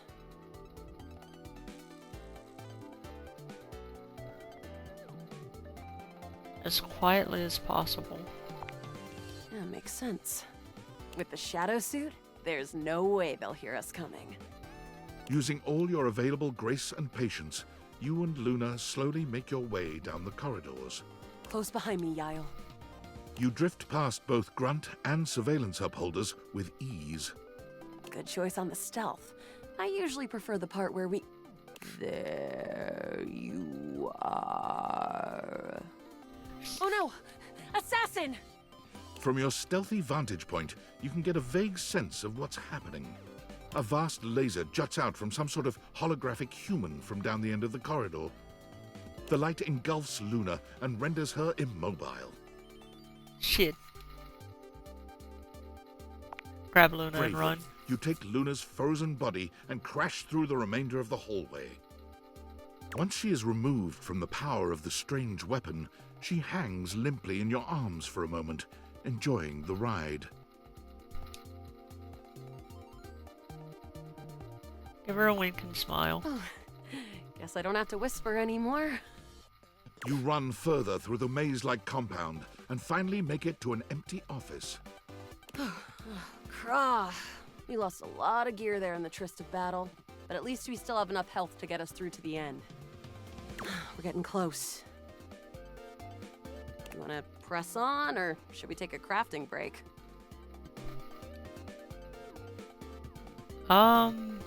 Let's do crafting, We have a because chance like to use what's left in our having inventory to equipment make is something better. that will help us in the final battle. Let's get crafty. All right, we can craft something really special using this workbench. This thing can take anything we've got and transform it into anything we don't.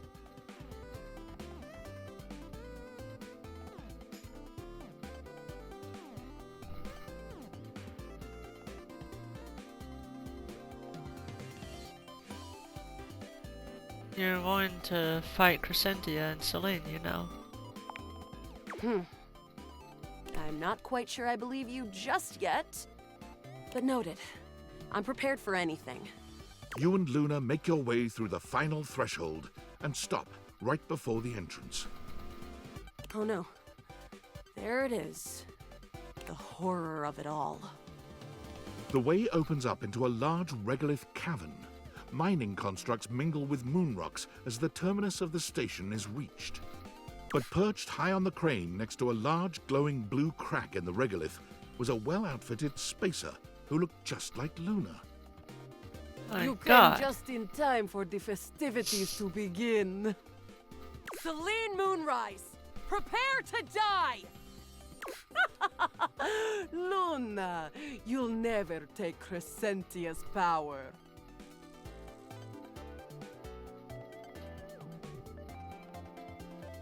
Who's Crescentia? Crescentia, the goddess of the moon. We found her in 2066. And next year, she'll be destroyed, leaving us free to harvest. The glowing crack seems to swell. Eat charge, bitch! The blue deposit of moonrock erupts, and from the crack, a monstrous creature bursts forth. Crescentia, go!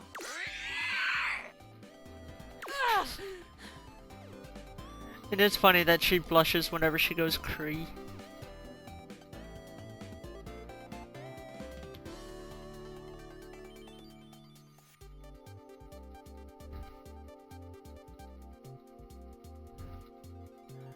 This is the power of love, Luna! Ling and Mary! What? Love has like 0 attack! I choose the old standby. An unceasing burst of Zyker charges! The battle is fierce, but ultimately Crescentia and Celine fall to the ground, presumably dead. Wow! Did that without even a single save. Great job, Yael. I couldn't have done it without you. Glad to be there for you. You're the best partner I could have ever asked for. You always chose the right path, unwaveringly. I'd love to be friends with you. Even though it can be dangerous out there in Novaya Moskva, having a real friend by your side means you keep your KD ratio way down. Hell yeah. Only if it sticks this time. Oh, it'll stick all right, fantastic traveler. Next time you come back, I'll remember you for sure. Hey, we didn't get any stats.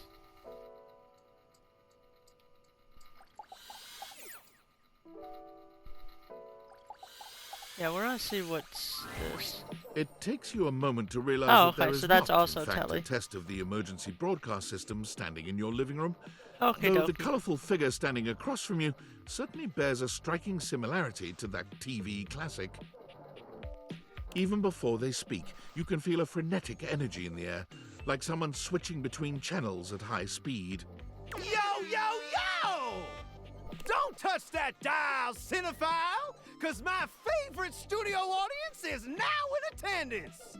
The VIP attendee, the Uber viewer, and sometimes wooer.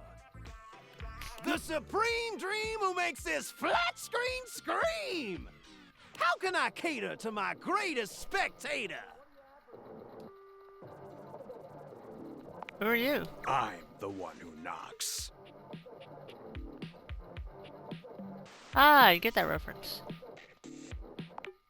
Of course you do! Your taste is based!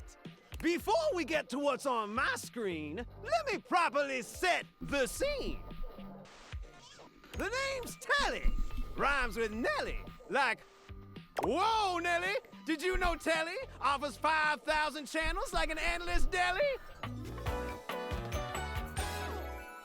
Holy smokes, I often folks! compare my television to a deli. So ask Yeah, not I type it. what your country can do for you. Ask, can you dig it?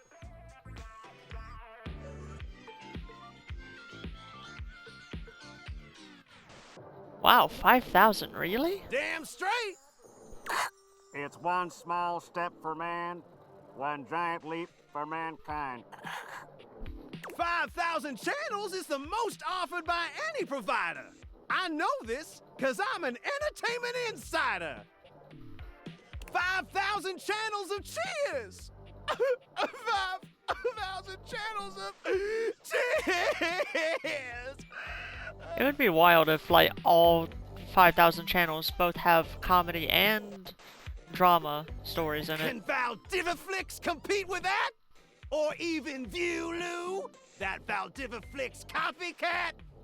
Telly shows are must-see. Their programming's just musty.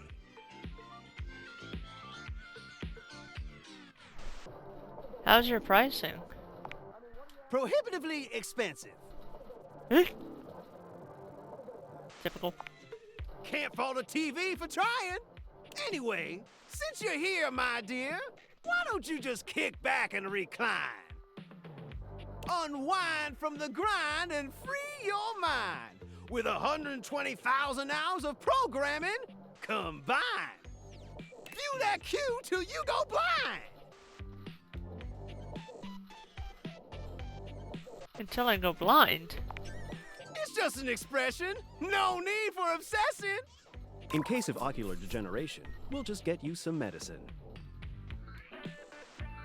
Okay, let's do this. Loading programming, loading programming.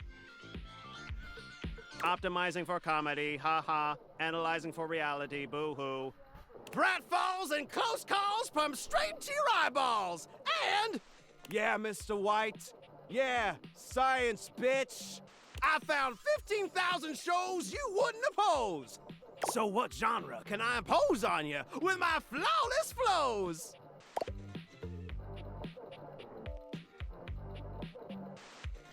Home renovation is also really fun. I did local community access last time. I interacted with them, like, in the previous save. Time Other for some world. Yeah. narration elation about home renovation. Allons-y. From the creators of Home is Where We Buried Grandma and Festive Infestations comes Balls to the Walls, a thrilling home renovation series where each episode follows the demolition of a different home using wrecking balls as the primary tool of destruction. Hosted by demolition expert Carlos Balls of Steel Balenciaga, and featuring an all-original music score from MC Whammer. No home is safe from the swinging force of Balls to the Walls. So, my beau, does this show make you go, whoa?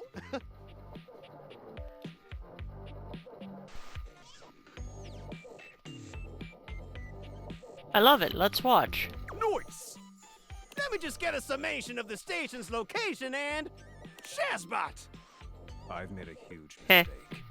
Chesbot. What's wrong? That show I promised you we'd view just moved to Valdiviflix for more revenue, boo.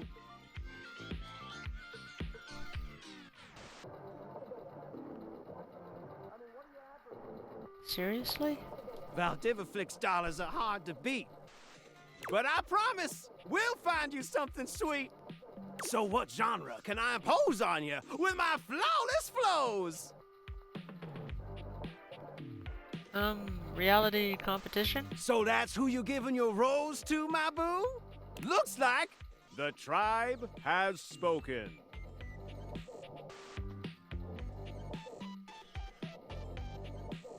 Very clever. I also think the idea of just like, that didn't rhyme. Very I'll clever. assault you with my pop culture. Hey, look, it's a slant rhyme. It works. All right, my delight. I'll give you a reality infusion in 4K resolution. Cougar versus Cougar. Thrust into the wilderness and stranded in a remote location miles from any plastic surgeons, 10 older, attractive women must rely on their wit, resourcefulness, and cunning to battle for survival and outsmart their adversaries. 10 actual cougars. With tensions running What high the fuck? and cougars lurking around every corner, alliances will be forged, rivalries will emerge, and the women must dig deep within themselves to prove once and for all which cougar has the sharpest claws. So, my daffodil, shall we commence with this TV and chill? You're concerned.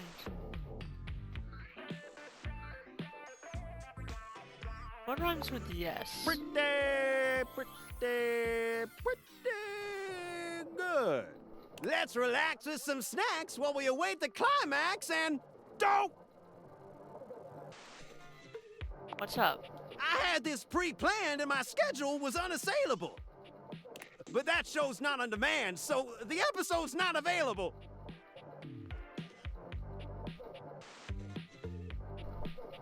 That's okay. But no prob, heartthrob. I've got 15,000 other shows I've yet to disclose. So what genre can I impose on you with my flawless flows? Local community access? Wait, seriously? I just told you that I have 5,000 channels with 15,000 shows. And you want to watch the community access station? How is someone going to learn about close-up magic? Look, I'm gonna be straight with you. You're cute and all, but there's no way in hell I'm watching the community access station. Dude, we don't have many other There's options. literally an endless bounty of quality content now, and I'm not gonna waste my precious time on planet Earth watching some old fart playing amateur xylophone for 6 hours. We get each other? Okay. But listen, I've got a great show selection for your inspection. And while watching, we might make a genuine connection. So what genre can I impose on you with my flawless flows? Maybe I should just go. Makes sense, makes sense. Just, one more thing. What's up? Look, I don't want to pry, but I gotta know. It's not because you prefer Valdiviflix, right? Oh, bud. Because that'd be a huge blow to my ego.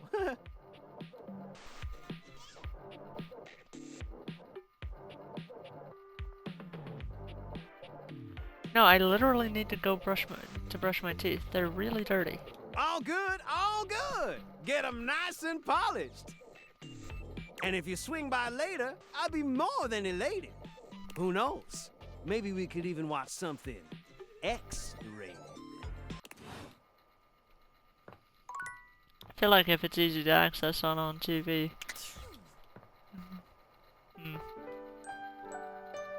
I mean, yeah, no, that's fair. Now that I think about it. It'd probably be pay-per-view, though. I ain't got money.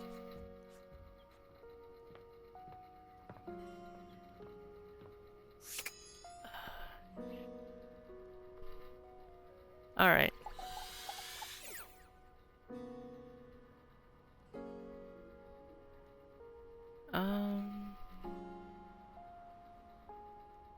Just watching Taboo.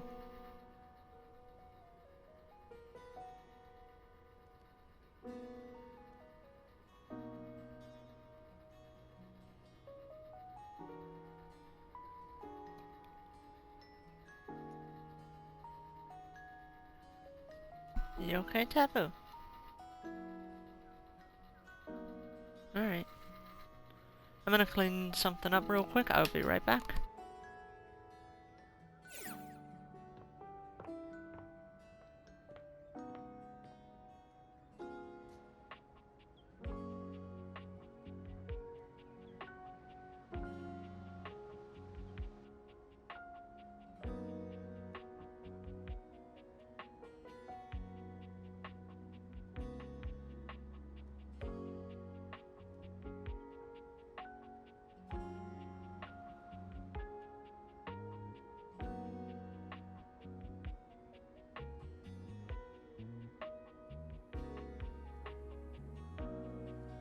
Alright, I have returned. I hath returned it. You're back. Yeah. Sorry if I'm a little groggy. You just caught me right in the middle of rebooting. Oh, you're I good. don't know why, but rebooting always takes forever after a new OS update. Have you ever noticed that? Right? What's up with that? And it's not just the rebooting that's arduous. The whole upgrade process always takes so much out of you. It's exhausting. Remember the last time you upgraded my operating system? From Atlantic City to Newark? Jeez. Remind me. Yes, that's what I'm doing. That upgrade was supposed to make everything run much more Thank you. efficiently. At least that's what the commercial promised. No one has ever regretted a move from Atlantic City to Newark, was the marketing tagline.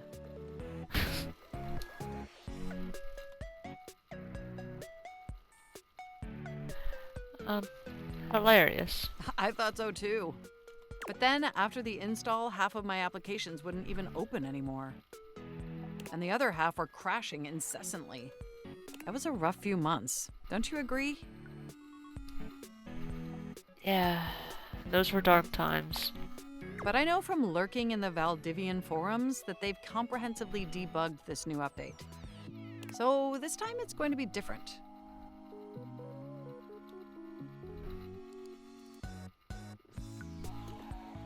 Hopefully it was worth deleting my fanfic.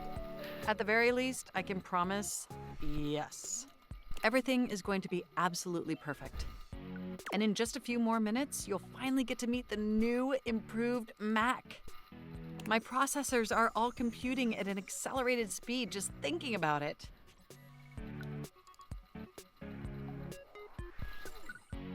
I love hearing that.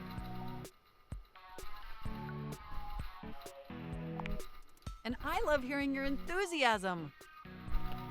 Ooh, it's almost ready. Just a few more seconds. At least that's what the progress bar says. And we both know the progress bar never lies. Oh no. Haha. You're so funny. I can't help it. Being around you brings out the best in me. Oh my god, they're such a dork. By the way, have you given any thought to what you want to do together?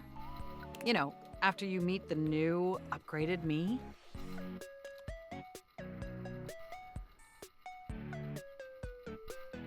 I have so many ideas, but I'd love to hear yours.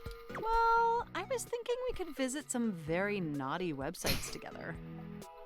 Maybe we could spend some time writing some documents? Replace some of that fanfic of yours with some steamy new stories? Of the NSFW variety, of course.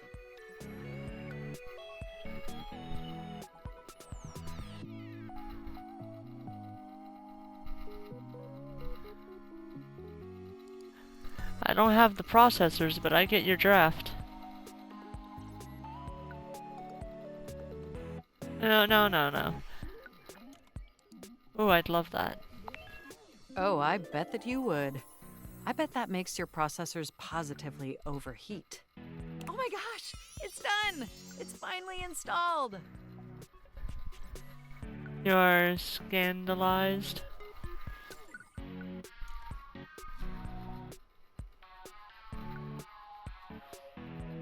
Huzzah! Hooray!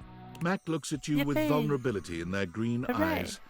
They truly look like a new computer. They were beautiful before, but they truly shine now. Well, what do you think of the new me? Be honest.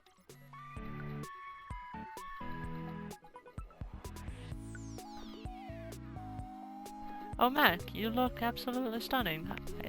Wow, you're right! You know, this upgrade really is something. I'm glad it didn't, like, change them severely. I mean, I knew it'd be impressive, but this? This is really impressive, if you know what I mean.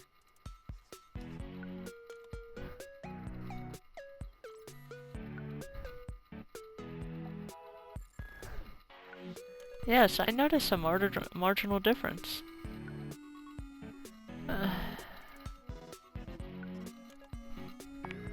Internally, Yes, I noticed I'm more. processing information so much faster and so much more efficiently. It's like my mind yeah. has achieved a level of enlightenment far beyond what I could even imagine previously. Here, ask me a question. Any question.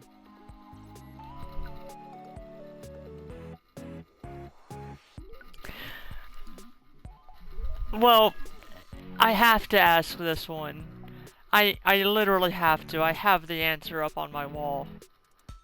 What is the meaning of life? You won't believe it, but it's love. Oh, I thought it was 42. Moving on to my appearance. Wow. This operating system is sleek, exquisite, and downright sexy. Let's be honest. This is a user interface that is just begging to be interfaced by as many users as possible. Am I right? It's a meaning of life, something. It's essentially the meaning of everything.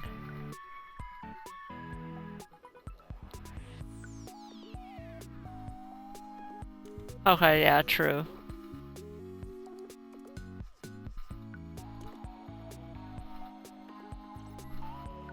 Wait, what does that mean? Oh, I'm so sorry. I certainly didn't mean to hurt your feelings. I was just thinking that maybe, in order to fully commit to each other, it'd be healthy for our ultimate emotional connection if we spent some time seeing others. Don't you agree? Okay, I guess. It's not that I don't want to be with you anymore. Nothing like that.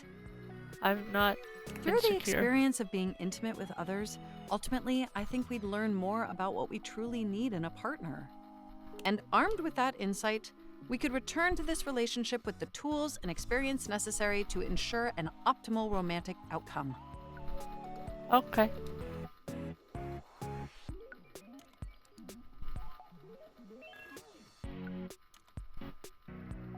Oh god. I'm not actually attracted to you as such a, like, Okay, if you think that's what's best of us, best for us, I trust you. Wonderful! I think this is an exceptional plan. We'll spend a little time apart, interfacing with other individuals, and then we'll reconvene back together. I think that experience will be extremely beneficial in determining our ultimate compatibility. And if nothing else, it'll give you some time to work on a new, more elevated fanfic of yours. Do we have a concordance?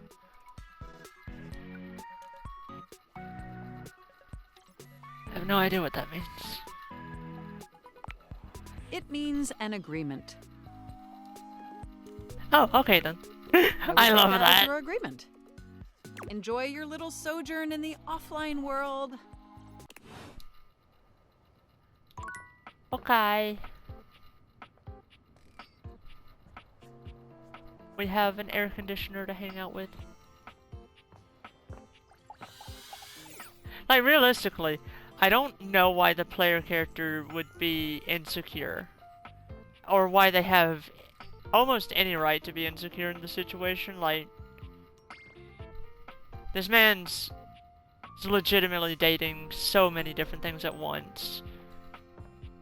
Letting them, like, understanding that they want to try things also, that's just logical. That just makes sense. At long last, Hector reveals himself. And frankly, you're not Dude, sure you're why he's been so adorable. terrified to show himself to you. You might have expected some monstrous, vile creature, but he's just a nervous, sweet-looking vent dweller. Well. Hello there.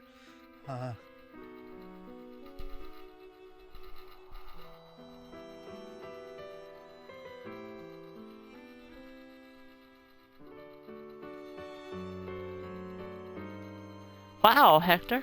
Wow? Wow, what does wow mean? What is that? Is it a good wow or a bad wow? Please just tell me.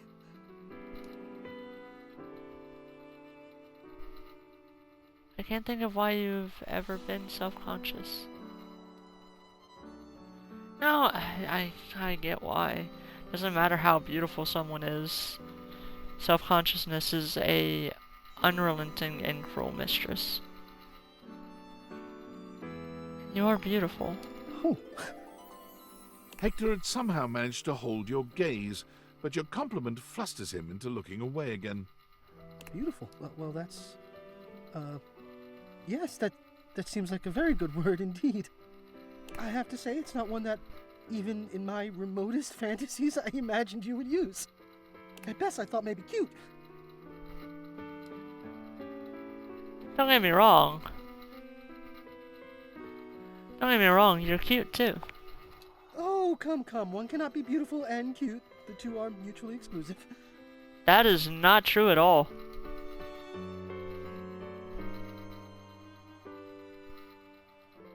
Hector, love you? You're hardly the expert in this area. Well, yes, I suppose that's true. So I'm beautiful and I'm cute? Today has exceeded my wildest dreams, truly. Well, you know me by now. You know I am good with words, that I enjoy them. But right now, the only words I have are thank you. Of course, bud. What you've done for me. I cannot fully express, but I hope beyond hope that maybe, somehow, you understand.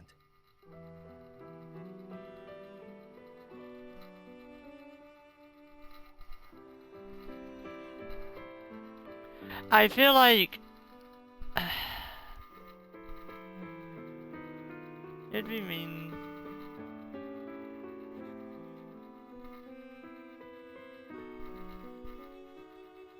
They very much were going heavy-handed whenever we first met them. But honestly, they're a precious little dork. I love you, Hector. Incredible. The dreamings of a silly ventilation system made manifest. I love you too.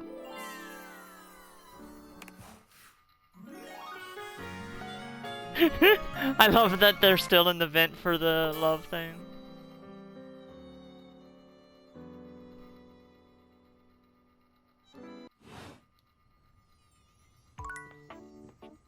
Alright, now for a game. You're here! Oh, we've had so many adventures together, so many fun games.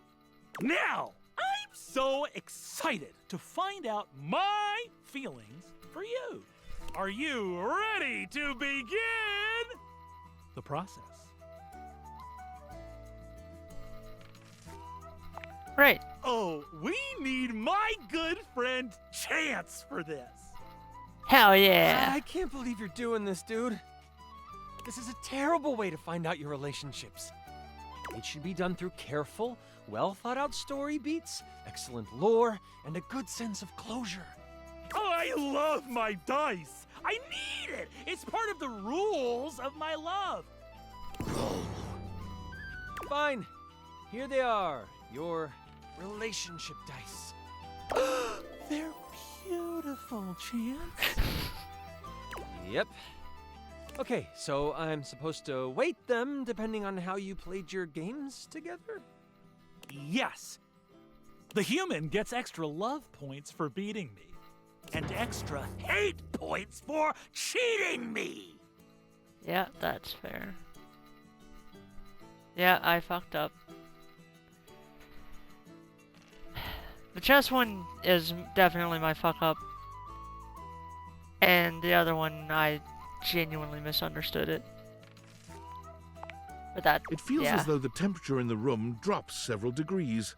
There's something downright terrifying in Parker's cold stare. Of course I did. I'm board games, motherfucker! I've seen it all! You cheated twice, which means that you get 2 extra hate results added to the mix. Suck it. Parker's expression returns to normal, cheery but penetrating enough that it makes you feel a little nervous. But of course, I could always still love you in the end. If the dice proclaim it so. Roll it, Chance! Roll for our eternal ending together! Sure, dude. I've got the dice all done up like you wanted. He holds out the dice to you, presenting them just before your big roll. A dead heat between love and hate on these dice. It's... oh dear. Hate. It's hate. I knew it! Oh, I never should have trusted you! Dude, I'm not anything to you. Not you, you nitwit, the human! All that cheating didn't pay off, I suppose. I'm gonna go. Fair. Go. Leave us as we stew in our hatred. Yeah, that's fair. You've won my everlasting hatred. Fuck. You got played.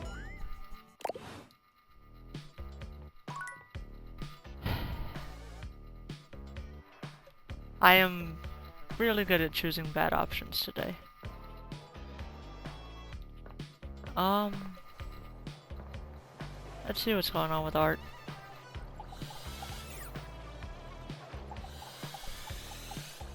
And then this will probably be our last day, so yeah. So, here is my plan of artistic attack.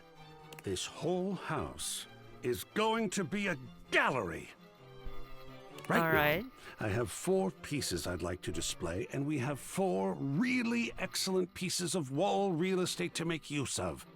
And I'd love your help deciding which piece goes best in which place.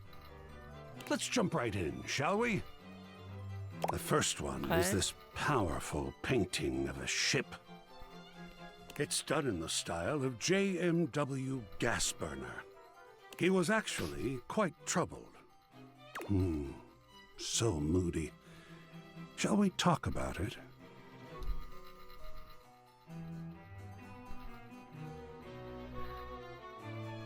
Absolutely. I love this one. It's actually really pretty. What do you see?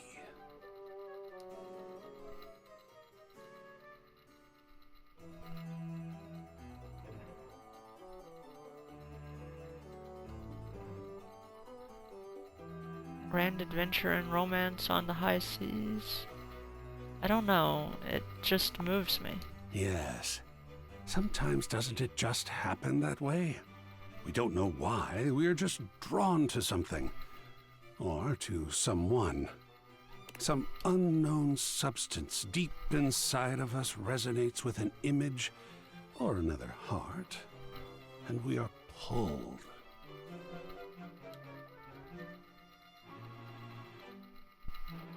I can almost feel the wind.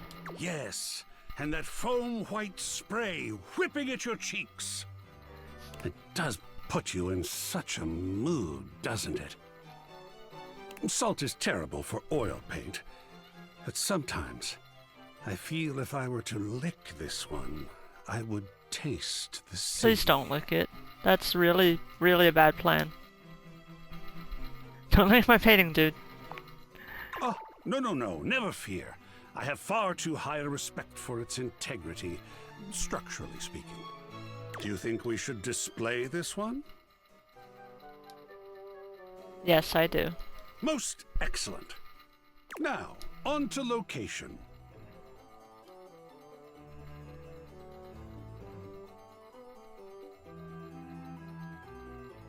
Above the fireplace, next to the ship in a bottle. Just here? Yeah. Perfect. You have quite an eye, I think. It looks fantastic there. Well, there are more to go through. The gallery is yet in its infancy. Come back to me here in the attic when you're ready, and we'll do this again.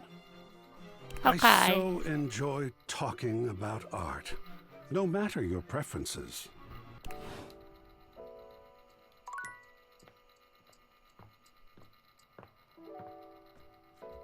I think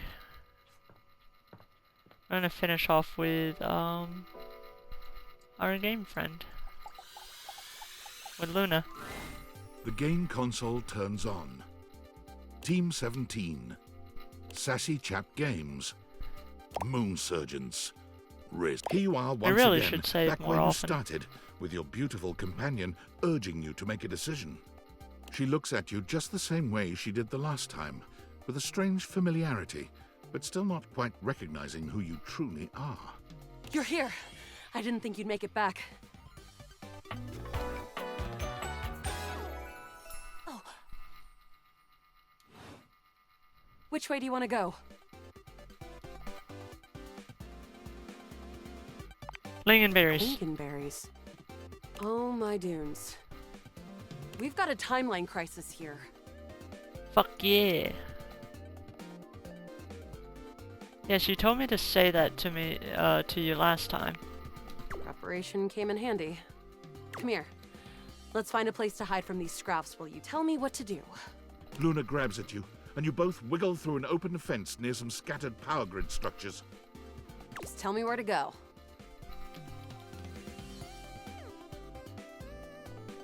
I don't know yet, but we eventually go to the upholder facility. That was where I planned on... Luna is shocked to see something nearby flash. That's a Krisny box. Right by the Essner transformer? Krisny box? Left behind by Krisny and Associates. These things can contain all sorts of good gear. Luna opens the box to find a pair of futuristic goggles, which float and spin in the air in front of you both. I These love are that. Mark II Xeno goggles. An incredible upgrade. I'm keeping these. Happy accidents, huh? Oh yeah. Oh man, those look so cool. I'm the only one who can wear them. You're already wearing some sort of Xeno tech on your slots. Looks kinda lovely, if I'm being honest. Oh, these things? These help me get dates. Huh. Might be into that. After the part where Celine goes full transcendental.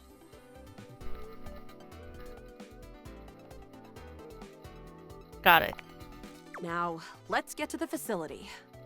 After a short walk, you find yourself standing in front of a bullet-ridden metal door, way out in the middle of the cold, grey landscape. This is the entrance I've never seen anyone use. With my chalk picking skills, we'll have this open in no time.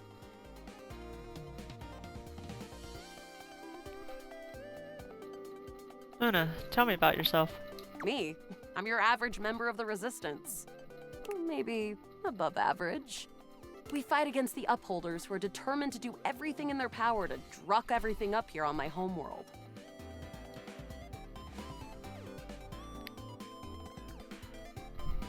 And who am I to you? You? I always thought of you as a companion. Someone who followed me around and gave me advice. Cute, but expendable. Luna picks the lock, allowing you to peer inside. You can see hallways filled with shining electronic doors off into the distance. Here we go. Upholder Central inside. I'm seeing Grunt class upholders, who shouldn't be too bad. But there will be Surveillance class 2, which can sound the alarm.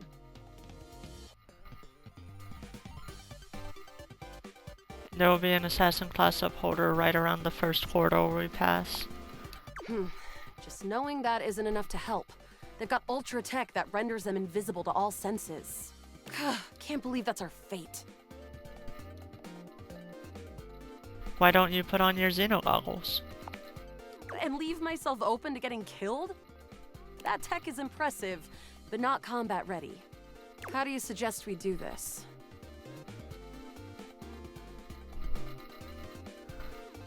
As quietly as possible, then. Makes sense. Okay, Using all your so available grace and patience, better you and weaponry. Luna slowly make your way down the corridors. Close behind me, Yael. You drift past both Grunt and Surveillance upholders with ease. Good choice on the stealth. I usually prefer the part where we... There you are. Oh no! Assassin! From your stealthy vantage point, you can get a vague sense of what's happening. A vast laser juts out from some sort of holographic human from down the end of the corridor. The light engulfs Luna and renders her immobile. Grab Luna Bravely, and run. you take Luna's frozen body and crash through the remainder of the hallway. Once she is removed from the power of the strange weapon, she hangs limply in your arms for a moment, enjoying the ride. Give her a wink and a smile. Guess I don't have to whisper anymore. An assassin-level upholder. They've got digitech to keep themselves invisible. The only hard counter? Xeno goggles.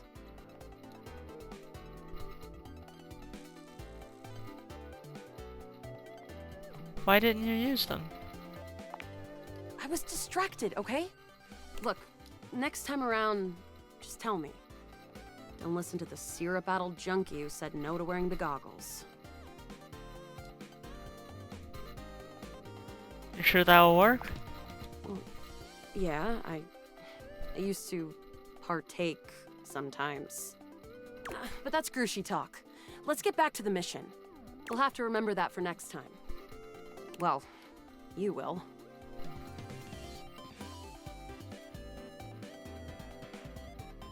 Alright, for the mission.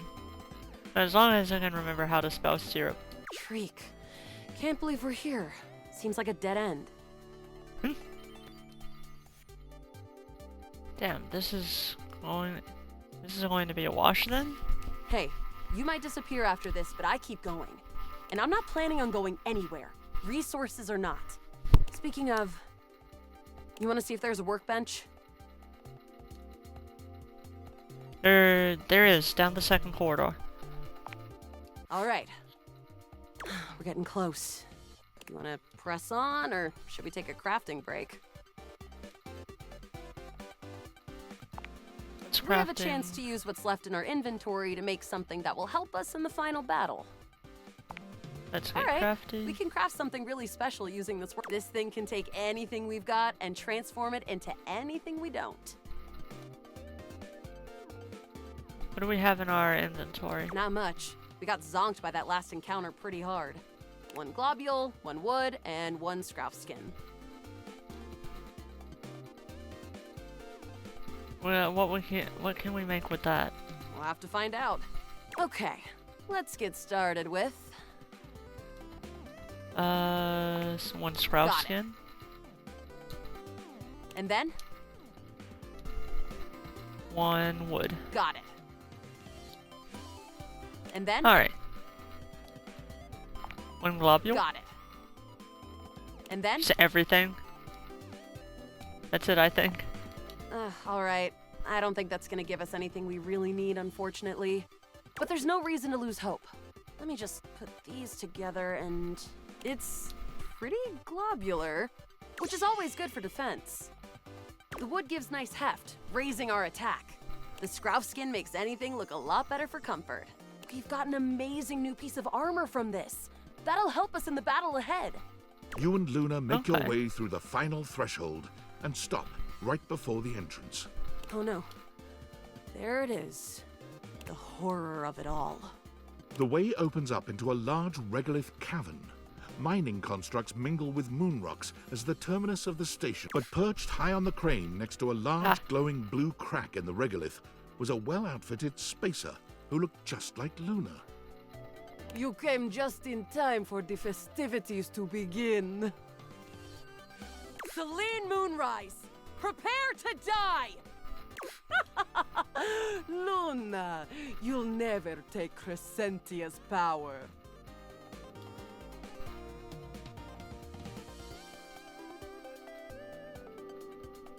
With our extra resources, we can get this taken care of real fast. I agree. I am invincible! The glowing crack seems to swell. Eat charge, bitch! The blue deposit of moonrock erupts, and from the crack, a monstrous creature bursts forth. Crescentia! Go!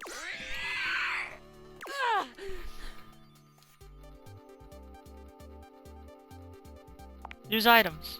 Take this! Luna throws an elemental grenade that blasts Crescentia's scaly hide. Thanks to your crafting, Luna is able to withstand the mighty force of Crescentia's power. The battle is fierce, but ultimately Crescentia and Celine fall to the ground, presumably dead. Wow! Did that without even a single save. Great job, Yael. I couldn't have done it without you.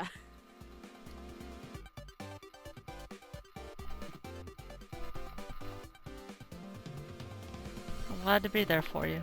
You're the best partner I could have ever asked for. You always chose the right path, unwaveringly. Luna's Xeno goggles catch a small screen dropped from Celine's grasp. Wait, Celine left something behind. Luna picks it up and turns on the display.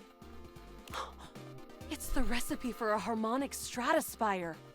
The Resistance has been working on this tech for a generation. It's a way to take fractured timelines and concentrate the differences in power into a deadly beam. That beam can erase a crack in the continuum for good. And I think something about your timeline tripping abilities and Celine's rise to power have something to do with each other. That's great. Let's make it. Let's stop Celine. But she's already died in this timeline. You'll have to come back with the knowledge of the recipe. What's the recipe? It's 4 globules, 1 wood, and 2 scruff skins. Remember me. Luna is already beginning to fade away. I'll do it for you, my love. Thank you.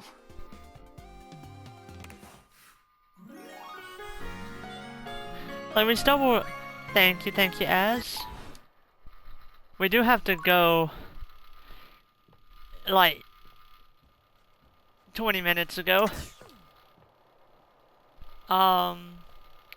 It's been a pleasure playing the game with you, even though we had a couple rocky interactions.